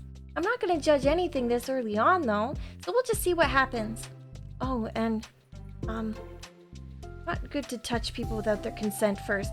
Yeah, that's true. Very true, especially if you're gonna caress them. Oh no, I'm so sorry. I didn't mean to make you uncomfortable. Oh, you didn't. I mean, I suppose it was kind of nice. I was just saying. I'm back. Monica's back. I haven't seen you, like, at all recently. Sayori trots over to Monica. Ah! He whispers loudly. Can I hug you? Sure, Sayori. Sayori wraps her arms around Monica. Oh yeah, Yuri, it might be good to know. Sayori can be kind of a hug monster. Hey, don't call me a monster. Artemis is a monster. If he inherits the kingdom, it could spell disaster.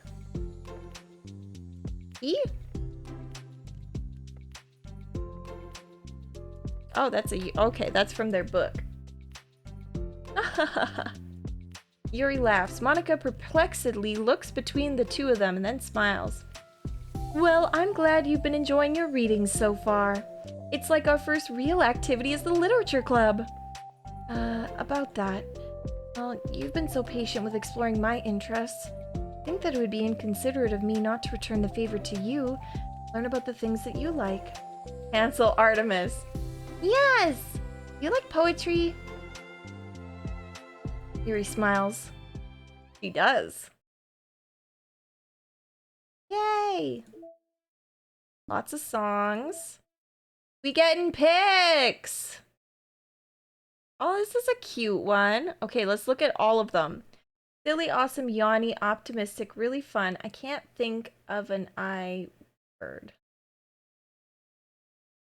Oh, Sayori. Milk, eggs, sticky notes.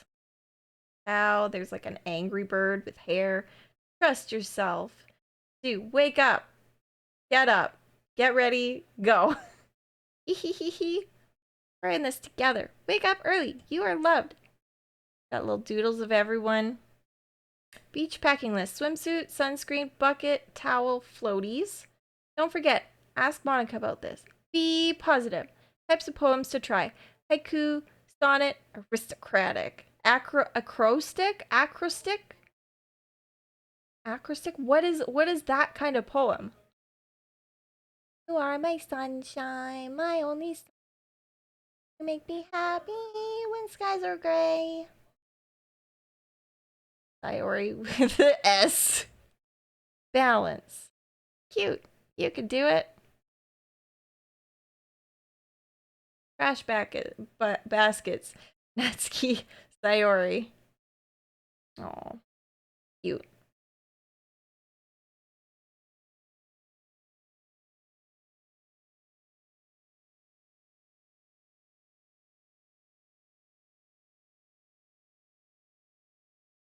Yay.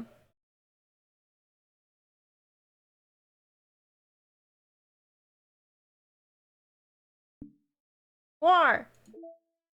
Oh my god. Okay, who's responsible for creating the Twitter account for Monica? I think it's hilarious, but for God's sake, don't tell Paula. Ha ha ha ha. It would get 404 in a microsecond. Are you just relaying her tweets manually, or did you code some kind of pass-through layer to automate it? Based on the content of the tweets, not screaming for help, I assume they're coming from the control simulation. Oh shit, the acknowledgement of the Monica account. Monica has a legit Twitter account. That's funny. To the closet! I also love how Yuri's name is Yuri, because that's like what you call women-loving women manga. Oh, oops.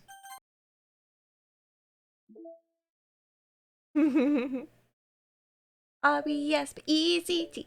Find out what it means to me. R-E-S-P-E-C-T. It's been several weeks since the club has officially started. Through their initial setbacks, the three members of the club so far, Monica, Sayori, and Yuri, have increased their collective bond within the club. Sayori has partaken in some of Yuri's high fantasy literature, and all three of them, led by Sayori, have taken an interest in poetry. On a day like any other, the three find themselves suddenly interrupted by the club room door opening. Fan facing.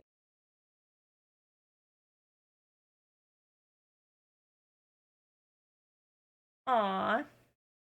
Gotta go to sleep like an adult. Well, thank you very much for that, GGG. I will definitely check it out, and we'll see what we stream next. I'm gonna try, I'd like to finish this tonight. I've been making good progress. This is the 3rd out of 6, so I maybe won't be able to finish. We'll try. Yeah. Thank you very much for that. You have a wonderful night. Take care.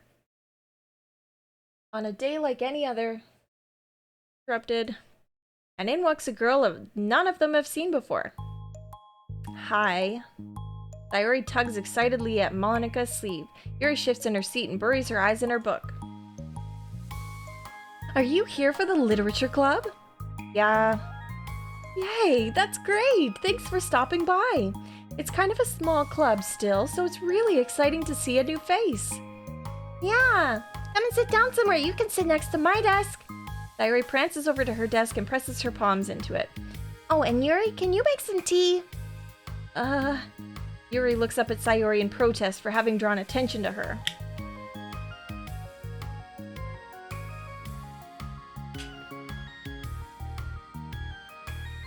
Natsuki silently glances between everyone, then sits down next to Sayori. Monica follows by sitting nearby.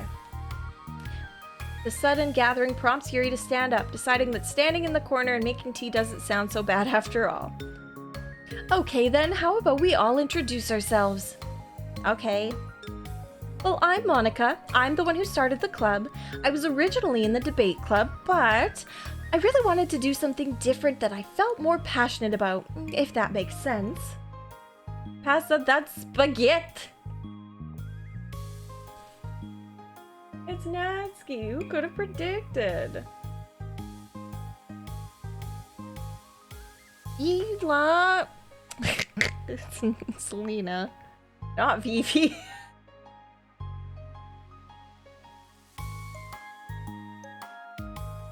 So I started the literature club as a way for people to express themselves through writing or reading or whatever other kind of literature. You know, I figured it was your club. You have that vibe. I have what vibe? Oh, you know, like, never mind. I'm not gonna judge people I just met like that. Very adult-like of you. I always judge people so hard. Oh, no, you don't, Sayori. Yes, she does. Yuri's deadpan voice carries across the room. Natsuki giggles. I'm Sayori. I just like learning about everyone and making friends. Oh, and I also like poetry. Oh, yeah? Very adult-like of you. I'm an adult. Just gotta remind everyone these ladies are 18 plus. Sound of Yuri's electric kettle steaming up fills the room. Oh, and that's Yuri. Sayori lowers her voice.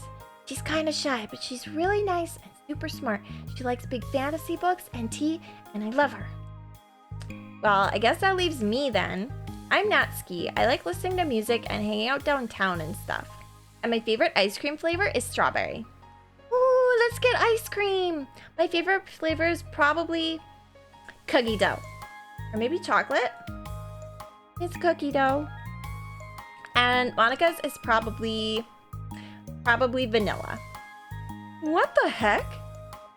I take way too many online quizzes. The ice cream ones are always accurate. What's Yuri's favorite? Natsuki shrugs. Probably green tea. I'm just joking. I have no idea for Yuri. Still, it's pretty chill here. Do you just like hang out or do you actually do club stuff? Well, we do club stuff too. It just hasn't been very structured yet since we only have like 3 members. So we kind of just loosely spend our time doing the stuff we like.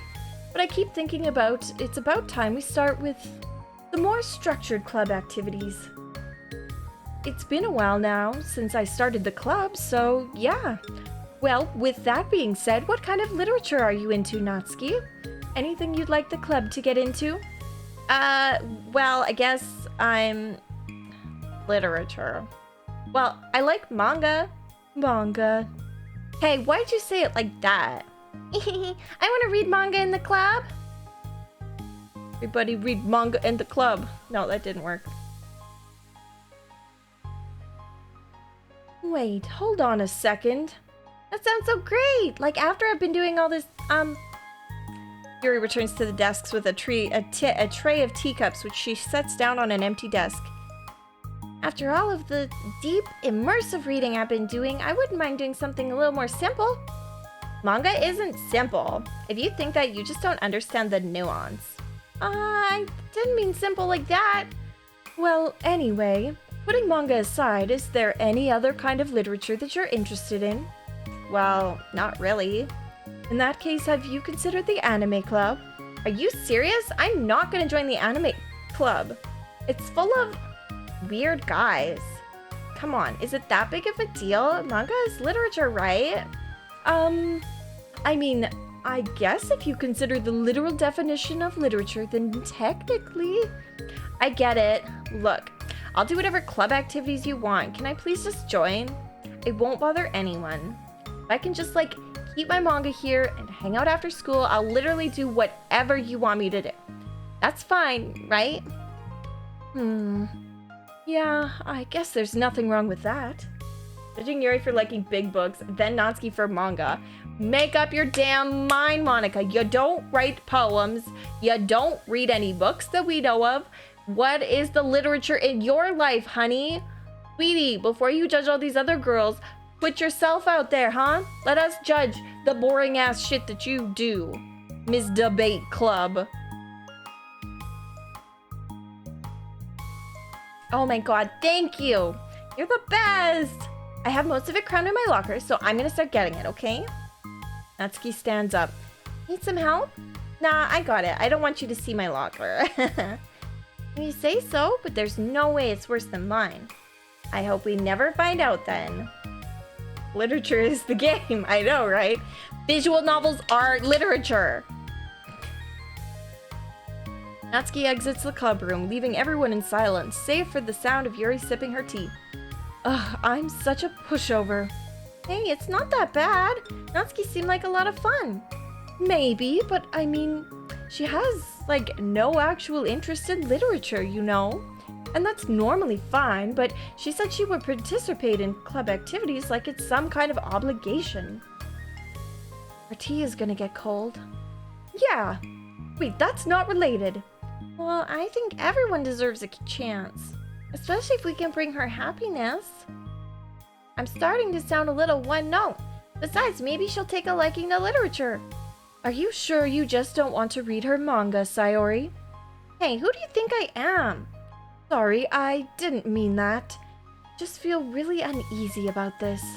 You have any opinion, Yuri? Not particularly. She said she wasn't going to bother anyone. That includes me, so... Does that mean I bother you? No, you're a pleasure to be around. Oh, that's a cute way of putting it. Only gained visual novels are literature, yes. Ones with actual writing and stories. Not the ones that are just... There's just words in between the softcore.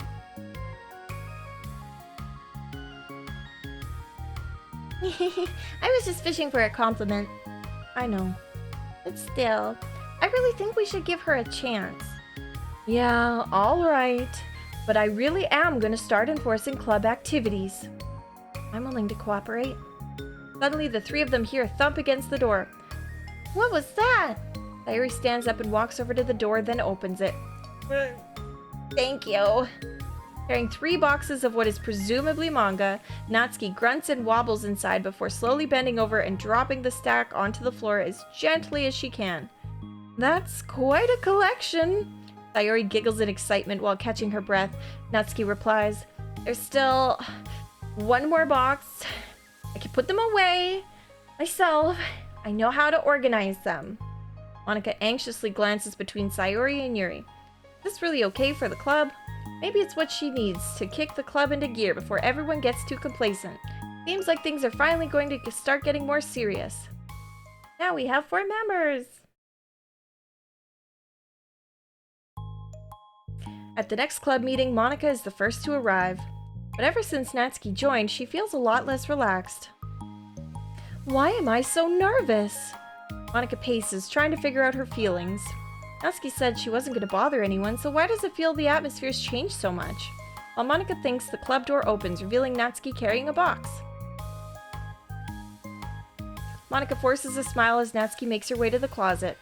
Natsuki forces one in return. Need help? No, I got it.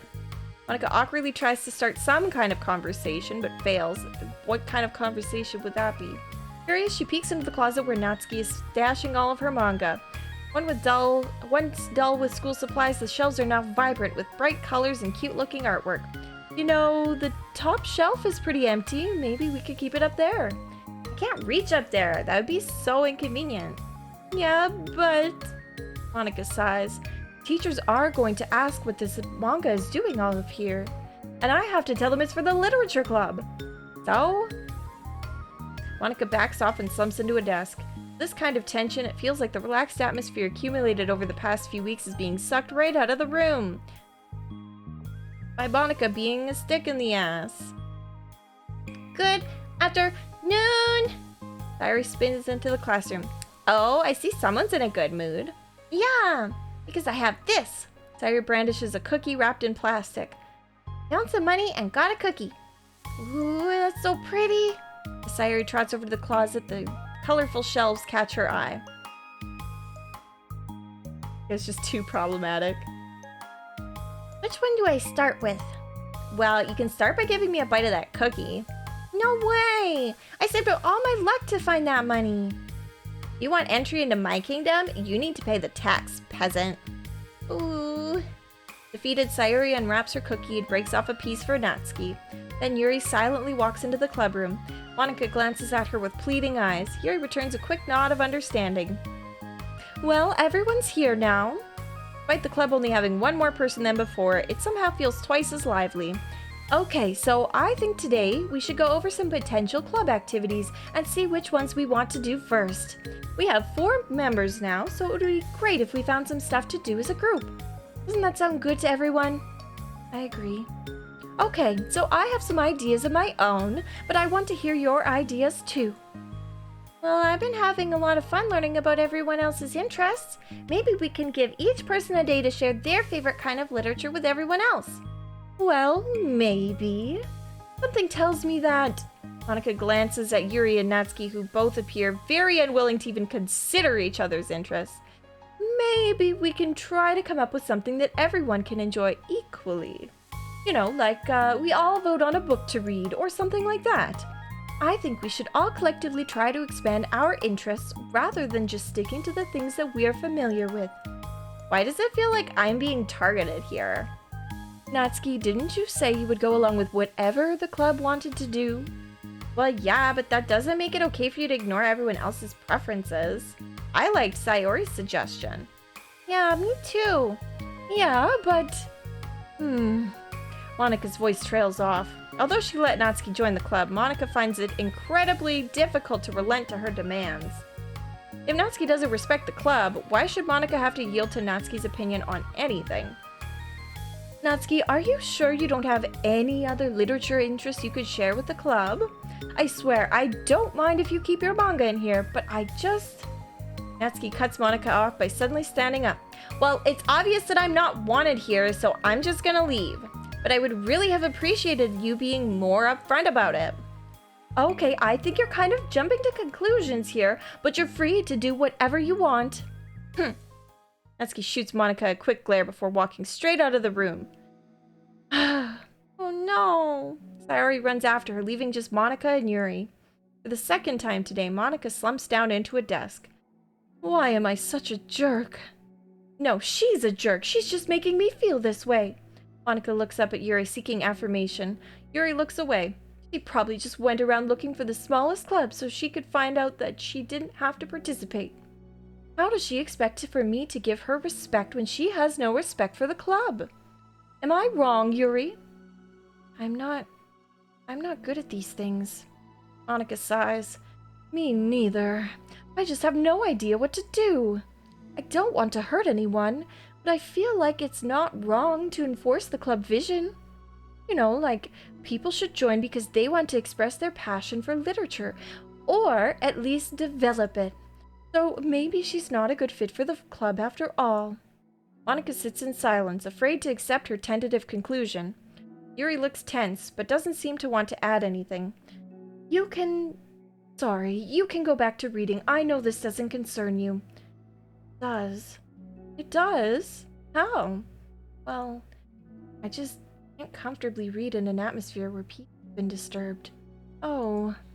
Well, great. I'm just ruining the whole club then. That's not an accurate conclusion to make.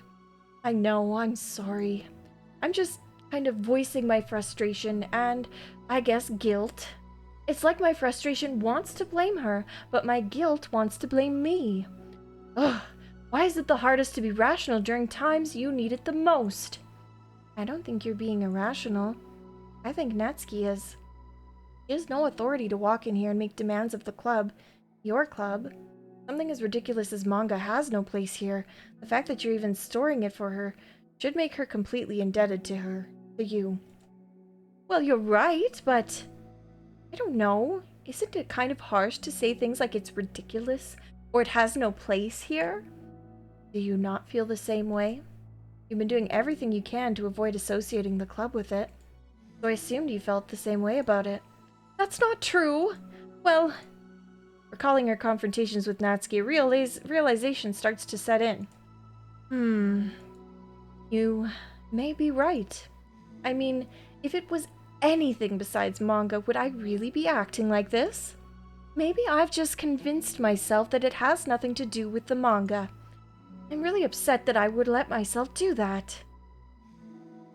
With a sigh, Monika walks over to the closet, finds herself staring at the colorful shelves. It's just, this really wasn't what I had in mind for a club about literature. There shouldn't be anything wrong with that. Monika starts defending her position once again. It's a complicated issue that Monika had failed to consider before now. Where is the line even drawn at what's considered literature? Lost in thought, she reaches into one of the larger box sets and pulls out a volume, inspecting it for no particular reason. The cover features 4 girls striking cute and exaggerated poses, all dressed in short skirts. What does that sound like? Yeah, I mean, amused by the absurdity of the cover, Monica opens the book. Oh!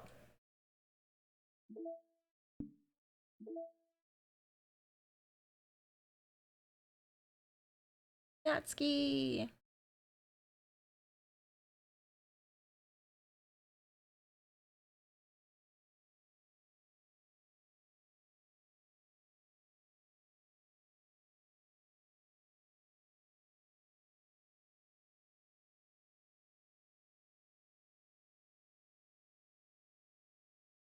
Give me more promos! Give me more images!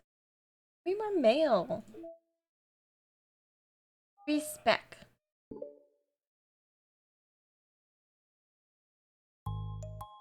This sucks. Why is Monica such a jerk? She should be grateful that I even joined her stupid club. It's not like she can find any members. Monica's usually really nice. She cares so much about everyone in the club being happy. Yeah, right. Well, she usually does. Maybe when she's not busy being so judgmental. So what if I'm into manga? Why can't just one person accept that instead of being so condescending about it? I accept it. I think it's cute. Oh, come on, that's condescending too. I'm sorry, I didn't mean it like that. I just want to support you. Natsuki sighs. I know, thanks. Just really sucks. You want me to talk to Monica? I don't know. It's not like it's gonna change her opinion of me. Like, even if you were to convince her to back off, that would suddenly make me feel like that wouldn't suddenly make me feel like I'm actually welcome in the club. Yeah, I mean, if it's something that's reasonable to do. I should just find another club. Wait, you don't have to do that. I can figure this out, please. I mean, I'm the vice president, or at least I think I am. And I don't want you to leave. Everybody deserves to feel welcome and to be happy. So I want to make that happen for you.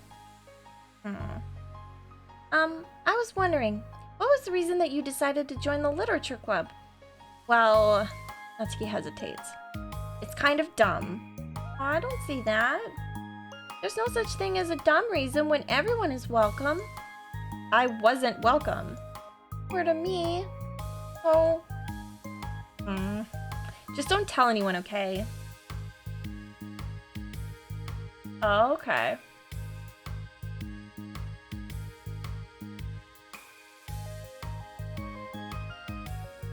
Especially Monica. I promise. Natsuki sighs. I'm just tired of everyone judging me all the time. I can't enjoy any of the stuff I'm into without people making snotty comments about it. Not that I care what anyone else thinks. But you know, the signs for the literature club said that you can be yourself or whatever, so I decided it was at least worth a shot. But that was a lie, apparently. Another by listening to 15. Oh yeah, I suppose there's probably a lot of unlockables by listening to her monologues. Natsuki dejectedly kicks the toe of her shoe against the wall. That Vivi. In the plastic. Natsuki dejectedly kicks the toe of her shoe against the wall. Oh, and I like writing too. Really? How come you didn't say that to Monica? Because she was being so judgmental that I didn't just want to tell her something she wanted to hear. Didn't deserve that kind of satisfaction.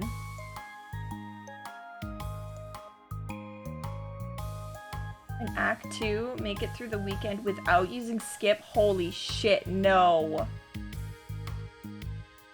Hell no. Hi.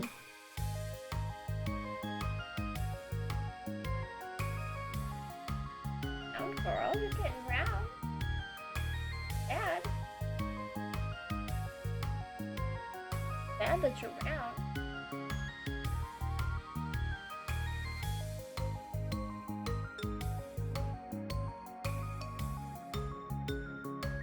And if she knew I was into writing, then she would just be like everyone else and try to push me away from the manga in favor of the more mature things. Two of them remained silent for a while. Sayori understands that it's out of the question for Natsuki to return to the club room for today, at least.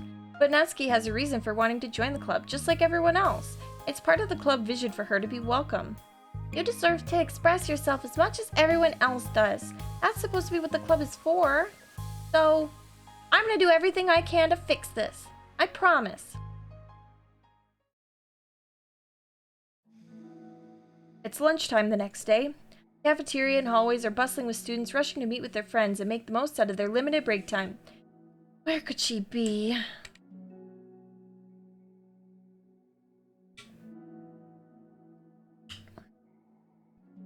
Among them is Monica, who always eats lunch in her classroom, but she has some additional business today.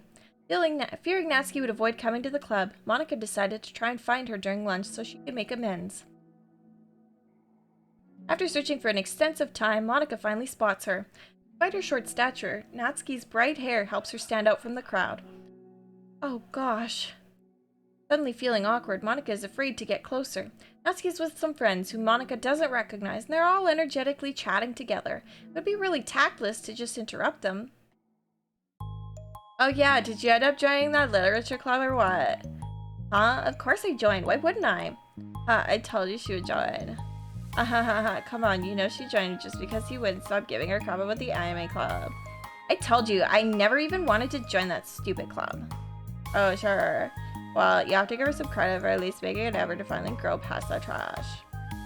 True. Well, congrats on finally graduating middle school, Natsuki. We're proud of you. Shut up, just let me do my thing. I'm just joking, you know we love you. Yeah, once the literature club makes you a famous writer, we'll be the first ones to buy your book. What, you're gonna buy her smutty fanfiction? Well, obviously, I want a signed copy. That was like years ago. You don't think I've grown out of it by now? I told you, I was joking. Besides, it's a good reminder of how far you've come since then. Not to mention you couldn't have done it without us. That gives us a pass to joke about it. Yeah, sure. I grew up so fast, it brings a tear to my eye. Natsuki suddenly glances in Monica's direction, prompting Monica to quickly turn away and distance herself. Let's talk really deeply, intimately about our feelings. Also, I wasn't gonna bother giving those girls special fucking voices when they couldn't even bother giving them fucking images. They're just shadow people. What the heck? That was horrible. I should have said something to defend her. Why do I have to be so conflict avoidant? Not that I deserve to say anything. I'm hardly better than them after the way I treated her. Ugh, I'm so awful. I'm not doing anything right. After school ends, Monica distractedly makes her way to the club room. She finds Yuri already inside, eyes on a book as usual. Monica picks up a desk and slumps into it, something she seems to be doing rather often lately. Yuri, I don't think I can be club president. I suck at handling anything that doesn't go, like, exactly my way. Yuri looks up from her book. It's like the literature club is a place where you get to express yourself, unless it's in a way that I don't like. I'm so mad at myself. And I'm especially mad that I didn't have the self-reflection skills to realize what I was doing. So much for maturity. Sorry, I really shouldn't be complaining out loud like this. There's just, like, a lot on my mind. No. I enjoy listening. Really? Why? Yuri shrugs. It just feel nice. Oh, well, okay. I guess I'll just continue then. Yuri nods. Hey, Crash! How's it going? Crash Cameo here to make a cameo. How is it going? No trigger warnings or spoilers for DDLC here, so that's cool. We're out of trigger warning territory. Finally. I hope. It would really surprise me, considering that it explicitly says this has nothing to do with the events of the main game. And the main game is where it gets triggery. I'm doing okay. Enjoying finally getting to some of the extra content in DDLC Plus. Where I've played the original game like 3 times. And when 2 times, and when I say that, I mean to completion, like all of it. So this is the 3rd time that I've played it to completion, all of it. Yuri nods. Yeah, well, Natsuki has kind of a blunt attitude, you know? It made me feel like she wasn't taking the club seriously. I couldn't even figure out why she wanted to join. I saw her friends talking to her in the hallway during lunch, and they were just so mean to her. Telling her to grow up and stuff like that the literature club would help her grow at a manga. It just made me so mad. Like, just let her enjoy it. It makes her happy. Why are you trying to take that away from her? And when I had that thought, it was then that I came to the realization that I was kind of doing the same thing, just in a roundabout way. Yeah, it's pretty good. We're on Natsuki's. We did Sayori's, Yuri's, Natsuki's, and then I think there's other ones that follow. This is the part 2 of Natsuki's. You're being a weirdo.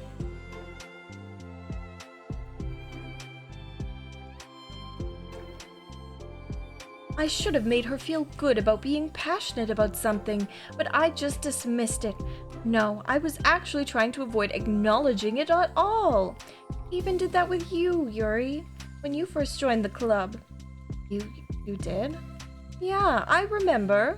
Fantasy isn't really my thing, so I was kind of trying to dismiss it, but then Sayori jumped in and took over the conversation. I should have reflected on that, but I didn't, because I let Sayori handle it instead.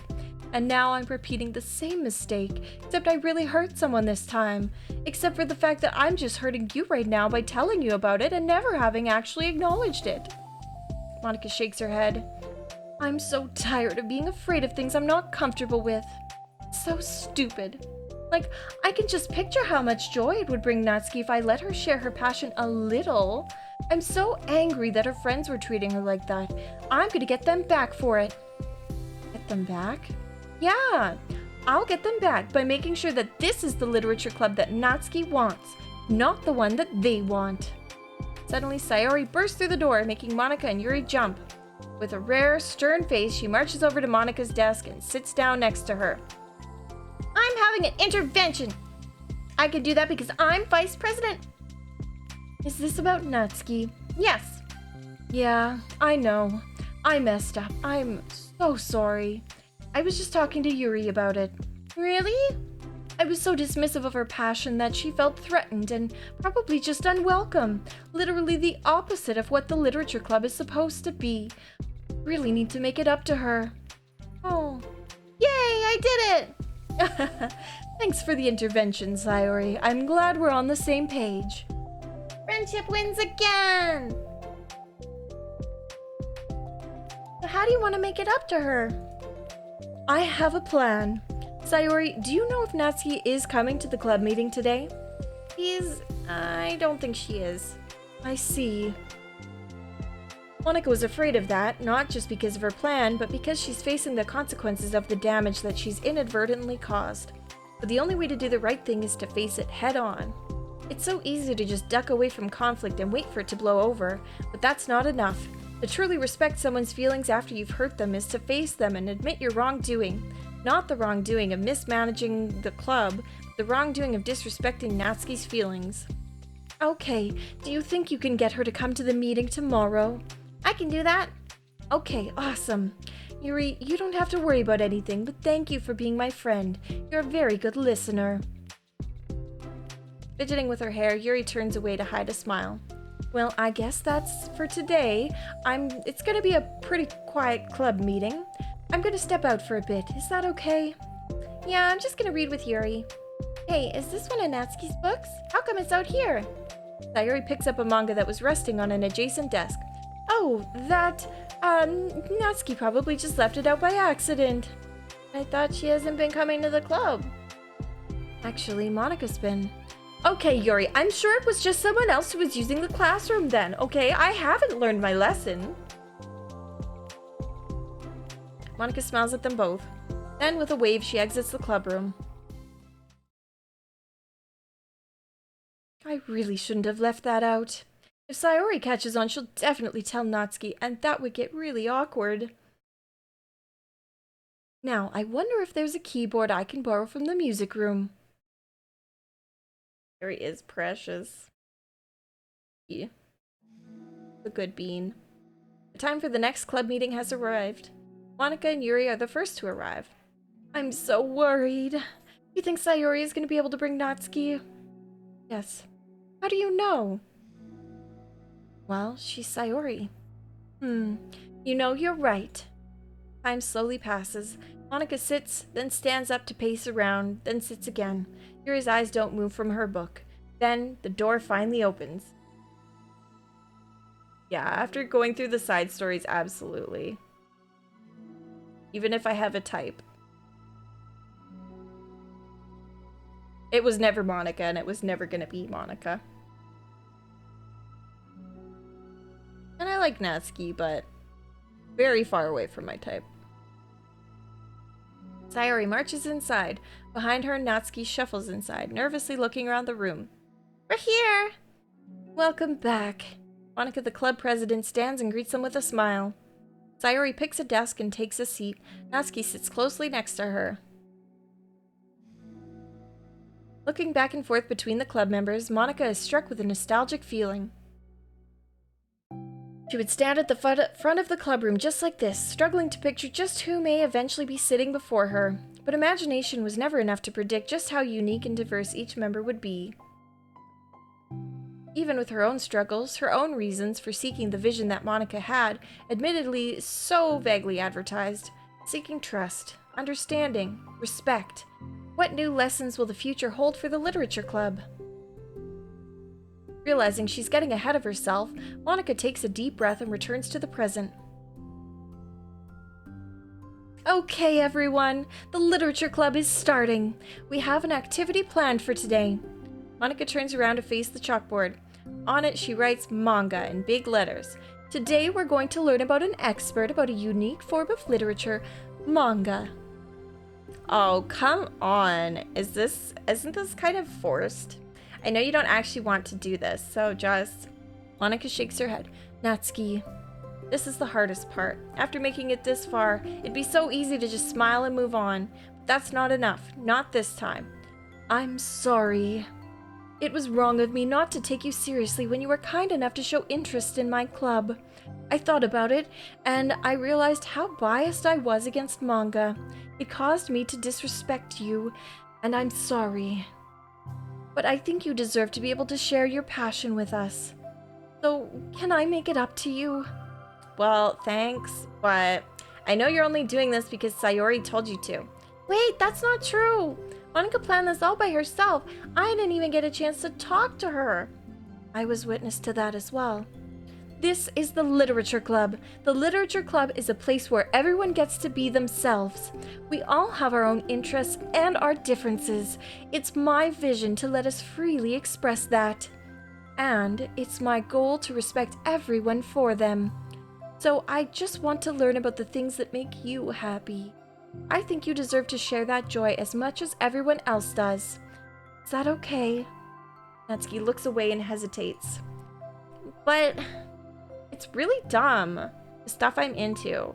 Monica smiles. She kneels in front of Natsuki's desk, looking straight in the eye. So she just did that whole I'm a tall person talking to a short person thing? Where she just got on her fucking knees to see her face to face? That's kind of condescending. Right? That's what she did?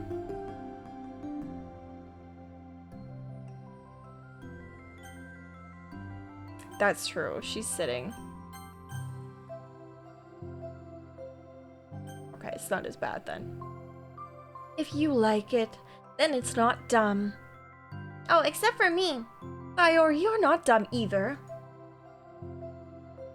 Mad at this. I'm not short.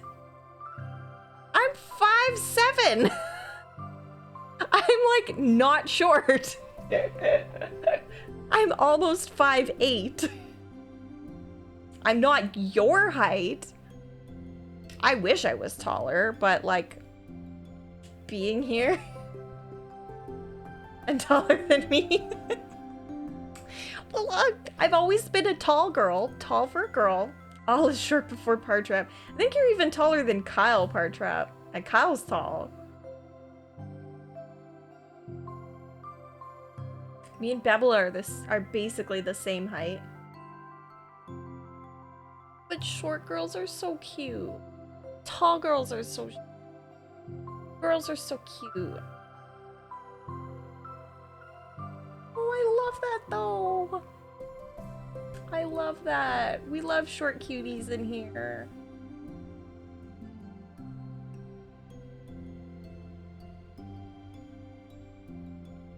We love our cuties. What the heck? You guys are so weird. Fine, I'll show you some of my manga.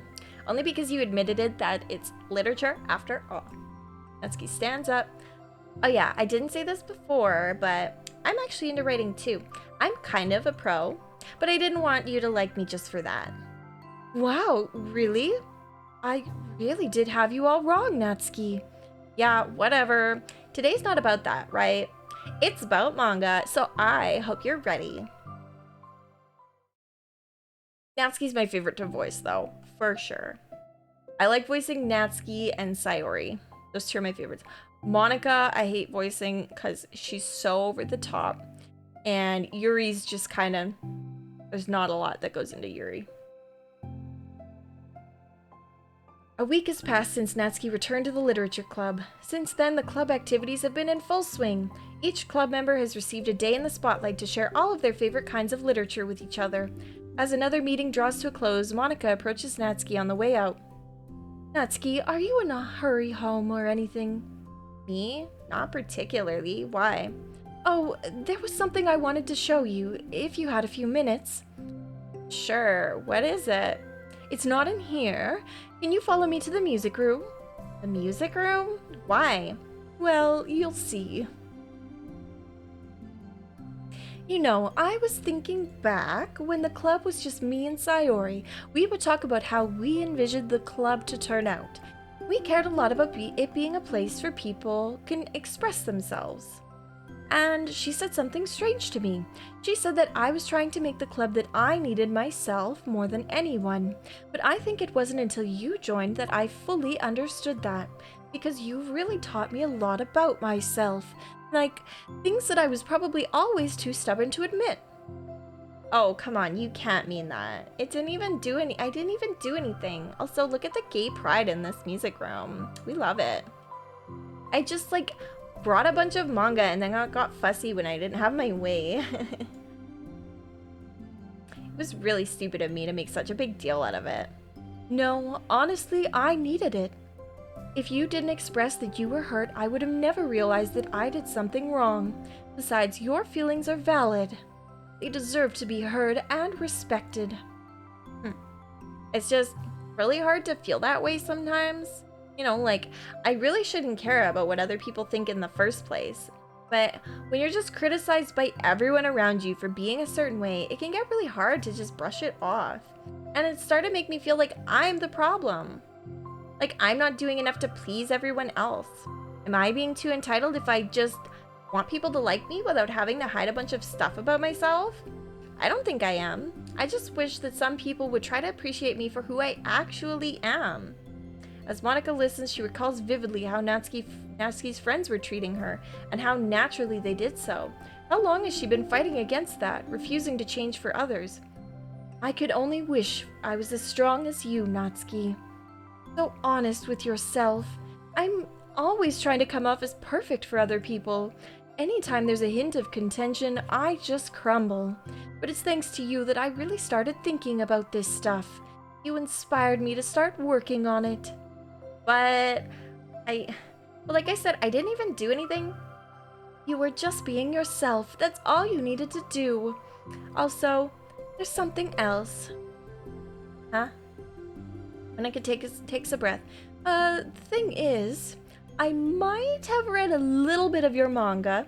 What? You? What the heck? Why didn't you tell me? I'm sorry. I think I just felt like kind of embarrassed to admit it after I gave you such a hard time about it. I can't believe you, of all people, were reading manga behind my back. That's so funny. Yeah, well, I just flipped through one of them out of curiosity, but I ended up reading a whole bunch of it. But I mean, one of the characters was in a literature club. What are the chances, right? You were reading Parfait Girls? Wow, you have good taste. Just one volume. I kind of just picked it out randomly. Well, you have good intuition then. You have to tell me all your favorite parts. Well, I think it was some kind of weird fate because the character isn't just in a literature club, but she also plays piano. It's just weird because I've always wanted to learn piano. She was like the perfect person that I always wish I was if I just did what I wanted instead of always second guessing myself.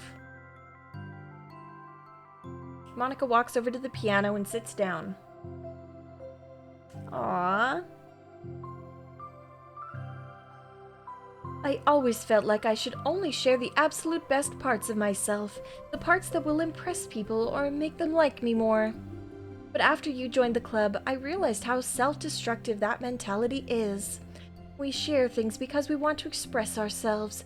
Sharing experiences allows us to share emotions. And I just felt like I wanted to show you this, because if it wasn't for you, I would have never started playing piano. Hey, I think the credit for that one goes to Parfait Girls, not me. No. Well, maybe it's true that Parfait Girls put the thought into my head, but it was still you who inspired me to keep practicing every day. Every day? Because you just make me feel like if I want to do something, I should just do it. I mean, I still haven't been practicing for very long, and I'm not really good at it yet, like, at all. But I wrote a song for the club, and I worked really, really hard on it. It doesn't have any words or anything, but, well, yeah. You made it! Sing us a song. You're the piano game. Hello, Nikolai. You made it.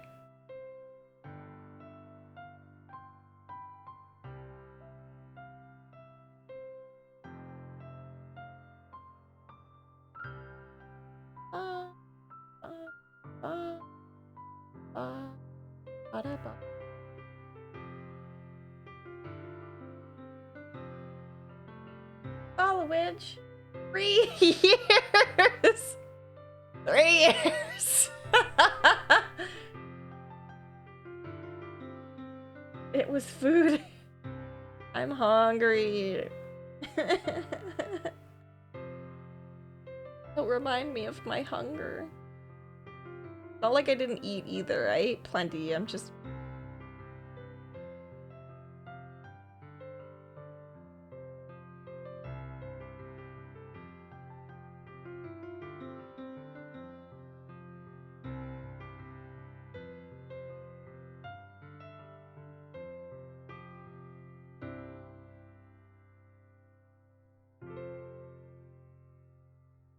Accountage. I don't know if it works. Say leftovers. Well, it's been at least 4 years that I've streamed. I've been a streamer for 4 years. Oof.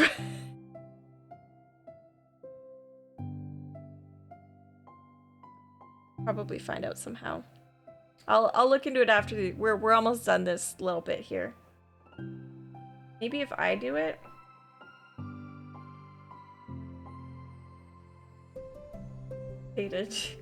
What's with you and potatoes, Partrap? What's the deal with potatoes? That's all. That was so good. It was? Yeah, are you kidding? You're already like a pro. No, not even close. Does the song have a name? He said it was about the club, so... Yeah, it's called My Song, Your Note, because everyone brings something so unique to the club. Completely different from how I first imagined it, I think. But I was like such a selfish perfectionist. That is a potato.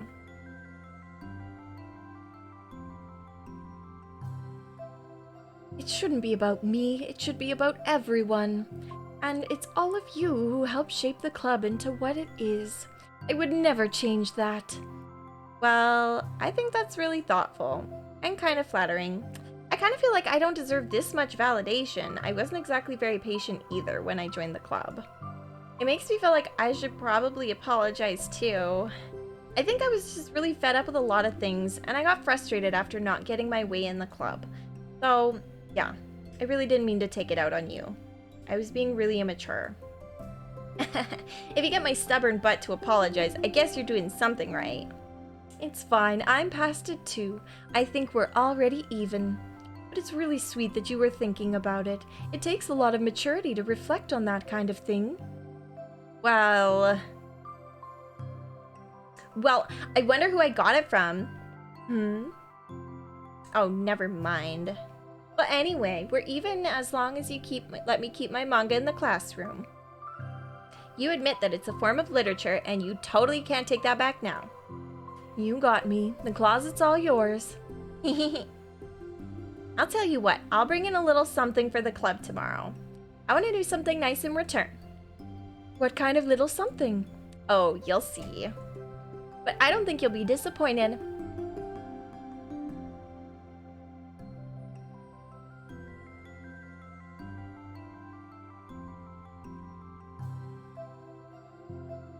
Next club meeting ends up being a particularly tasty one. Dick?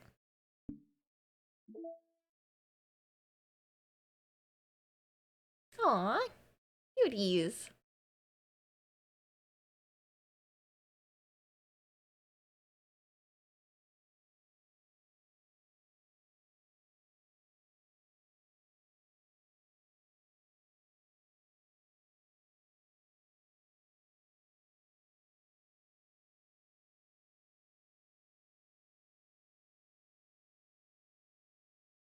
Yeah.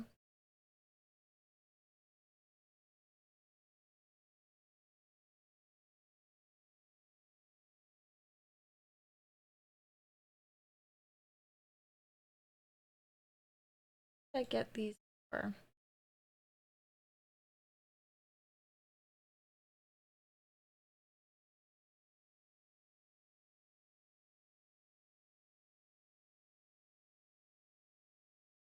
I love that one.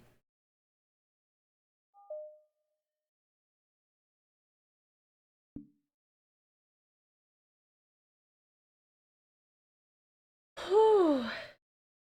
Harry, don't eat books. It's not good for you.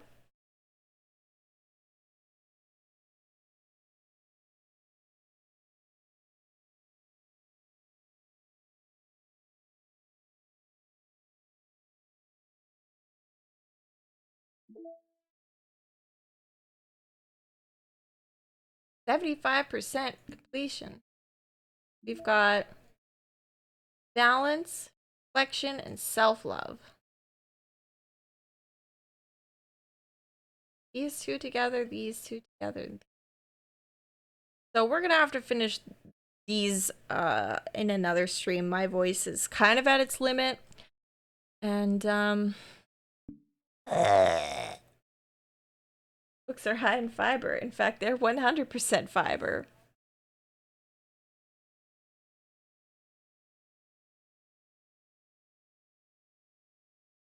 Ugh. That's fair. I tried to make it happen in one. Probably could have gotten further if we didn't have more completionisming to do, but I'm glad I did it. Because I definitely had gotten that ending before, but it's been so long that I forget these things. Nice to remember, because I like this game. Like, I like the story and the characters. You know, there's definitely some vapid elements of it, particularly the main character. But, I like it. I know, right? I know. I love that they gave her the razor kitty ears.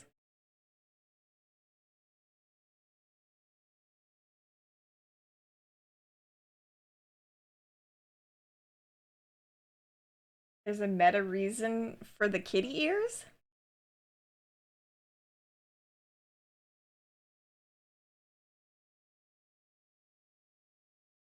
Interesting.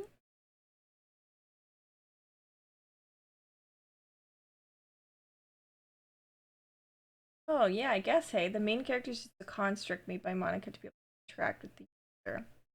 But is that seriously what she thinks guys are like? Like, she wrote him to be like that? Monica, why'd you write him to be like that? If you created him. Really, girl? You don't have any standards? And she's the one that doesn't read manga, right? Like, she wrote him like a manga guy, but she doesn't read manga.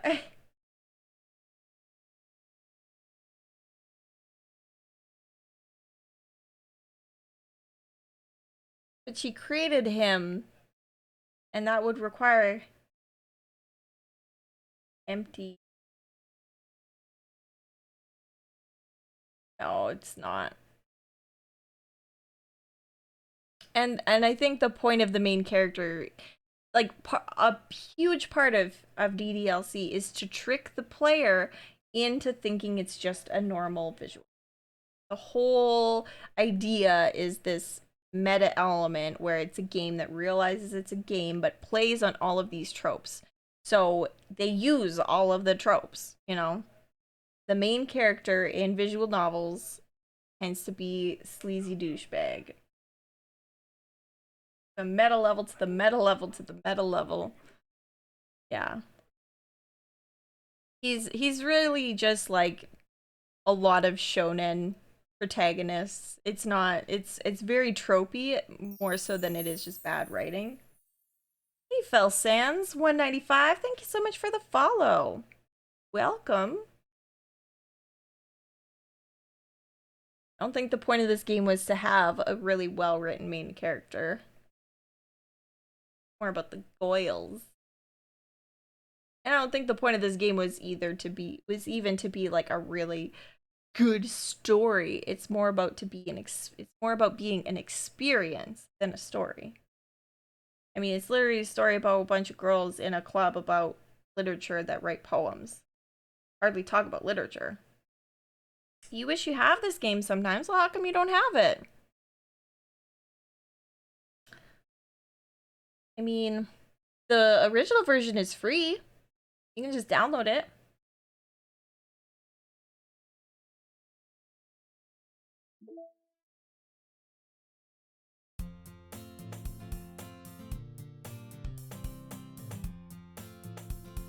Yeah, at least 2 meta levels.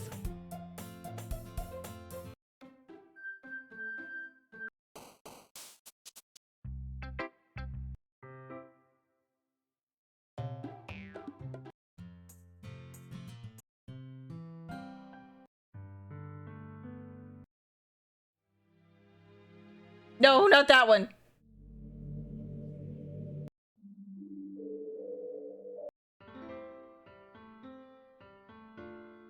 Bam, bam, bam, bam, bam. Because a program may be an AI and a virtual machine.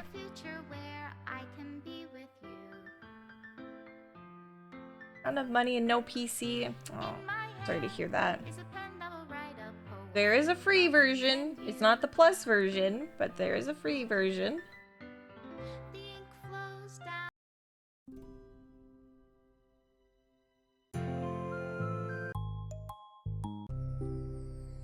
Peachy pie, strawberry, peppermint, lavender mist.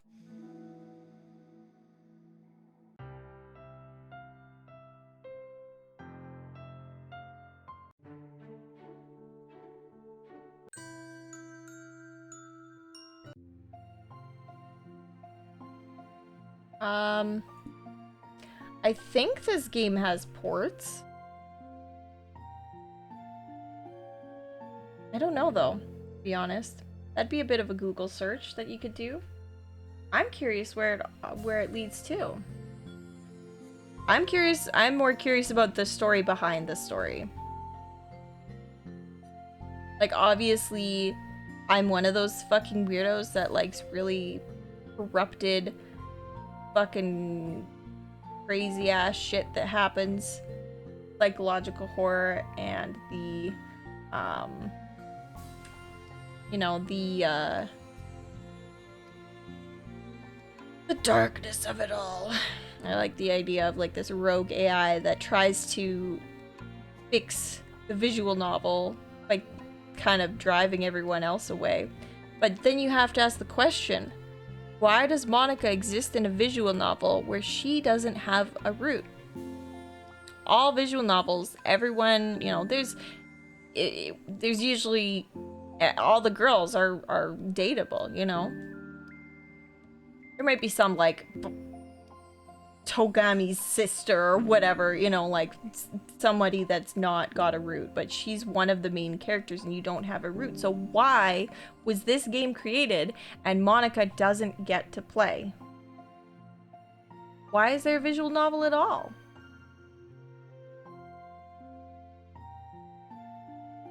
Fine, like, oh, that's true, Part Trap. But the plot can happen. But this game purposely addresses it as a meta conversation.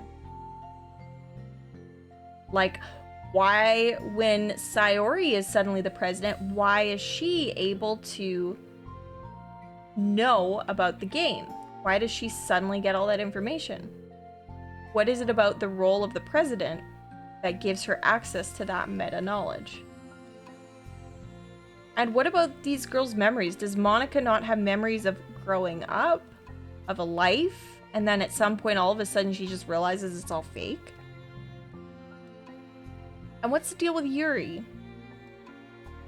There's more to Yuri's story than is immediately apparent either.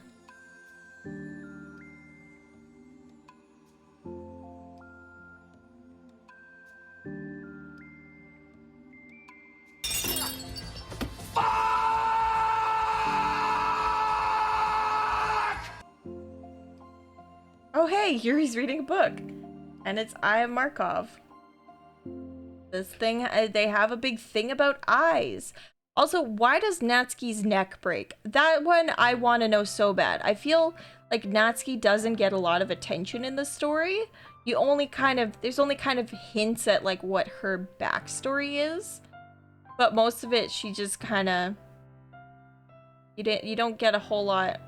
She's just, you know, bullied because of manga, but also she comes from a home of domestic abuse.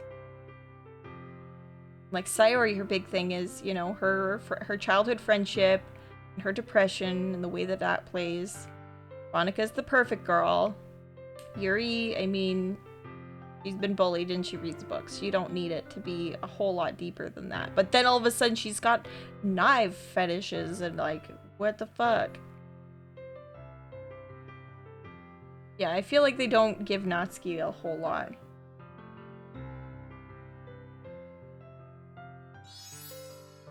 Oh my god, Kitty!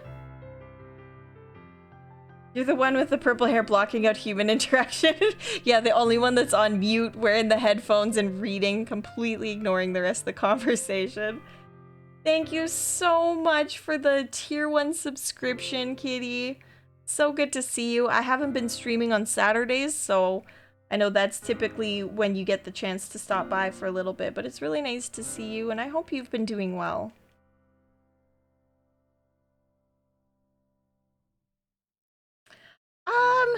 I'm doing okay.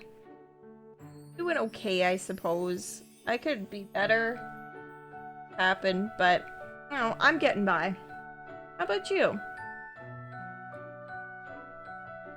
Partrap, are you getting to a joke here? Waiting for a punchline? But yeah, Yuri's my girl.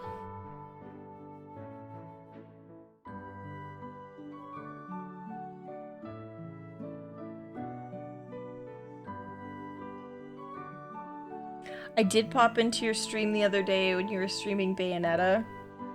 When you're at the part where you're flying that thing, and it goes on so fucking long, and there's like no checkpoints. Like probably the worst part of the whole game, and then leading up to the fight with Jean where she's just so fucking difficult.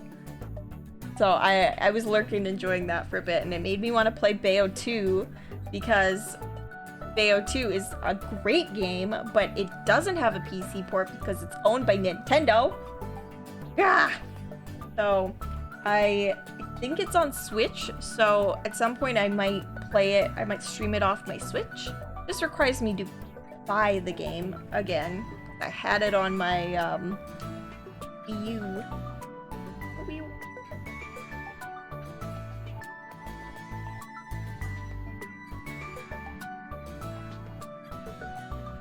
Oh, Rubber? Oh, okay. I didn't see the part where you recommended the movie Rubber. Good movie about a tire and will actually answer a bunch of questions you have about this game.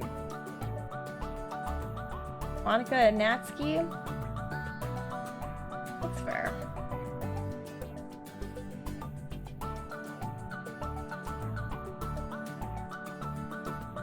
Rubber is quite a movie. Well, damn missile. That part sucks. Game has such good combat, but then you stick her in a fucking missile and it's just hell. Yeah, it's been so long since I played the second one because it's on the fucking Wii U. And where the hell is Bayo 3? Nintendo! You need Bayo 3?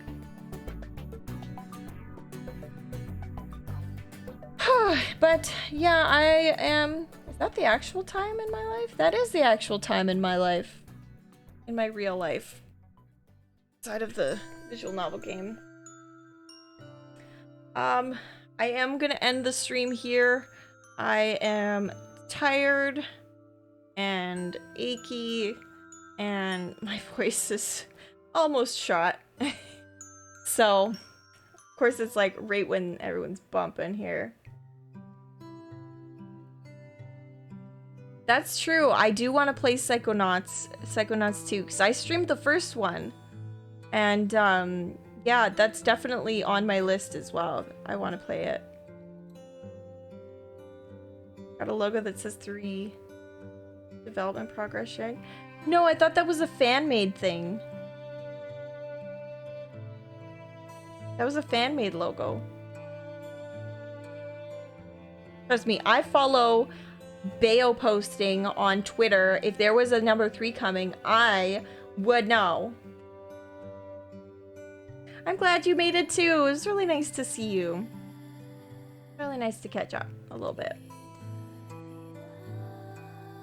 But yeah, I gotta pee. I gotta end the stream. I'm at my energy limits. Here, I'm gonna quit the game. Eeped. When was that? Hold on, hold up. Go to chit chat for a second.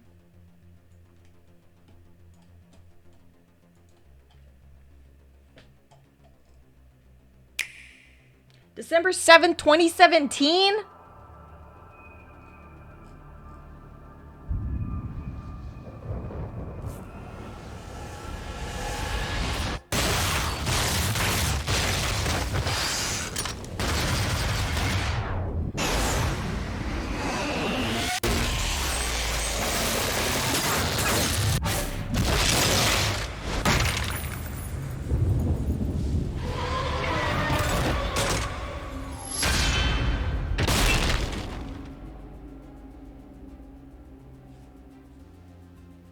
What the fuck?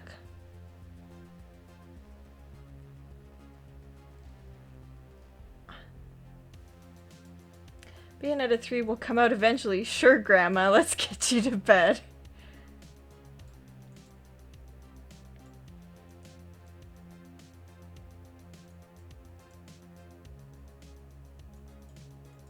Won't even launch on the Switch. Bayonetta 3 really went to get milk and hasn't come back yet.